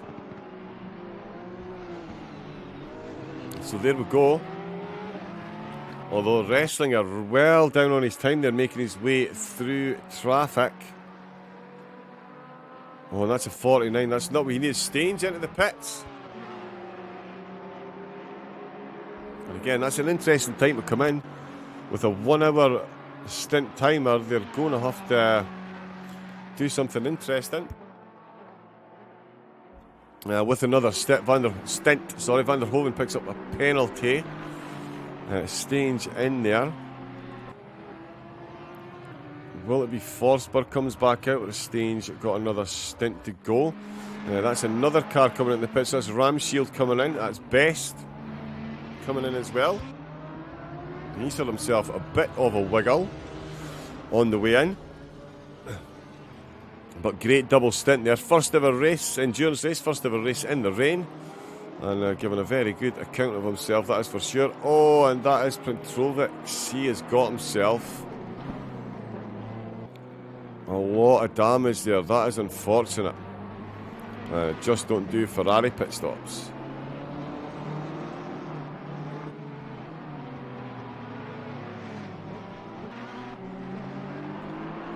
Because, yeah, these two Ferraris are hoofing it. 17 seconds, almost 18. There's Dan Watts coming into the pits. It is Forsberg who's come out then, and he is quick. So, yeah.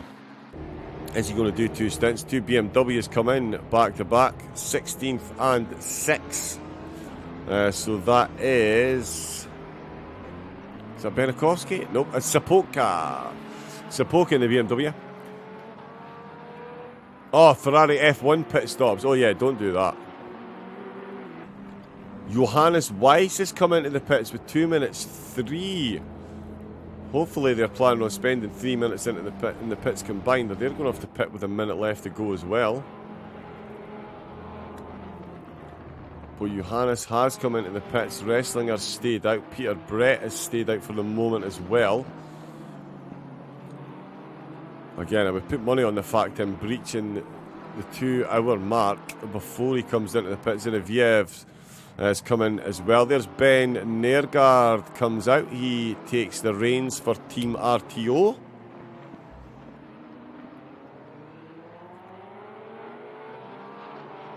Where is he? Back out in 7th. So Morgan's still got to pit. Forsberg's still on an outlap as well. There's Richie into the pits. Christian Stock leaves the pits for the RBM team, the Rennie Butler Motorsport team, as they're now called, or their new team name. formerly Butler Pal, of course. Zinoviev is in the pits in the Aston for the Ace of Speed team.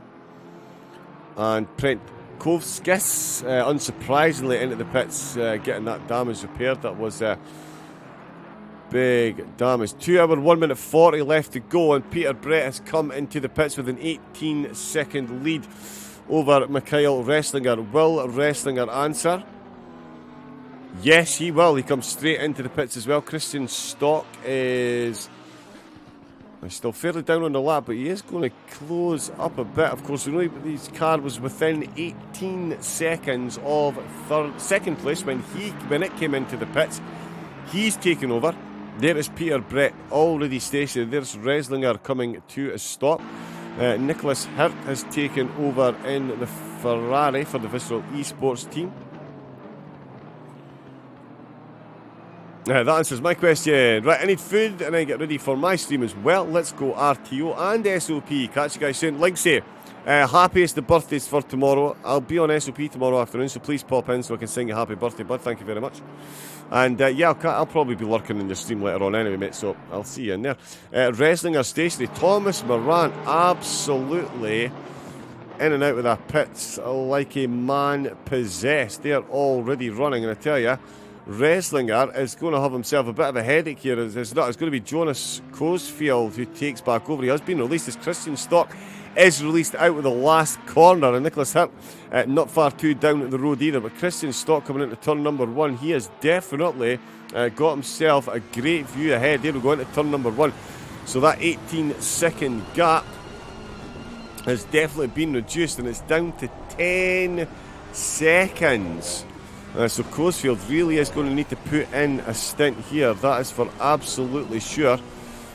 We lost 8 seconds in the pit stops there. So different tyre strategies, I would say. We did guesstimate earlier that the Cosfield car didn't take tyres. And I would say this time round that they did, and perhaps the SOP car didn't. Although double stinting in these changing conditions, potentially brave. But when you've got the talent some of these drivers have got, it's certainly not out with the realms of possibility.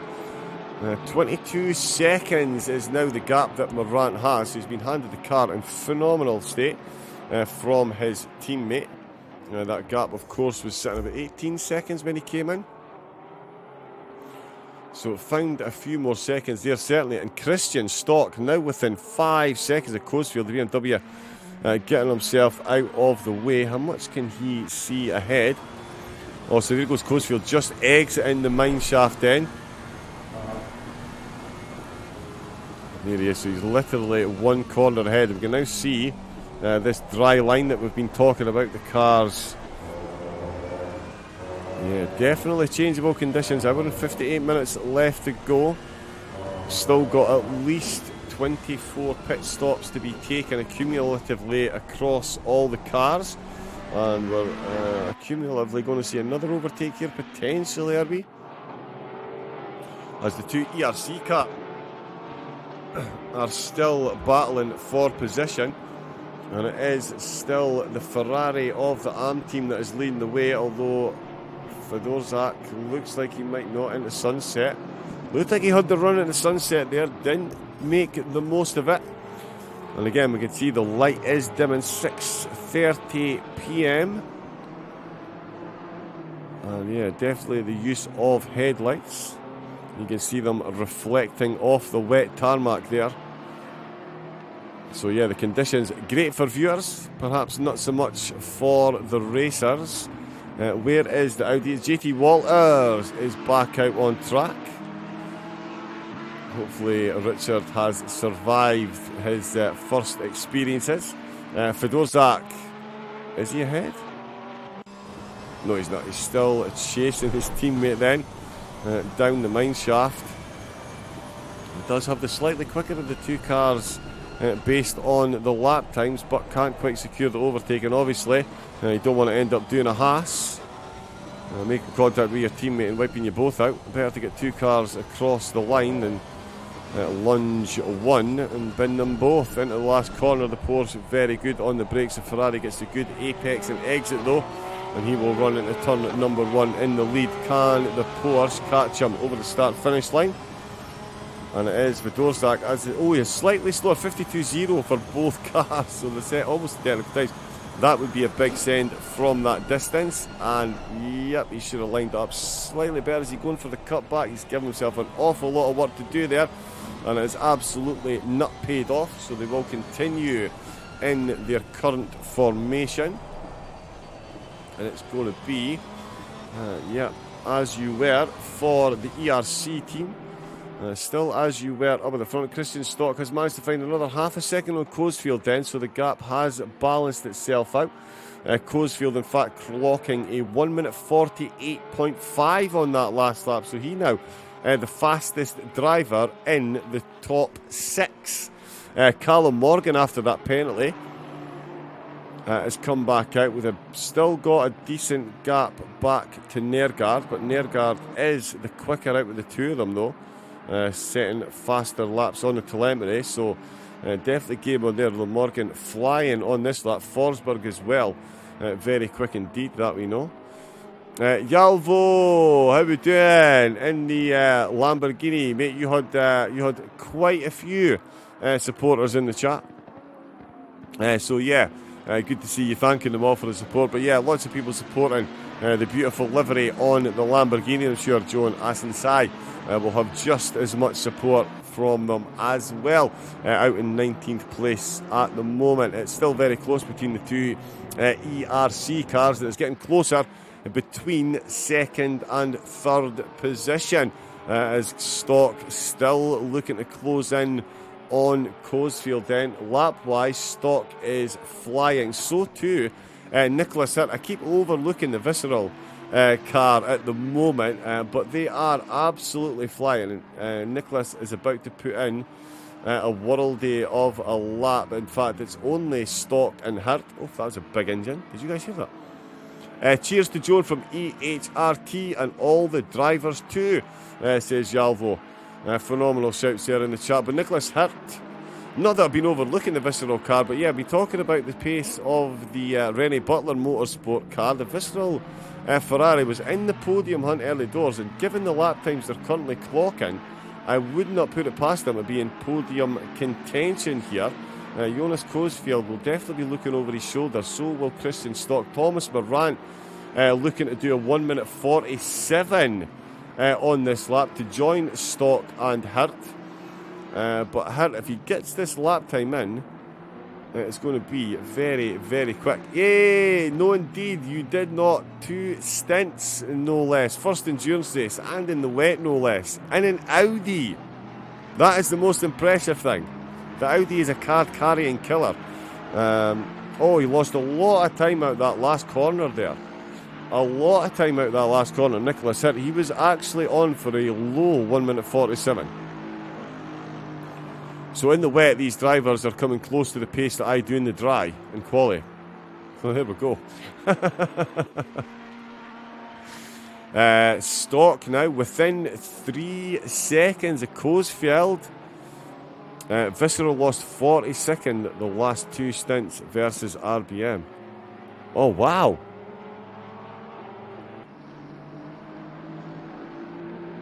$40 seconds of the last 2 stints, of course. Okay, 2 stints being 2 hours. Yes, of course.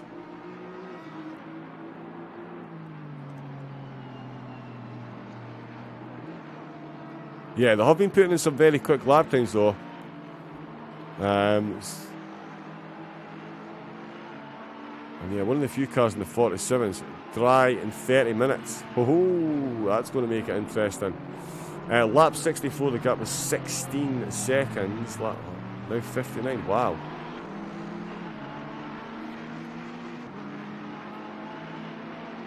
Yeah, that's an amazing difference in the gap considering the lap time. So yeah, but yeah. So what I was saying about Hirt on the podium, if he does make it on the podium, I don't think it's going to be at the expense of the RBM car. I think it's going to be at the expense of Coesfield.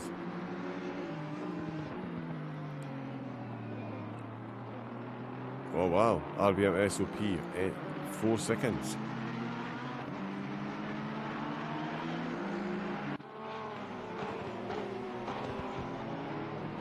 Oh, right, okay, sorry. Do you mean the second place? SOP are leading. They are... Oh, yeah, so the gap to Coesfield in second, that's down to under 4 seconds. Sorry, yeah, it's 21 seconds. Yeah, oh, yeah. Sorry, yeah, you just, yeah, oh, yeah, you got the teams on. But yeah, no. To second place, yeah, this is what I've been watching. So the gap to second and third is, yeah, the gap to second and third well under the 4 second mark. And I think with the pace that Hurt is showing, I know we're saying this gap to Stock has increased, but I think the way the gap's closing at Coesfield, felt he really needs to put some very, very, very quick laps in. Very quick laps in. But yeah, Peter, that was some phenomenal stints you were putting in there as well, mate. So congratulations on that. Yeah, you and Thomas, what a team in that Porsche, mate. Incredible. Always have the pink car in my head. And yeah, it's a phenomenal livery as well, actually, to be fair. You binned it? Did I see that? There's been that much going on, I'm completely lost. Did you bin it?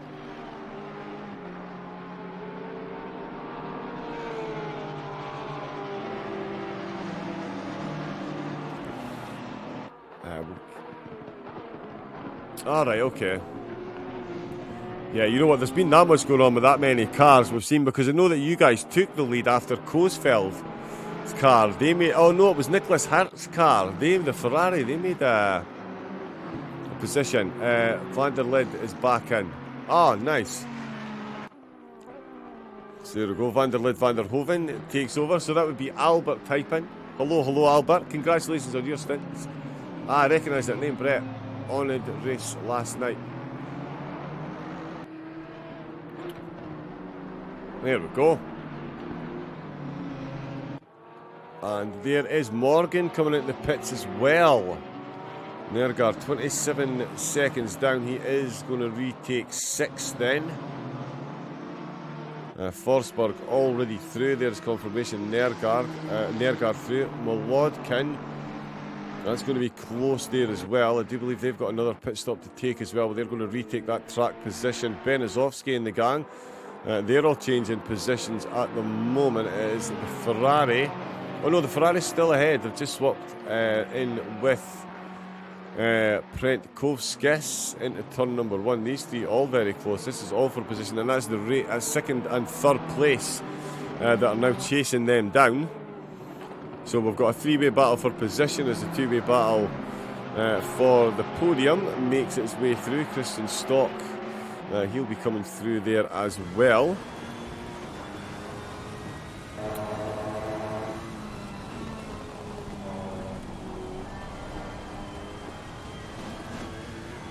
So yeah, through sunset then, Stock, you can see Coesfield ahead of him. 2 seconds is now that gap. Coming towards... coming towards the end of the last stint, we did see the Rennie Butler Motorsport car very much close in on Coesfield. And he is definitely doing so again here, very quickly and effectively. Benikovsky, another car. He is still stuck in this three-way battle. That's just spread out ever so slightly. So let's keep an eye on Christian Stock as he makes his way through the traffic as well. Morant with a 47.5. Wow. So the lap time's absolutely tumbling in. As we can see, Thomas Morant now the holder of that one, 47.535.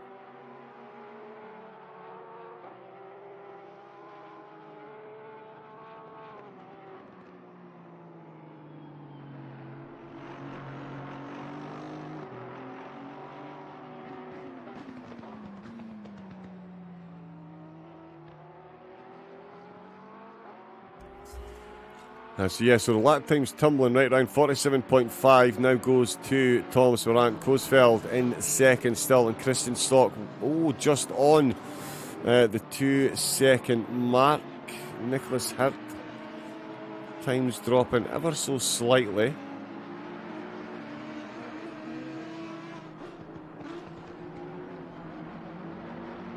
So too Forsberg. Nergard as well, making his way through some traffic. Did a 52 on that last lap. So he's come under...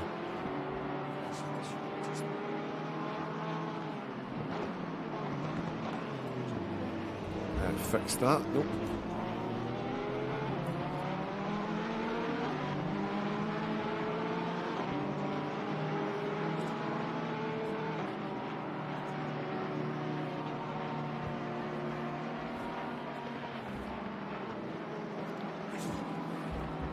Go. So yeah, Morant leading the way, Coesveld and Stocksford. Fixing my seating arrangements. They are still the three fastest by a long way. Nicholas Hirt still in that fourth place. Forsberg, he is back out for the Pulse Sim Sport team.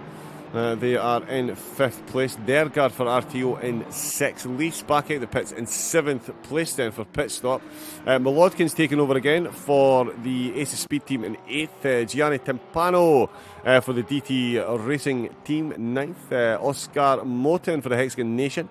They're in 10th. It's Marco Campani, another DT Racing team. Carter in 11th, and GT Walters in the Audi in 12th place. Dan Mattei Stefan in the Ferrari in 13th. It's Sapoka in the BMW in 14th position. And then it's Petrovkis, who's in this multi-layered battle here. As we can see, the Lambo of Joan Assenside just being blue flagged by second, third, and 16th. All kinds of confusing when you do endurance racing with the stint timers. It's always fun to see how close they get. Speaking of close, we'll leave the run through just now as we Kirsten Stock within a second. How close is he, in fact?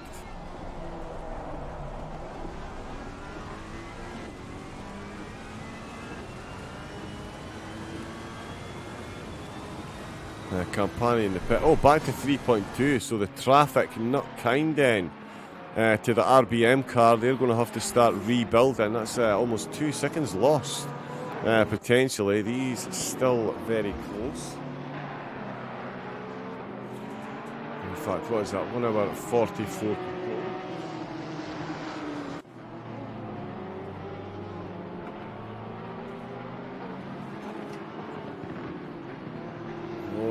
He's just trying to...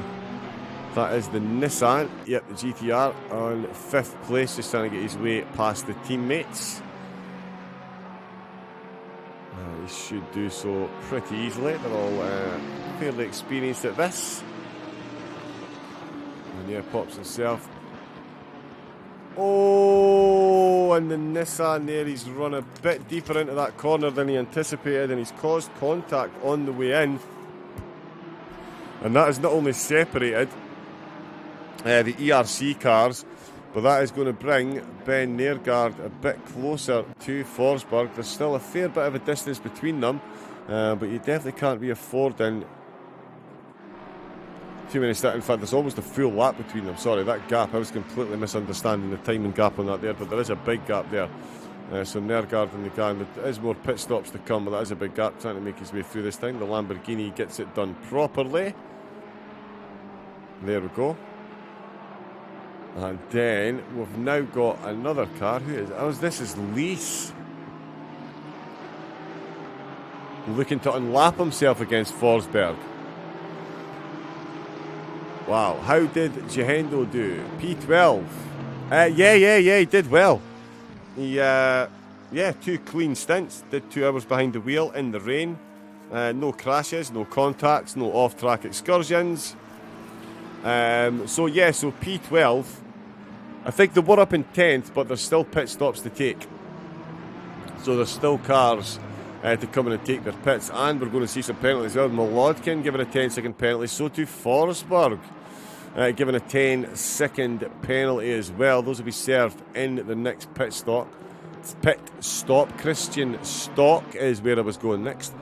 He now back to within 3 seconds. He was with 9/10 behind second place, making his way through. And to be honest, I think he was expecting slightly more action, but no, he did make it through beautifully.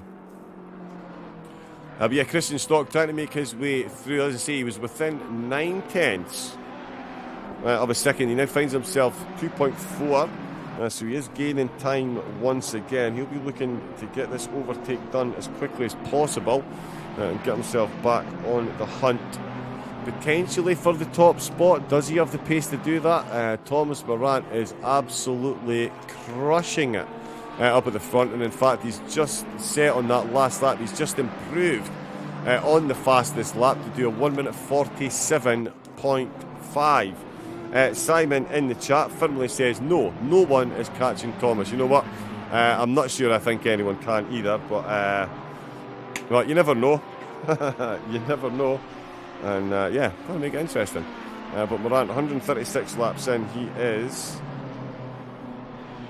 Yeah, himself and Brett both done exactly what they needed to do. It's all about the rest of the teams trying to catch him. As you can see down the timing board, all very spread out now. 1 hour 40 minutes to go. As I say, still got at least 20 pit stops to take, as there's a 60-minute maximum stint timer. So the cars, are all going to have to come into the pits at least once more. 2.1 seconds now is the gap to Stock. So he is closing back in, and there's no more traffic between him and his prey, which is, of course, Jonas Koosveld, just ahead of him. Once again, Ferrari looking to overturn the Porsche dominance that we're seeing here.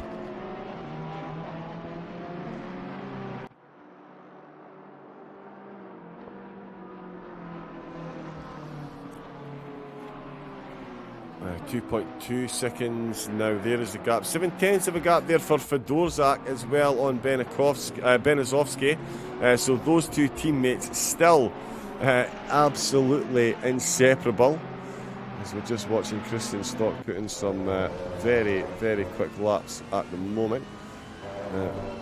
In fact, this is for position. My apologies, I missed this one. But these two are battling away then. This is Matthias Stefan trying to be overtaken by Prentkovskis. We've seen Prentkovskis coming in. I'm surprised at the lack of Astons, usually equal on pace to the Porsches here. Alright, okay. Going to see 20 cars pitting very soon. Yeah, I would say so. Oh, well, yeah, so with the 60-minute stint timer, oh, big kick at the bottom of the mineshaft. Has he managed to maintain it? Prentkovskis has a look up the inside. Has he got this one done?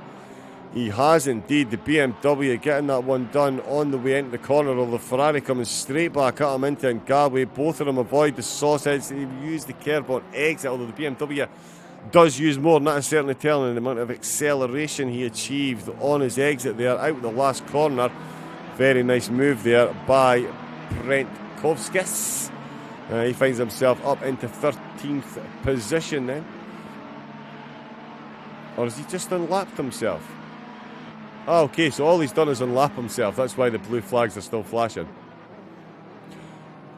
Oh, goodness me. Matthias Stefan. That did not look like the neatest, most genuine attempt at a clean overtake there. Seems to be a bit argy-bargy between these two. Hopefully it's nothing untoward.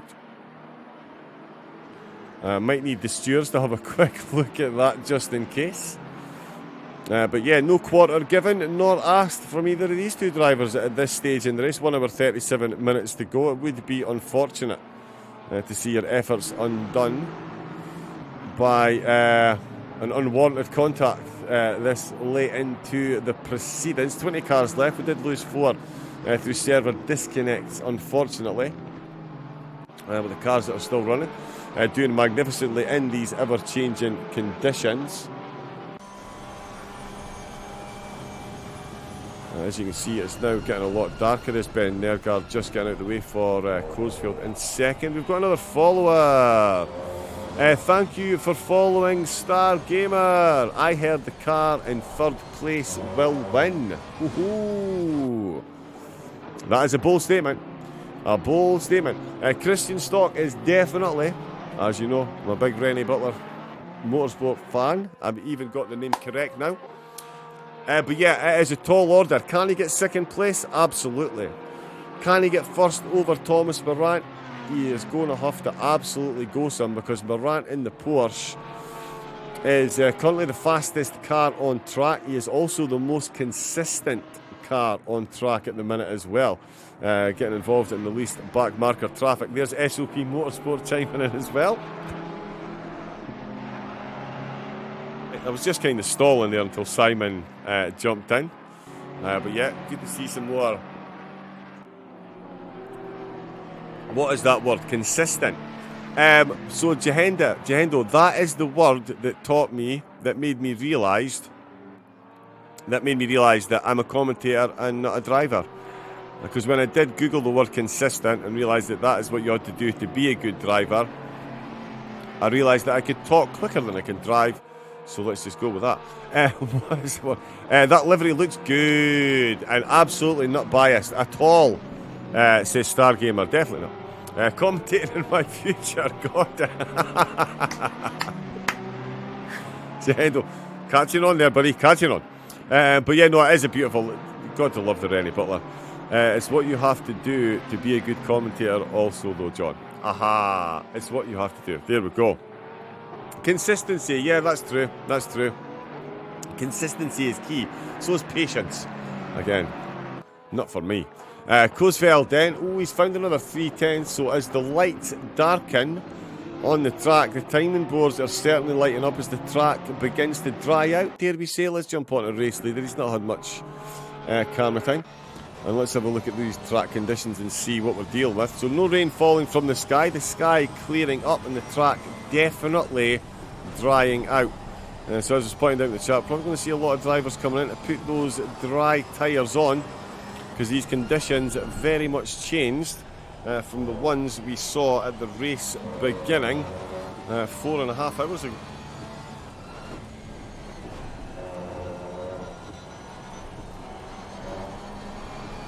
Yeah, as you can see, even down at the bottom of the S's, and I'm sure still a bit of water, obviously, at the side of the track.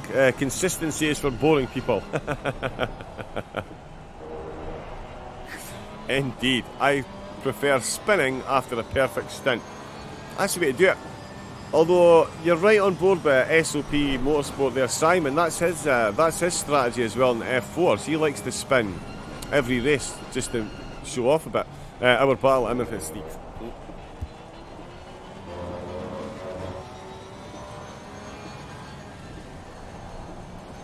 So yeah, as we were saying there, visually you can see still a couple of rivers running across the track, so perhaps not the best for dry tyres. Touché, haha.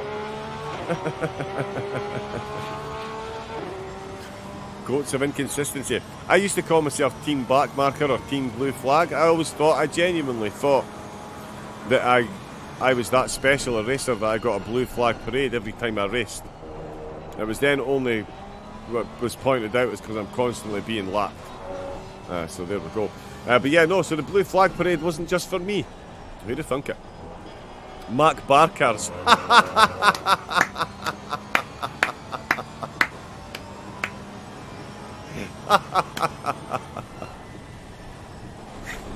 I like that team name. That is very good. If you do need anyone else to sign up to your team, I am available.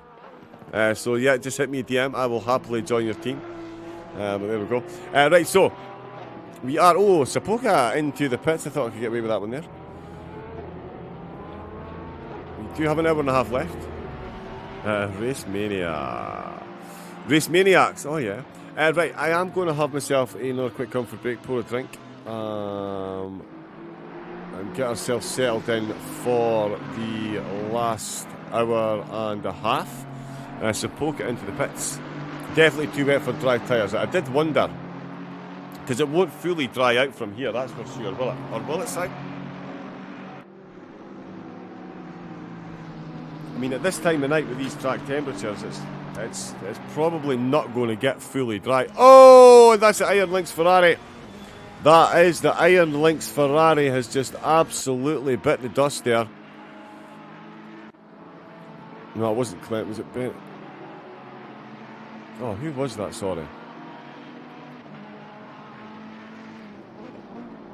It certainly wasn't hurt.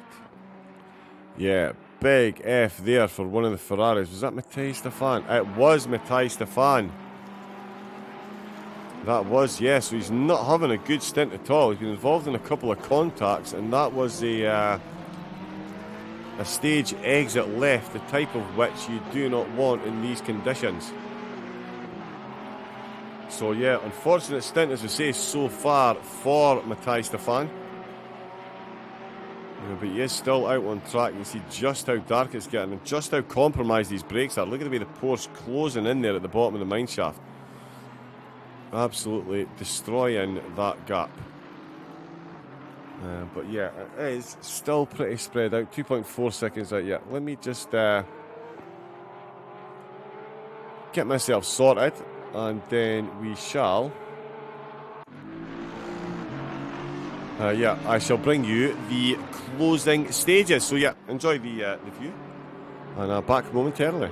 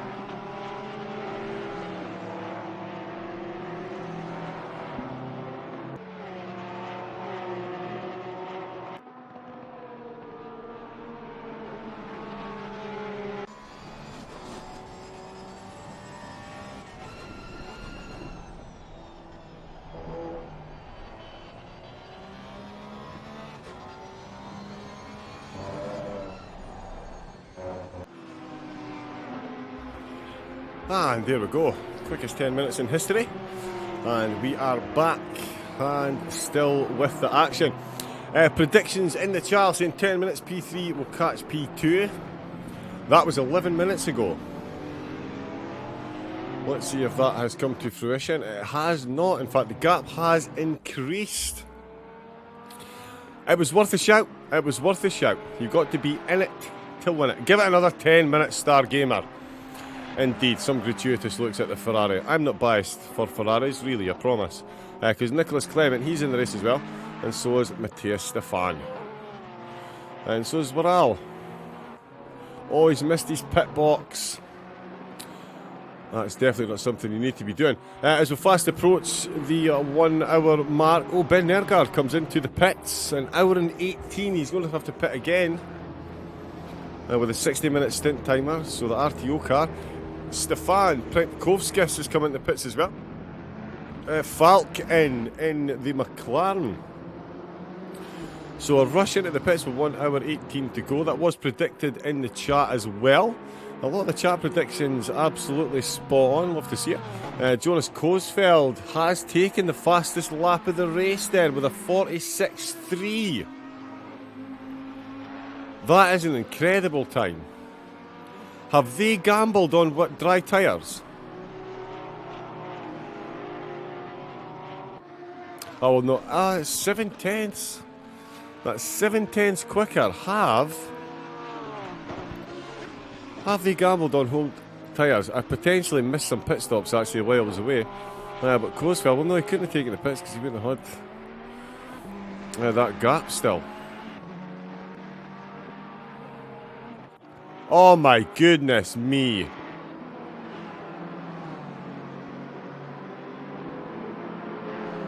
Okay. I apologise, Peter. This is what happened before because of where Christian was. Yeah, didn't. Oh, and that's a lot of contact again through turn number 1. Prentkovskis involved there at Iron Lynx and an Aston Martin as well. Track just really dried. Right, okay. Yeah, it does. I didn't think it would dry with it being so cold and being so late at night. I didn't think the track would dry out this quickly, but it really has. Absolutely dry. So Walters has come back into the pits. So, yeah, what tyres are everyone on? The track really has dried out. The car's now coming to take a pit stop and make... Oh no, 60 minutes, of course, 60 minute stint timer.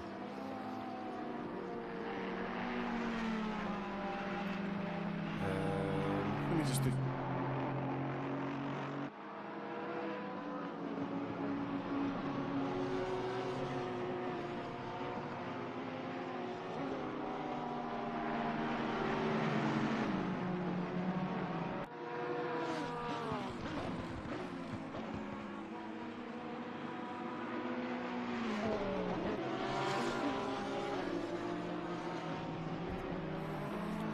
Sorry, yes, so just doing some counting there.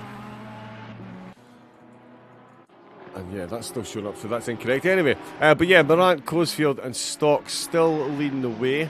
The track really has dried out. Again, I was wondering how it has managed to dry out so quickly, but it really has dried out. All the teams are going to have to come in, as I say, and take another pit stop with a 60-minute stint timer allowance for the drivers. So we'll maybe see a couple of them just do quick drive-throughs. Over 15 minutes left to go. Prentkovskis still trying to get his way past Matthias Stefan. These two have had themselves a cracking battle so far. We did see a couple of bits of contact in the rain. But they're now back with the BMW chasing down the Ferrari into sunset, the battle for 13th to 14th. Best. Richard is back out in the car. Good to see. He's taken a third stint, so he split that with his teammate right down the middle. Prentkovskis. I'm really struggling with that name. Prentkovskis in 14th. Still chasing that Ferrari.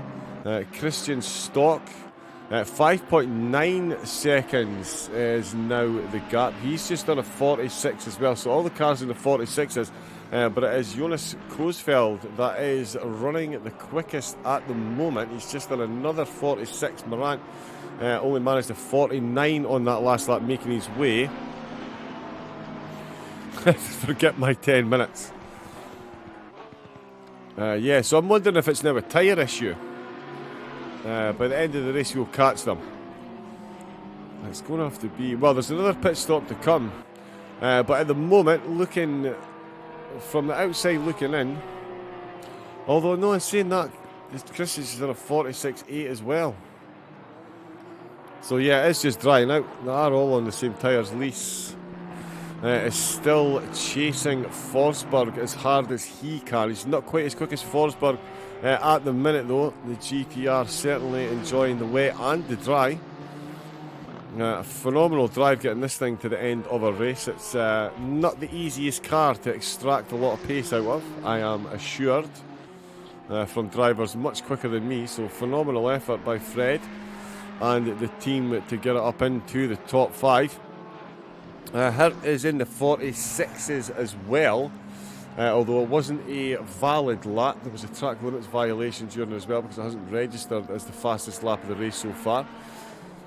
Morant is looking quicker again, although that's just up through... Oh no, he's in the last section of the lap in fact. And he is carrying another 0.3 of a second. Craig Lees is finding a lot of time in the Aston as well, but we're getting shouts in the chat. Surprised to see... surprised not to see more Aston Martins, given their pace can match the Astons, match the Porsches around here. Apologies, getting my manufacturers completely confused. But at least certainly at the moment, he's lost a bit of time there. Certainly is competing here. Oh, sorry, no, he did it. 47.0, so he's knocking on the door of the 46s as well. He is going to need to find another few tenths, though, if he's going to catch up to Forsberg. Even with that 10 seconds penalty, it could be a big ask, given the pace that Forsberg is showing. 6.2 seconds now, the gap between Stock and Koosveld. So Koosveld certainly enjoying the drier conditions better than he was the wet conditions. And Stock not really getting to grips with the dry as quick as he was in the wet, although just as I'm saying that, he is on the verge of setting another worldie of a lap time here. This one could be very quick indeed if he can carry this across. Oh, it's a 46.3. 46.3, so almost identical to the fastest lap set by Koosveld there, but not quite as quick as the man who has taken the purple moniker. It is Thomas Morant once again. He's top of the timing boards as well as top of the running order. And in fact, that just shows you the pace that they've got. That is Sigurd Revsik in 7th position, just ahead of him. Sigurd, of course, part of the RTO team. They've had an extra trip into the pits for speeding in the pit lane. Got them a stop-go 32nd.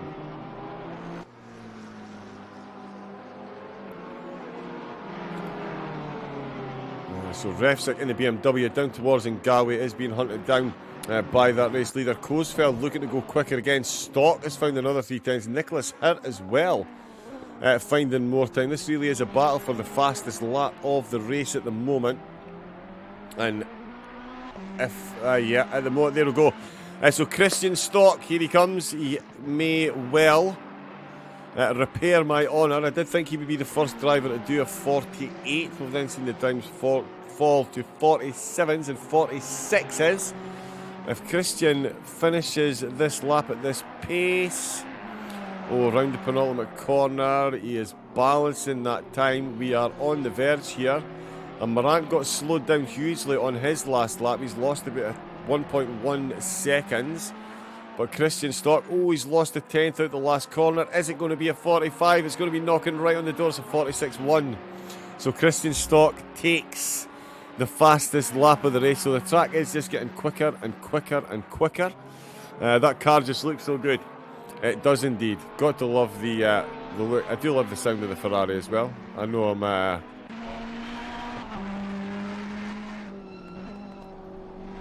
It's not the most popular of opinions, but yeah, I do love the look and the sound of the Ferrari. So that is how that's going up at the front. Down the back, we've got the Van der Hoeven team. They are out racing the Slow Punks in 20th position.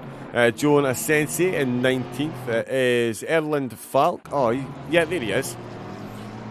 He is in for the 2TL racing team. 18th, Ms. Eunice in 17th. Then Thomas Cesar for Racing Endurance, the ERC Pro team in 16th. Then it is Michaelis Zwaral for the ERC AM team in 15th. Dan Matthias Stefan in 14th. Brent Kovskis for the Vilnius Tech Racing team. Then 13th, Richard Best in 12th. It's Clement in 11th for the DT Racing team. And Hexagon Nation currently running in 10th. Gianni Timpano in the other DT Racing team. Oh, he's just run off at the top of the mine shaft there, just as a couple cars are making their way through. He's at 9th. Molodkin into the pits from 8th. So we'll see him drop. He's got a 10-second penalty as well.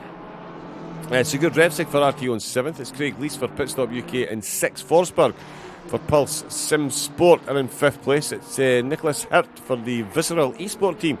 Currently running in 4th. It's Christian Stock for Rennie Butler Motorsport in 3rd. Jonas Kostfeld is in 2nd place for the home of Sim Racing Esports. And Thomas Morant still leading the way. Molodkin and Timpano actually follows him into the pits as well. That is Nicholas Hirt actually about to be lapped by the leader. So yeah, so Hirt, despite setting some really quick times in that car, the team have set in that car.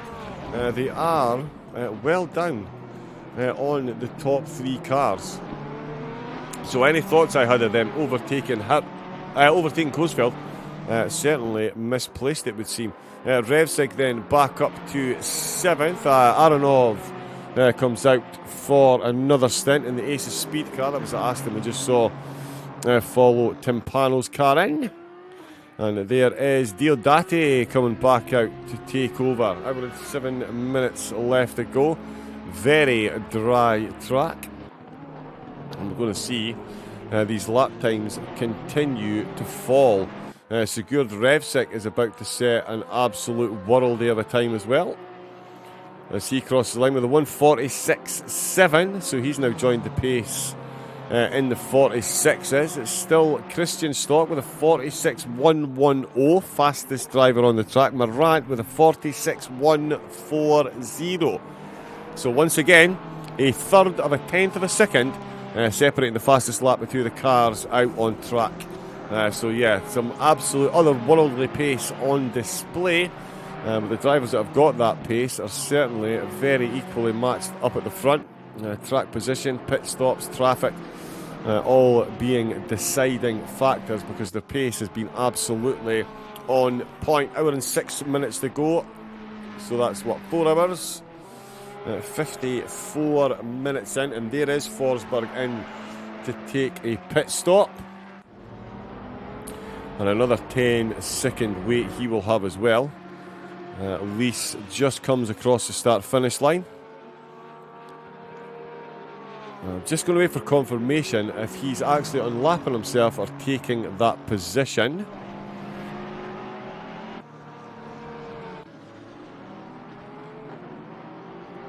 And I think potentially, yeah, he has just unlapped himself. Christian Stock, the damage that was being done to the gap, it was extending. It was out by 5 seconds not too long ago. It's now back under the 3-second mark. Come on, Stargamer. Fingers crossed. But Stock, completely unbiased by the way, that was just from your point of view. I'm not cheering any of the drivers up. Forsberg, that's his 10 seconds done. And yes, so Lees was simply unlapping himself there. So the top 5 really have got a massive gap over the rest of the field. Because Lees did go past Forsberg's car there, the Pulse Sim Sport car. But he still finds himself in 6th position, so it is the top 5 that really do have a monstrous gap over the rest of the field. Nicholas Hurt, in fact, still not quite on, still not on the lead lap. So Christian Stock is 46.1, 46.2 he did on the last lap. So he really is unbelievably consistent. Starts hitting these lap times and just keeps hitting them lap after lap after lap after lap. A 46.1 followed by a 46.2. So another half a second up on Kofeld then. Half a second up on Morant's time as well. I mean, that is a big ask, but 24 seconds, can he make up 24 seconds over an hour? He's going to need to make up more than half a second a lap, and that would be a big ask against somebody like Thomas Morant. But Christian is definitely no slouch. There's Joan Asensi coming in to the pits in the EHRT Lamborghini. Great drive by them so far. Still running. Good to see they've had a lot of support in the chat as well. There's Erland Falk ahead of them. Christian Stock now 2.3 seconds. And Sigurd Revsig is about to do what Sigurd Revsig does. He's going to cross the line and he's going to take the purple lap. 1 minute 45 has been reached and reached. 1 minute 45.920. 2 tenths ahead, 2 tenths quicker than the time that was previously held by Christian Stock. Christian coming in to the pits. 1 hour and 3 minutes left to go. Now I'm hoping I've misread it and it's actually a 65-minute stint timer, because that would make sense. But I'm sure it did say 60 with 6 tyre sets. So we will see. But there's Christian into the pits. Sigurd Revsig promoted to fastest car on track. Klosfeld looking to answer back. Threatened the 45 there, but let it go ever so slightly. Stock in the pits will hurt.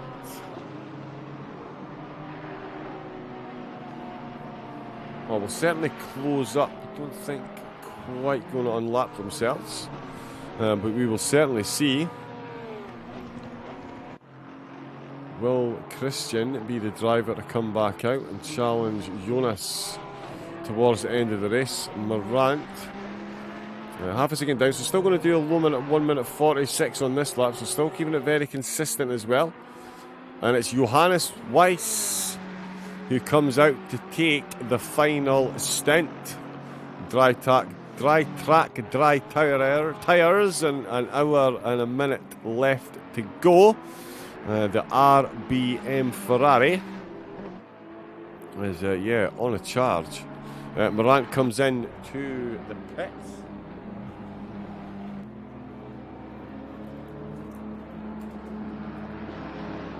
So that is the lead car in the pits. Hurt comes into the pits as well. Let's see what Kosfeld does. He comes into the pits as well. So blow for blow. The SOP and the Homo Sim Racing esports cars have pitted at exactly the same time on exactly the same laps. So let's see where Weiss comes out in relation to Kosfeld. We know he was well within 5 seconds before that last pit stop there.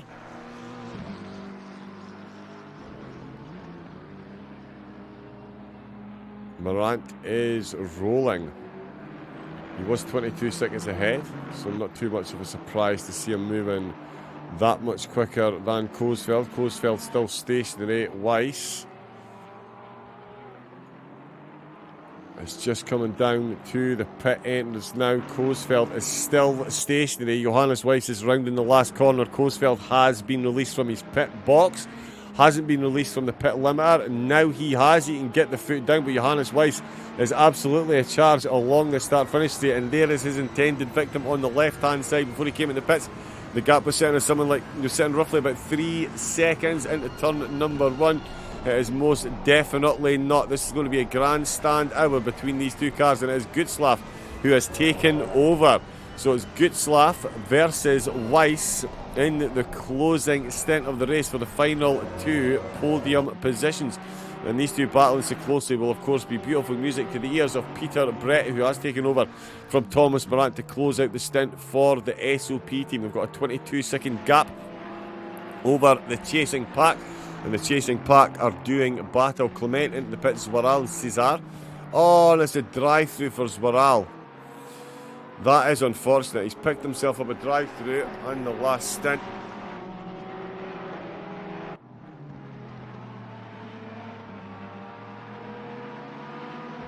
So yeah, that is going to tumble him back down the order. Lazaro out, Adrian Lazaro out in the Lamborghini.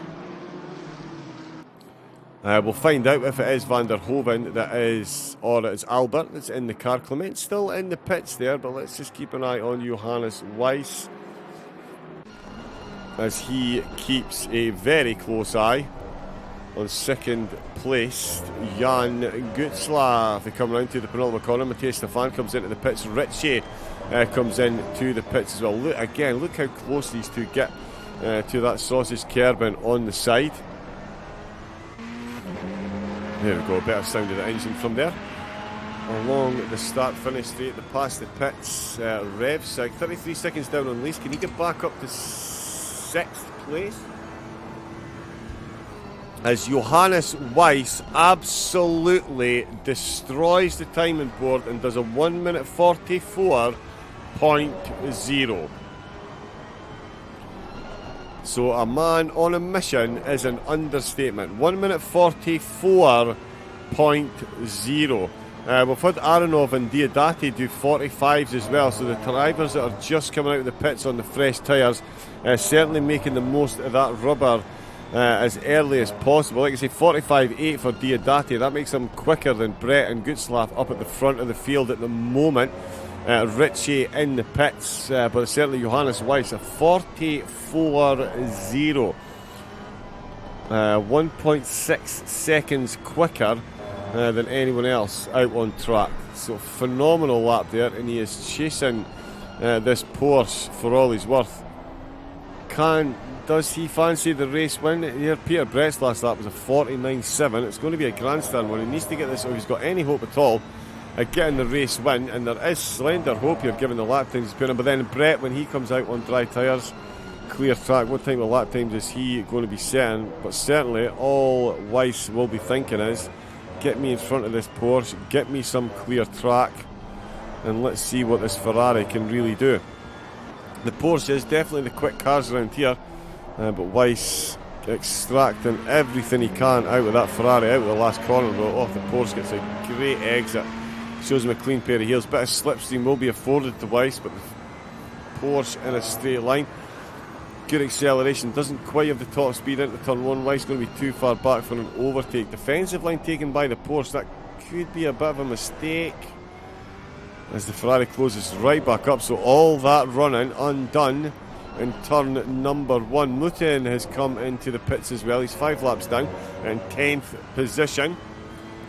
Campani could well find himself taking a position there into sunset, where the sun has definitely set. These two cars still battling for the final podium position. 56 minutes still to go.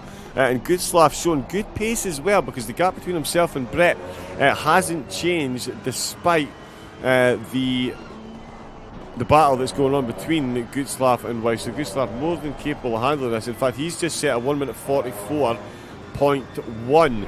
So he's only a tenth of a second slower than Weiss at the moment. Some dust being kicked up by one of the back marks ahead of him. Much later on the brakes is the Ferrari. Oh, much wider corner in there. I don't think that was part of the plan by Weiss. Run a bit wide and down the mineshaft. He has given Gutzlaff a bit of breathing space. Not much, but it's certainly more than Gutzlaff has had since Weiss hung on to the back of him coming through in Galway. That, yep, was a McLaren that they're just making their way past. Into the final corner. Blue flags waving. There's Mendel just ahead of him. Very quickly gets himself out of the way. I think he might still be on rain fuel map, because his backlight is flashing the way it is into turn number one. These two now doing Peter Brett all the favours in the world. Their lap times both 43.3. Brett with a 42.9. So he is finding an extra bit of gap between these two, with them being just so close. Can the Ferrari overturn the Porsche dominance and get himself at least onto the second spot here? Could be a big ask. Miles Dixon is looking very quick as well at the moment now. He's come out on the dry stuff. Looks like he's about to set a very quick time indeed.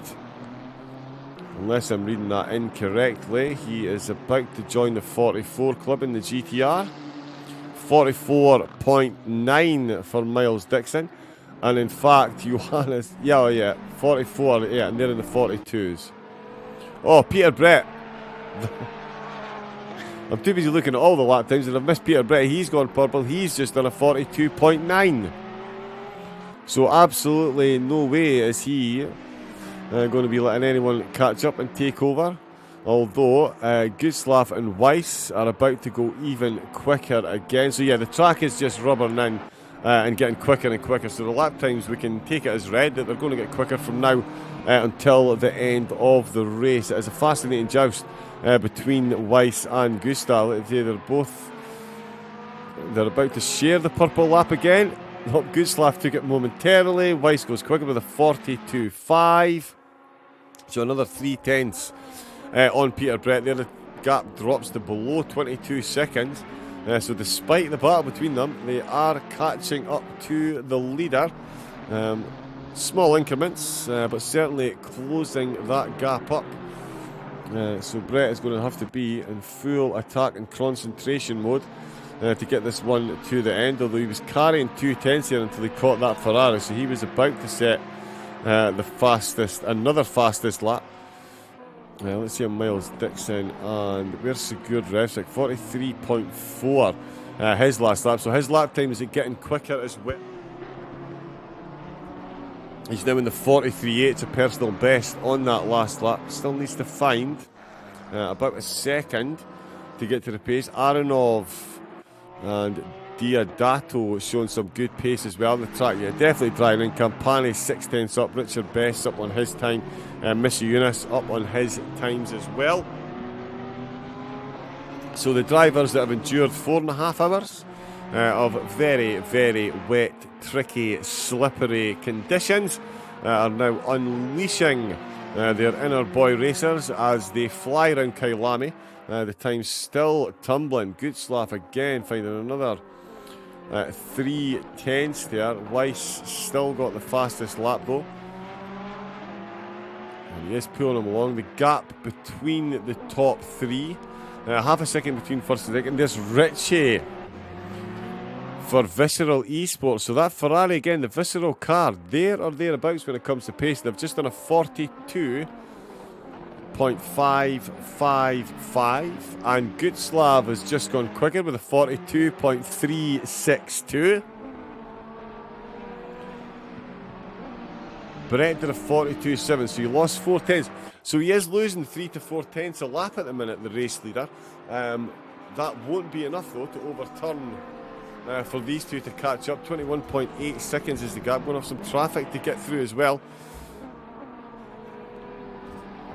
Not the easiest thing to do in either the rain or at night. A lot of brake lights, and they've got another car ahead of them. But still the Ferrari chasing that Porsche.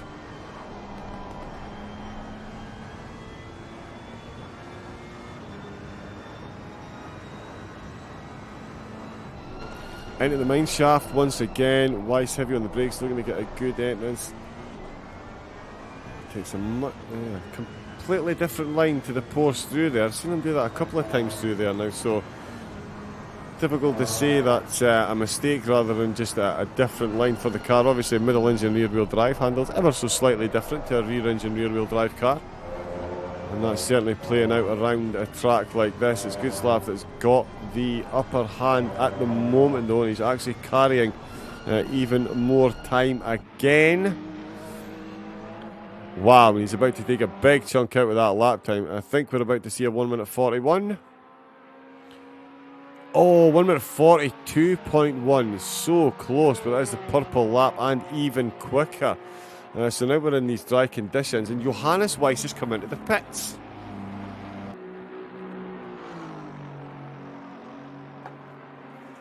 So I was correct. It is a 60-minute stint timer. So what we've just seen is Weiss reset his stint timer.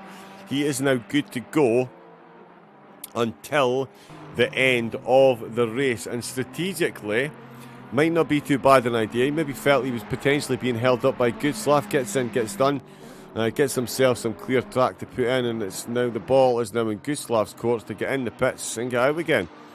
Hey, another links follow. It's RPM. I'll be doing RPM links. Good evening. Thank you for giving ERS a follow. Welcome to the 6 hours of Kyalami. Can I guess which team it is you're supporting? Let me just give me 3 guesses.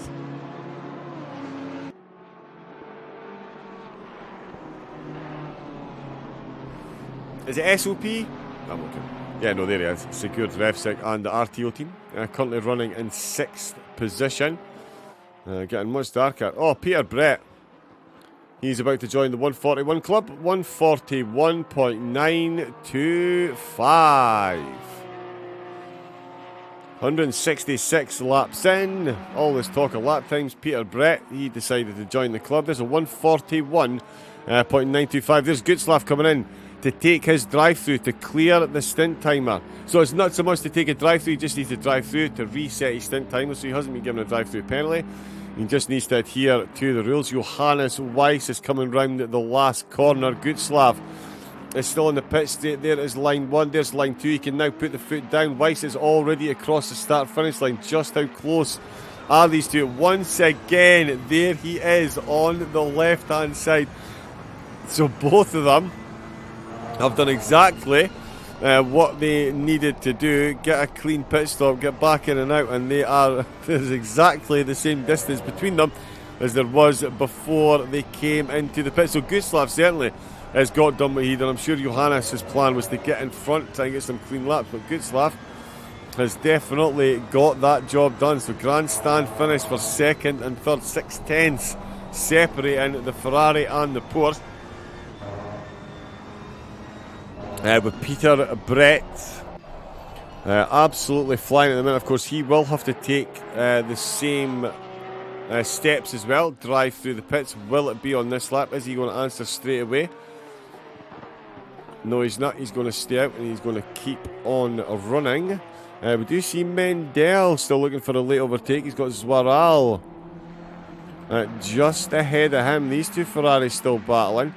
And yeah, I would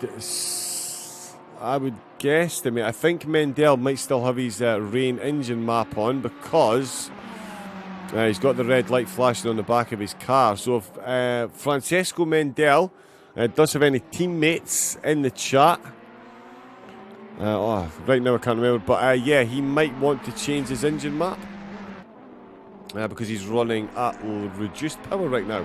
The red light flashing on the back is the giveaway. No red lights flashing on the back of the lead cars. The only thing that's flashing there is the exhaust pipes of the Porsche in front. But yeah, he's certainly chasing him down. 8/10 of a gap, 46 minutes left to go. Peter Brett needs to keep this nice and quick and clean. He's certainly doing the best he can so far. He's got the fastest lap of the race. He's just coming in down the mine shaft to start sector number 3, lap 167. He still has to come into the pits. He's 38 seconds ahead though, and his lap times are more than matching the two drivers behind, so there's no reason to suggest he won't be at least 20 seconds ahead when he does get that pit stop done.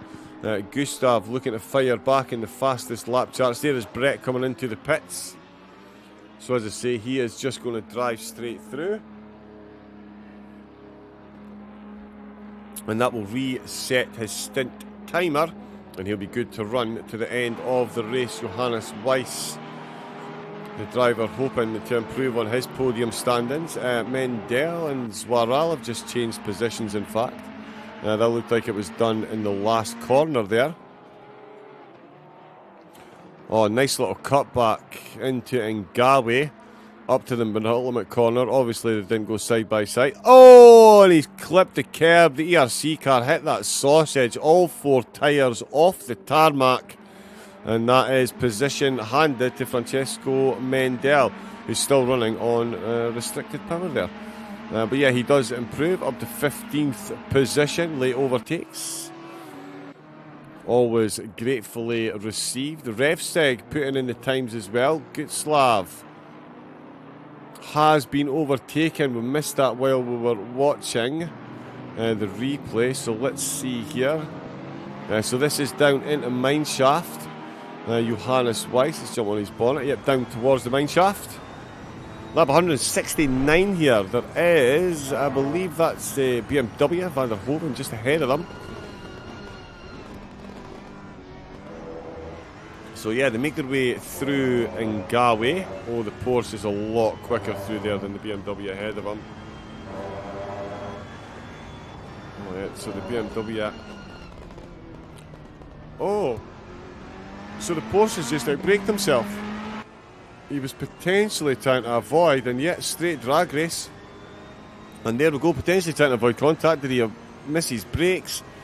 But on the way into turn number 1, it is RBM, Rennie Butler Motorsport. They're taking, look how close the Porsche got through turn number 1 there again.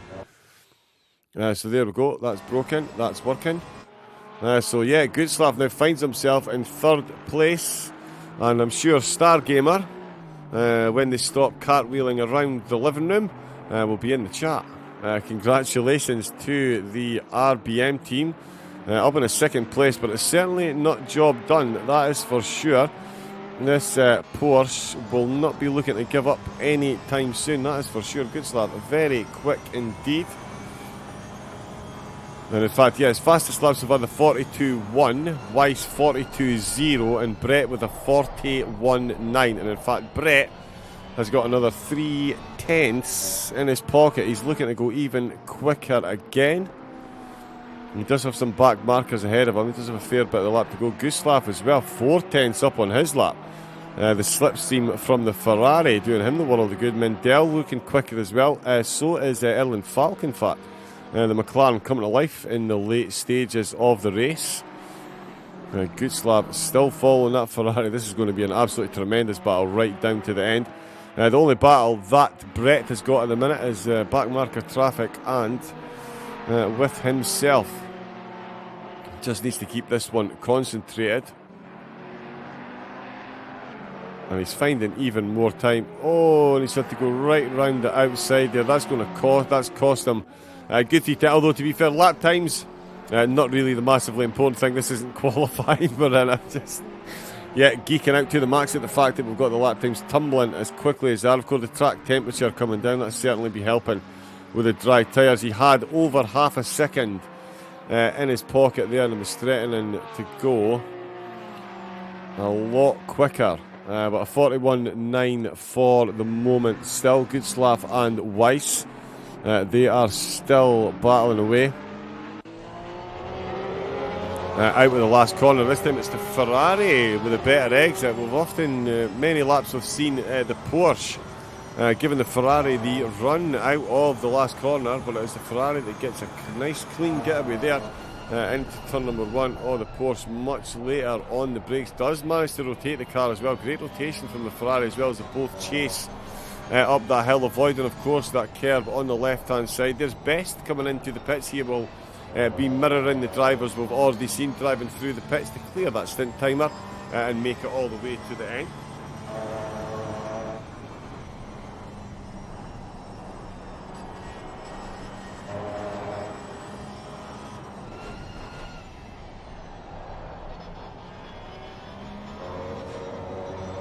So yeah, that's him in. Pekaret comes in as well. So that'll be another driver clearing their stint timer. Down through the SO of the Porsche, right over on that left-hand curve, up the hill. Again, this corner almost turns away and then comes back to you as you're on the brakes, rotate it down that hill. Oh, and there is a line that a Ferrari likes down that hill, I know from experience. And Weiss absolutely maximising his exit there down into the mineshaft. We'll see Spark. Oh, car doesn't bottom out at the bottom. That's when you know it's a pro setup. He's got himself rotated beautifully. So does the Porsche though. Phenomenal stuff between these two. Who is going to take second position? It has been a grandstand race all the way through. Pekarik still going to be, he's just going to be coming out of the pits as these two come past. Just looking at the board then, it is Brett still in first, Weiss second, Gutslav, who we are on board with, in third place. We've got Dixon in fourth, Ritchie in fifth, Revsig in sixth, Morgan in seventh, Aronov in eighth, is Diodati in ninth, with Ramshield in 10th, Campani, Best, Prentkovskis, Mizunas and Mendel 11th through 15th, Mrs. Waral in 16th place now. As Pekarik just taking his last pit stop. Falk, Lazaro and Van der Hoven 18th, 19th and 20th after 5 hours and 22 minutes of racing. Still 38 minutes to go and still a podium position potentially up for grabs. The two main protagonists in our 38-minute long story will be Johannes Weiss and Jan Gutslav as they come down into the S's. We've seen so many cars make mistakes down here in the wet, no mistakes being made now that the track is dry. Certainly dark, but the track is dry. That will improve braking exponentially compared to the conditions the drivers had at the start of the race. So despite the poor visibility due to the light, I'm sure they will be relishing the conditions that they are now driving in, and Weiss certainly is. He is not wasting any time at all. Himself and Gutslav both setting personal best sectors on this lap, but Weiss is continuing to stretch that gap. 38 minutes left to go. He's got 23 seconds ahead to Peter Brett, and given that Brett is the fastest driver on the track, and in fact, he's almost equalled his quickest time, and I think Weiss is about to beat it, and I think Gutslav's going to beat it straight behind him. Weiss has taken the fastest lap, and Gutslav, nearly. Gutslav with 42.0 on that one, Weiss 41.8, and Brett 41.9. So to say that these drivers are lapping equilibriously would be somewhat of an understatement. Not many of the drivers. Jeffrey Ritchie has done a 41.9 as well so far, but other than that, only 4 drivers into those 41. Curse to the commentator just as we jump on board. That is Jeffrey Ritchie for Visceral Esport on the way into Sunset. An unusual place to see a mistake. And one of the fastest cars on the track, Visceral Esport at the hands of Jeffrey Ritchie, making a mistake in the closing stages. And I tell you, that is going to give Sigurd Revsig something to aim for. The gap's certainly not as big as it was a few moments ago. We'll get a confirmed delta on that very shortly, but I doubt it is still the 26 seconds. 1.7 seconds now between Gutslav and Weiss. So Weiss, now that he's got himself ahead, he is not looking over his shoulder. 1.7, very good gap indeed. Still do have traffic to make their way through. They'll still got 36 minutes left to race. The Ferrari driver definitely got the bit between the teeth. 23 seconds ahead of him is Peter Brett. Still lapping very consistently in the mid to low 42s. 23 second gap he's got, with Weiss being the main chaser now. Gutslav still in third. There is Miles Dixon for Paul Simsport. He's in the GTR. Fourth place there. Jeffrey Ritchie back on track, and the gap has halved. The Visceral Esports Ferrari now being hunted down by the RTO BMW. Only 14 seconds between them. Callum Morgan in 7th place. Aronov in 8th. Diodati in 9th. And it's Ramshield currently rounding out the top 10. Marco Campani in the DT Racing Ferrari in 11th place, it's Richard Best, who's currently in 12th place. Prentkovskis in 13th, Mendel 14th. There is Mikolas Zwaral in 15th place. There we go. Roman Pekarek, I apologise, wrong name on the board. For the ERC car in the Porsche, he's in 16th. There's Erwin Falk in the McLaren 17th. It's Lazaro in 18th place. And Vanderlid Vanderhoven up into 19th position. As the Missy Eunice car has been disconnected from the server, unfortunately. So a fifth car that's been terminated from the server.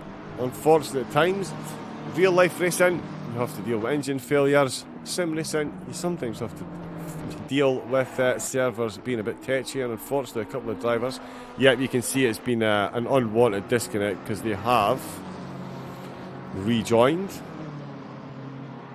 So they will have to serve Classic Bros. Okay, he's coming in a different car. It's still the BMW, but a different livery. But they're back in anyway. He'll have to serve a 2-minute penalty, which is even more unfortunate under the circumstances. Weiss has made about 4/10 then on Peter Brett. But that is going to be pretty much too little too late. There is now a back marker between Gutzlaff and Weiss.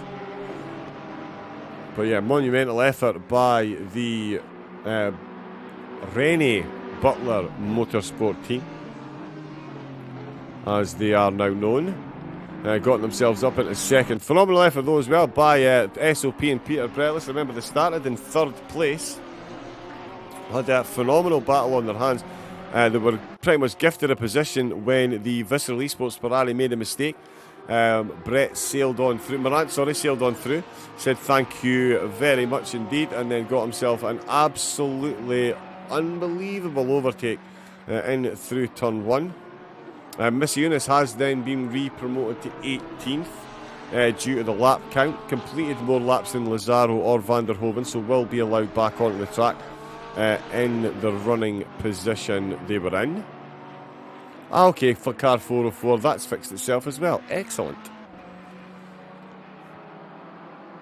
So they will maintain their position in 18th. Gutzlaff still lining up the timing board, still trying to get himself into the 41s. Weiss and Brett are battling hard for this fastest lap time. Weiss's fastest lap is a 41.812. Brett has just done a 41.892. So 8 hundredths of a second. Separate, almost a 10th, separating the fastest laps between these two. Obviously, if I was in this position, I'd be more worried about just bringing the car home. But as competitive as these drivers are, you could almost put money on the fact that they're going to be chasing one another to get the fastest lap. I'm sure Weiss would like that feather in his cap if he can't get the race win. At least pop the fastest lap under your belt. Nice little addition.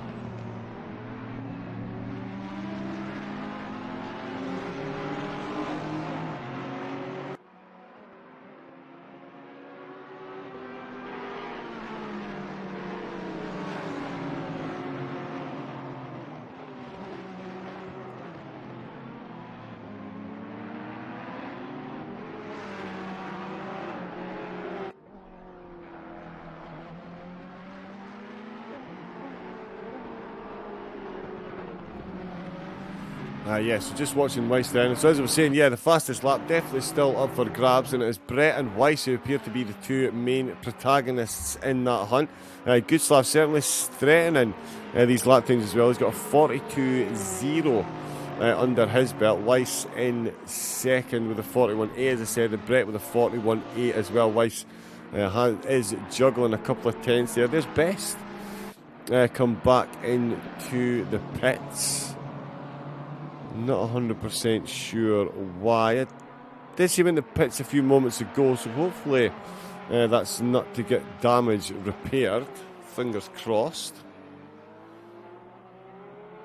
But yeah, so here stationary in the pits there, Gutzlaff and Weiss. 22.7 seconds, so yeah, very comfortable gap still for Peter Brett with 30 minutes left to go. Over 100 pit stops we've seen in the race today over the 6 hours here at the South African beauty that is Kyalami. 29 minutes left to go. It is Team SOP on top of the pile. Rennie Butler Motorsport in second, home of Sim Racing Esports in that third place. Miles Dixon for Pulse Simsport in the GTR. No mean feat around here in this car. Fourth place, Richie in fifth. For the Visceral Esports, he has managed to maintain that gap. He did lose 14 seconds to Resick ahead when he had that spin, but the gap has maintained at 14 seconds.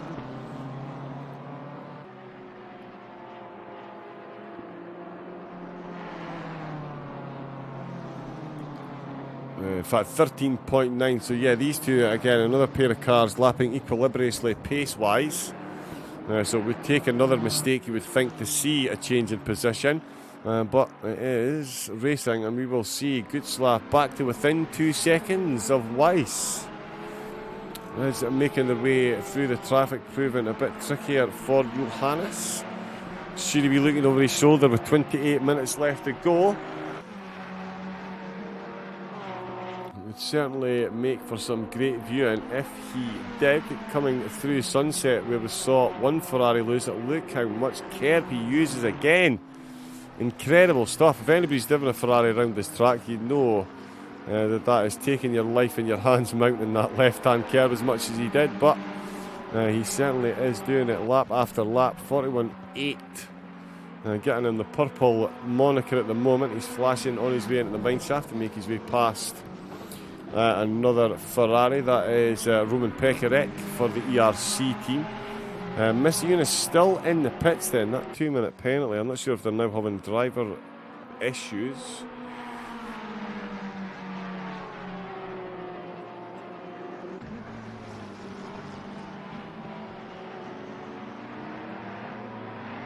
Battle for P2. There we go. So we've got a poll in the chat. Let's see what you think, ladies and gents. We've got a poll in the chat. Who do we think is going to take second place in the race? Will it be Johannes Weiss, who is currently in second place, or will it be Jan Goodslav? Just to put this in perspective, Goodslav's lap time, he's just done a 1 minute 41.815, which is only 3 thousandths slower than Johannes Weiss's fastest time, and is in fact quicker than Peter Brett's fastest time. So this one is all about what happens on track. As the commentator, I'm going to stay completely impartial and not vote, but please do chuck your votes in. Excuse me. Who do we think is going to take second place? 1.9 separating the two of them at the moment. And as I say, the lap times could not be closer. 3 thousandths separating them. Pit Stop UK may get the jump on P6. Wow, okay, well, we were actually watching P6 to see if they could close up, because Jeffrey Ritchie made a bit of a mistake and lost 14 seconds. But we're thinking now that Morgan may get the drop.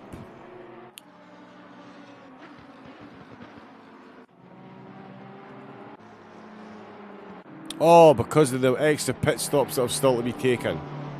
Yes, that's right, because some cars are still going to have to come into the pits to clear their 1 hour timer. Right enough, yes, of course. That's gone completely out of my head because I'm not used to having so many pit stops to take this far into a race. But yeah, still a few drivers have got to come in and clear that hour timer.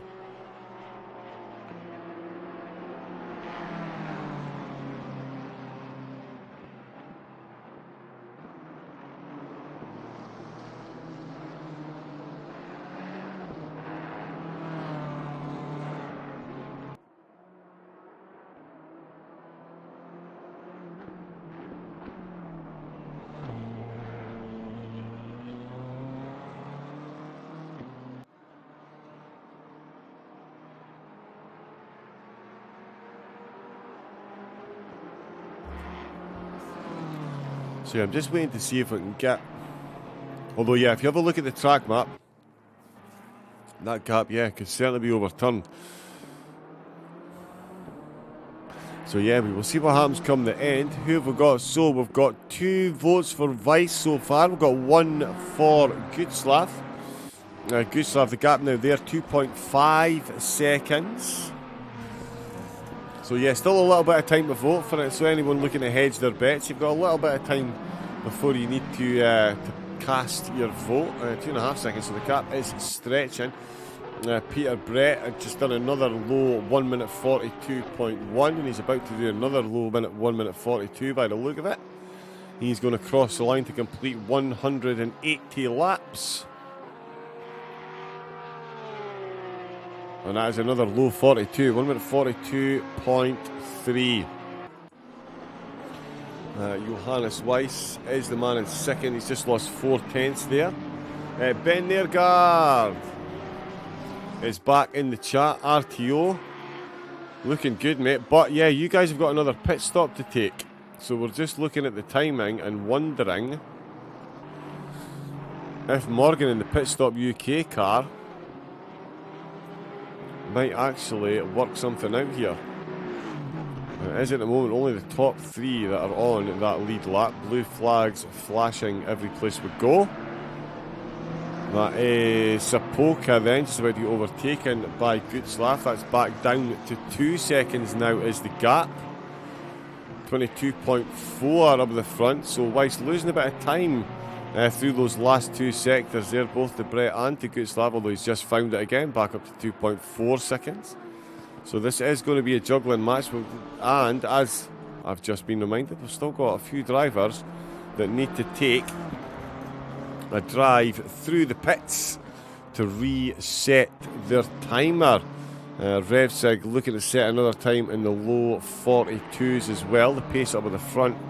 Yes, Nergard does have to come in. Nergard saying RTO, yeah, I did think he did.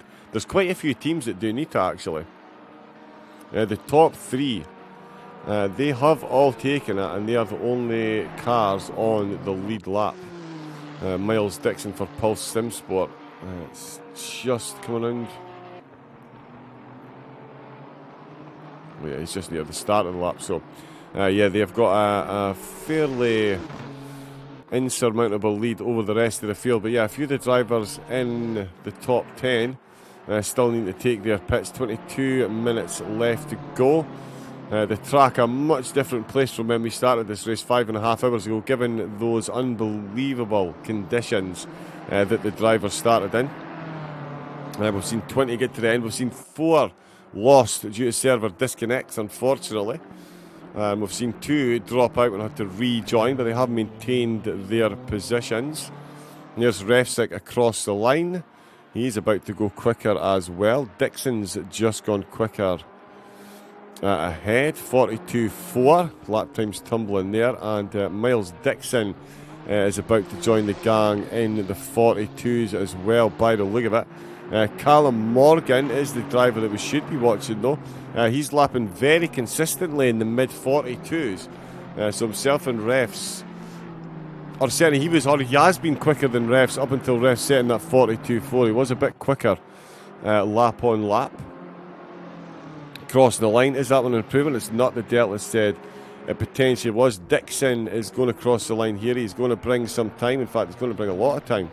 It's going to bring his fastest lap down as well. That's going to be him jumping into the 42s, 42.9. And there we go. The chat has spoken. Who do we think is going to win? Johannes Weiss has been given the nod. And at the moment, all signs certainly point that way. 2.8 seconds is now the gap with 28 minutes left to go. They're just coming past Lazaro in the Lamborghini. They're now up to 18th position. Weiss has already made his way past. That is Gutzlaff just looking to make his way through. 21.9 is now the gap between first and second. So a small drop in that gap there, but over 20 minutes. Nothing you would think for Peter Brett to fear again. He's just done another low at 1 minute 42. There is Richie coming in. So here comes another drive through to clear that. There's Revsec coming in as well. Oh, well, I'll tell you, if Callum Morgan could potentially get the drop on P6, then P5 could be there for the taking as well, as they both come to a stop. Pit stop UK on the edge of their seats. The car already well into Sector 3, and in fact coming to the penultimate corner now, past the pit entrance. Refsec is moving, Ritchie is stationary. Morgan round the last corner, Ritchie stationary. Refsec has been released, Morgan is moving, Ritchie still stationary. So position lost there. So Morgan and the Pit Stop UK team did get themselves up at the 6, but it wasn't at the expense of RTO. In fact, it was at the expense of Visceral Esports, who've had to come in, and this time they've taken an actual pit stop. So they're taking on fuel or tyres, but Callum Morgan certainly for Pit Stop UK, they have made their way up into 6, so solid strategy there from them. And again, solid strategy as well from Zagur Refsec and RTO.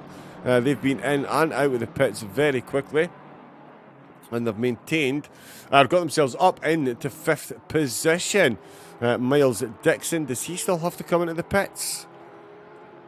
I know there's teams that may have to come in as late as 7 minutes left to go if they leave it right to the end. Aronov has made it past Ritchie as well. Oh, the Visceral Esports team really not having a great race considering the pace they were showing early doors. Diodati in 9th. Ramshield in 10th position. But it is, Peter Brett leading the way then, 21 seconds of a gap. Goodslav now 3.1 seconds down. Johannes Weiss has just set another faster lap, another personal best, 1 minute 41.655. So 2/10 quicker than both Brett and Goodslav then. Those two only separated by 0.08 of a second time-wise. And Weiss has gone even quicker.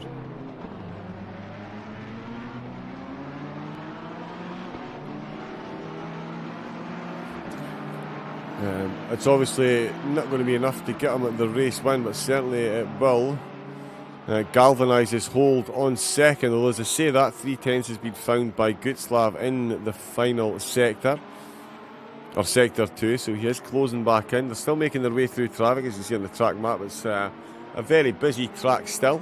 Van der Hoven is in to take his pit. Mizunas in the BMW. Oh yeah, Sapoka that's back out. Mizunas now shown twice on the boards. Excellent. But yeah, these cars, a lot of laps down at the moment. Goodslav definitely not giving up on this fight. Back down to 2.2 seconds is the gap. 16 minutes left to go. He is chasing the fastest car on track, but he's just improved on his own personal best time actually with a 1 minute 41.7. So he is just under a 10th down on Weiss's fastest lap time. And he is going a 10th quicker at the moment. So it really is going to go right down to the wire with these two. And in fact, Goodslav finding even more time then in sector number 2. And he really is threatening to close up that gap. 16 minutes left to go. It's going to be a grandstand finish, as I keep saying. If he gets this, these next few laps absolutely nailed. Weiss is off the timing board at the moment for some reason. But Goodslav definitely on. 3/10 up, so he's about to go. If he pulls this one home, he's going to be 2/10 quicker than Weiss's fastest lap. And it's going to get him to very close to a second and a half. So he's closed right back in again.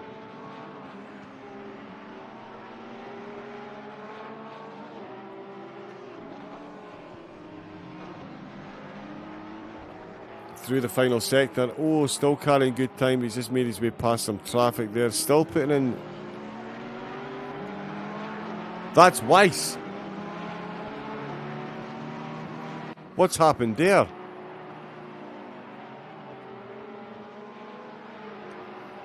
Johannes Weiss is down to 3rd already. So here we can see his car.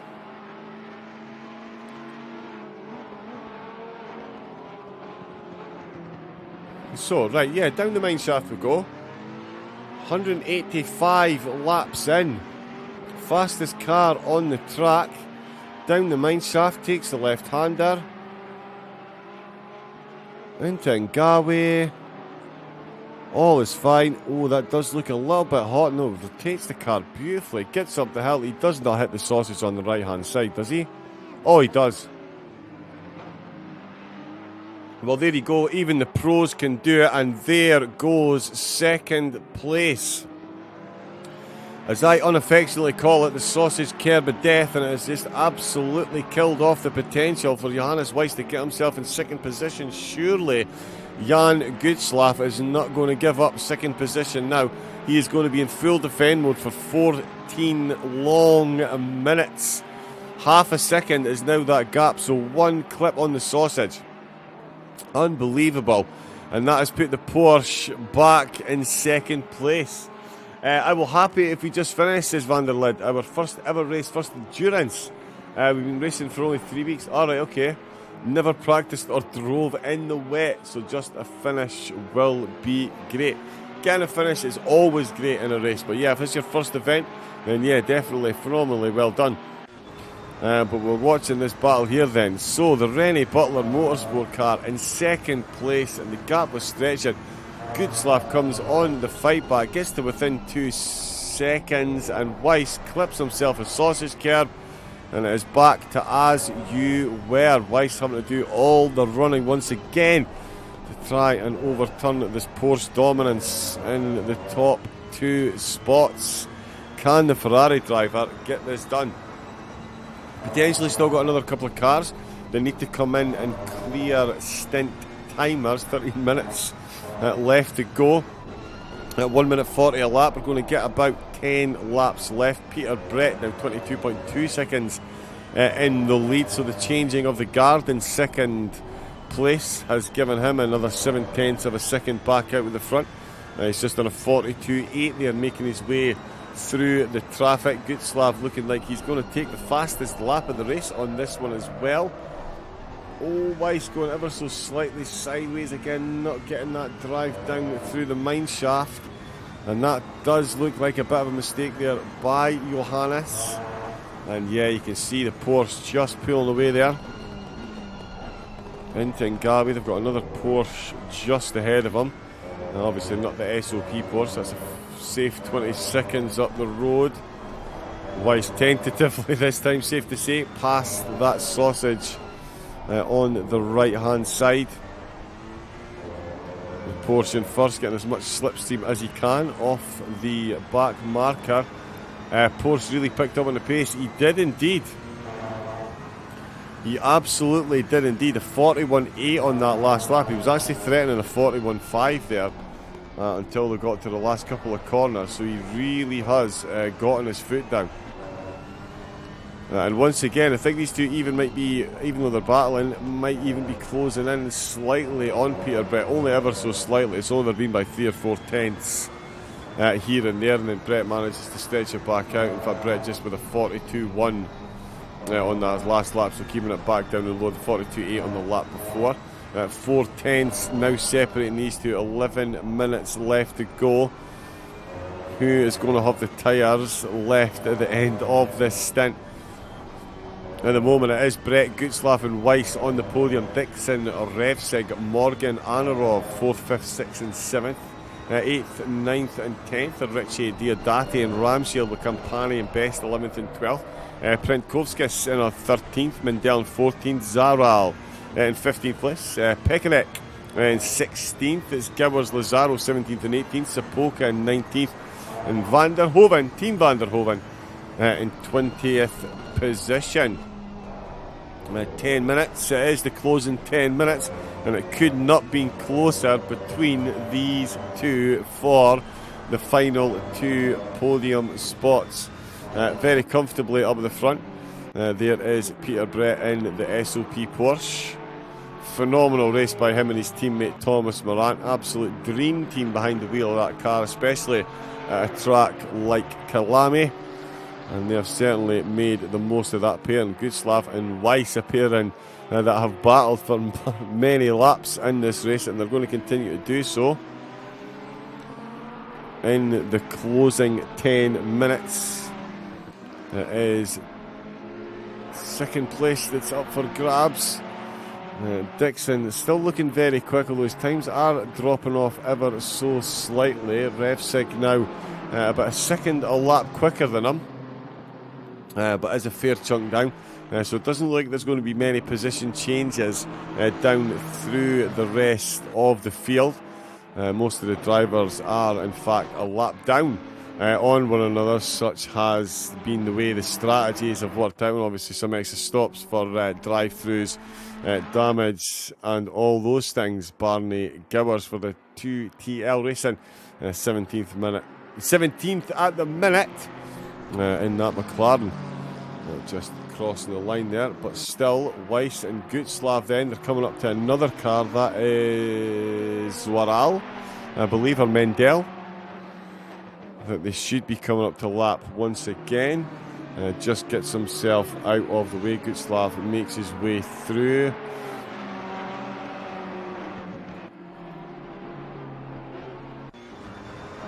And it is Weiss again doing the chasing. Of course, right out on that outside curb in there. And it is a chase along the straight once again. 8 minutes left. Who is going to get second? We had one person vote for Gutslav when we had that poll. There's Aronov coming into the pit, so another driver. And I think there was going to be someone coming in with about 7 minutes left. And there is Aronov doing just that. 4/10, 8 minutes. Grandstand. But yeah, as I was saying, it was one voter reckoned that Gutslav was going to get himself back into second position at the expense of Johannes Weiss. I don't think they envisaged that would be a mistake by Weiss that would hand it to him, but that is exactly what we've seen. Johannes got this. He is great in real and virtual cars. Full trust in his abilities to get this done. Yeah, Johannes, he's raced at SOP quite a few times with the Butler Pal guys and gals. So yeah, I know them all. I know them all quite well and their capabilities. Was it not? They did something crazy one weekend, like took part in 2 or 3 different endurances. They finished the 24-hour endurance with one, and then jumped straight into an 8 or 6 hour with us. And yeah, phenomenal group. And yes, just strength in depth. You would say their team has when it comes to their driving lineup. Oh, and that could cause a problem. That is a BMW Astray. That was very well held there by Van der Hoeven and his teammate. Made a mistake there. It looked like he clipped that sausage curb, shot onto the gravel, and very nearly came back on and collected the battle for second place then, as we see another blue flag car go past. I believe that was best in the Audi there.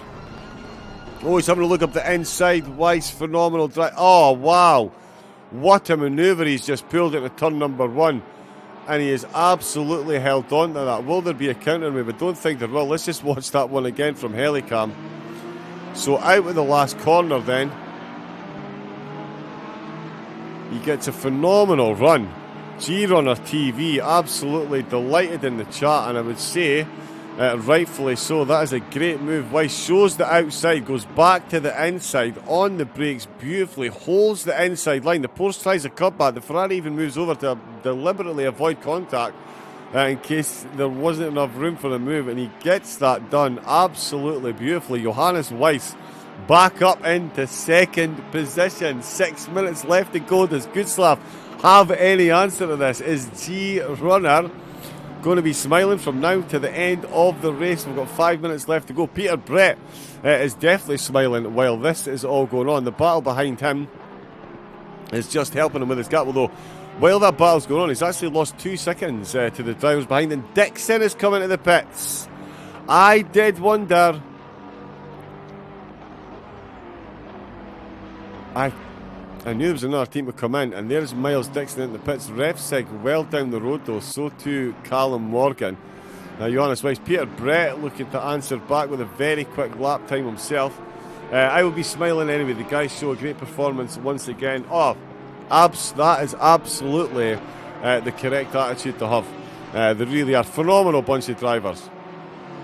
Phenomenal. When you speak to them, tell them Raven was asking for them all. It's been a while since I've presided over a race that we're in.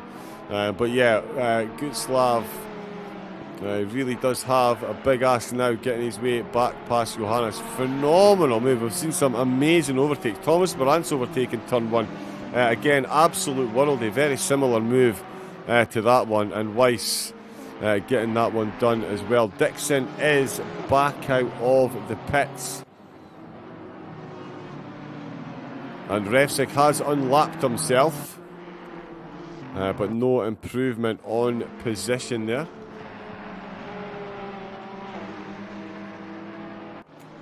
Asensei.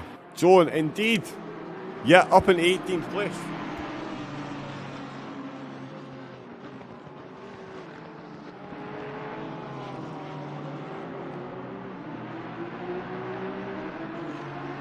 Yeah, fastest lap so far, 1 out of 43.7. Not too shabby at all. What are going to do, yeah, with the rest of the field we're spread out, 4 minutes left to go. We are going to concentrate on what is going on between these two here. Gutslav and Weiss. Ding ding, seconds out, round 17. These two going the full distance then. Weiss, worldly of an overtake. Gutslav, what's your favourite livery? What's my favourite livery? That is a very good question.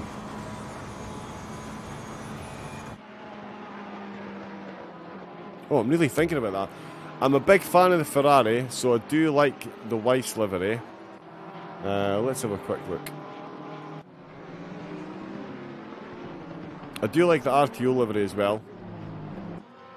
And the Lambo is pretty cool too. I'm going to go for the Lambo. Yeah, Lambo wins. And who's going to win here though? We've got 3 minutes left to go. Peter Brett is on lap 192. So too Gutslav and Weiss. 2 laps down Miles Dixon. A further lap down is Sigurd Revsik on the same lap as Morgan. And another lap down Aronov, Ritchie and Diodati. The Lambo's livery, as I say, it is very good. It is very good. Gutslav down at the mine shaft, still chasing.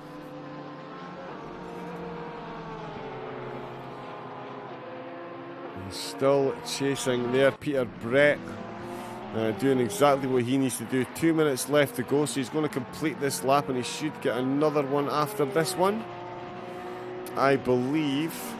And that will be 6 hours in the books. All the sponsors are... Oh, okay. So they've all got actual sponsors. Nice.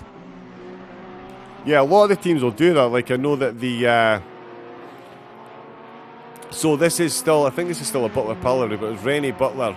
Now, they're... a lot of them are the same. It's the same with Revsik, actually, the RTO team. That's all their real-life sponsors on there as well.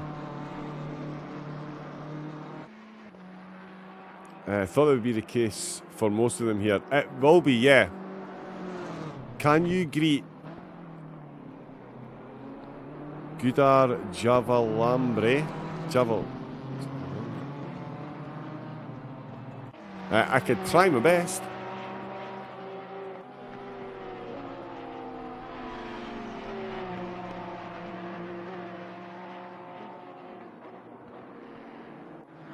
Oh, they are at 5-7.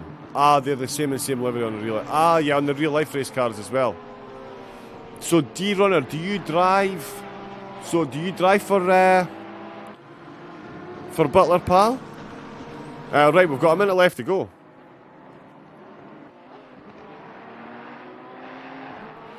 We've got 1 minute left to go. And it is Peter Brett that's leading the way. It's still Weiss and Gutslav that are in this battle here. They've got traffic to make their way through as well. The rest of the field, it's Van der Hoven, Sapoka, Asensei, Gowers, Pekrex, Waral, 15 through 20. Then from 14 down through to 11, it's Mendel, Prentkovskis, Best Campani. Inside the top 10, Ramshiel, Diodati, Ritchie, Aronov and Morgan. up to the 6th. And then in 5th place it is Sigurd Refsik. Diodati's coming into the pits on the last lap to clear his timers. Refsik 5th, Dixon in 4th place. And then who will finish in 6th is still Gutzlaff and Weiss battling out. Peter Brett is on his final lap. He's got an 18.5 second gap, so these guys have closed in. I am Rene, so I am the owner. Okay. Well, then you have a phenomenal team of drivers because, like I say, I've presided over a couple of races, SOP with them, and I've had a few cars. Do some driving, but not as much anymore as back in the day. Nice. Well, it's great to have you in, and it's a great team that you've put together, so congratulations on that. Gutzlaff is still trying to overturn Johannes, so there's now got a Lamborghini in between them. Peter Brett, though, he is on his final lap, 195 laps completed. He's down the mine shaft for the final time of asking. The SOP Esports car has not put a foot wrong the whole race. One mistake by Peter Brett, he reckons. But certainly the race they were looking for. Campani in at the pits on the last lap as well to get his timers cleared. The 60-minute timer certainly catching up a few drivers. And a couple of cars just quickly getting themselves out of the way as the race leader comes round the last corner and past the pits, battling cars all around them, but he will cross the line. Flashing of the lights. Congratulations, Thomas Morant, and congratulations, Peter Brett. Sees the checker flag after 6 hours, arduous hours of racing here at Kyalami. It started in a very rain-soaked track, dried out, and it is Johannes Weiss in the Ferrari for Rennie Butler Motorsport. Gets himself 2nd position. Phenomenal drive from the team. And Jan Gutzlaff, another phenomenal drive. Home of Sim Racing Esport. Take the checkered flag to round out the podium. It's Miles Dixon who's going to get himself 4th place for Pulse Sim Sport, with Sigurd Revzeg rounding out the top 5. He is just coming down the mine shaft now. He's going to get 5th. Callum Morgan got 6th place with Jeff Ritchie for the Visceral Esports, getting 7th. Pavel Aronov brought home the Ace of Speed car to get 8th. Ivano Diodati for Drive Through Racing Team came home in 9th. And Bolf Ramshiel for Hexagon Nation rounded out the top 10, with Marco Carpani finishing 11th for DT Racing Team. Richard Best in the Audi, congratulations, got himself 12th. Prentkovskis got himself 13th with Mendel for the Iron Lynx Ferrari, and 14th. Swaral for the ERC AM team got 15th, with Pakinek in the ERC Pro team. Finished behind them is 16th. Inter-team bragging rights. Barney Gowers got himself 17th position for 2TL, and it was Joan Asensi that got 18th position for EHRT. Sapoka got 19th, and the Vanderhoven Slow Punks Racing Team got themselves home in 20th position. So great race by them as well. Phenomenal racing all round. 6 hours of action. Bear with me 2 seconds, and I will just grab some time.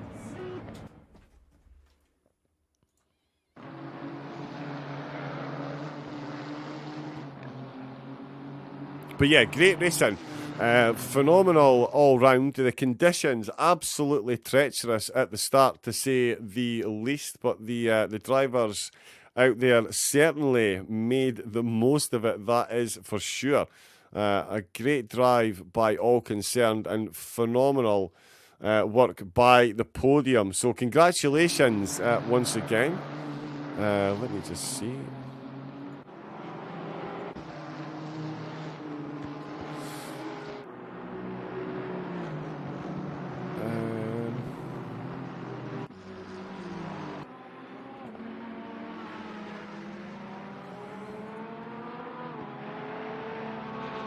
Yeah, there we go. We'll pop that in the highlights. Didn't quite work as planned. But there we go. Peter Brett, let's go. Is the Lambo doing donuts? I should hope so. EHRT donuts for you. Thank you very much. Great race and great coverage. Thank you very much. More than welcome to your runner. Thank you to everybody that jumped in to the chat to say hello as well. Thank you to everyone that took part in the race. Again, massive congratulations to Peter, Brett, Johannes Weiss and Jan Gutslav leading their teams home.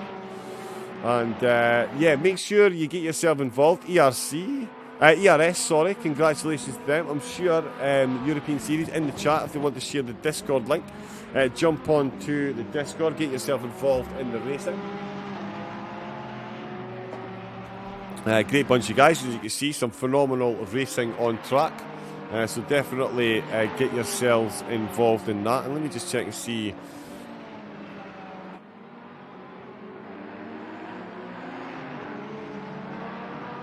Oh, you know what, Johannes? I wish I'd seen that before the start, mate.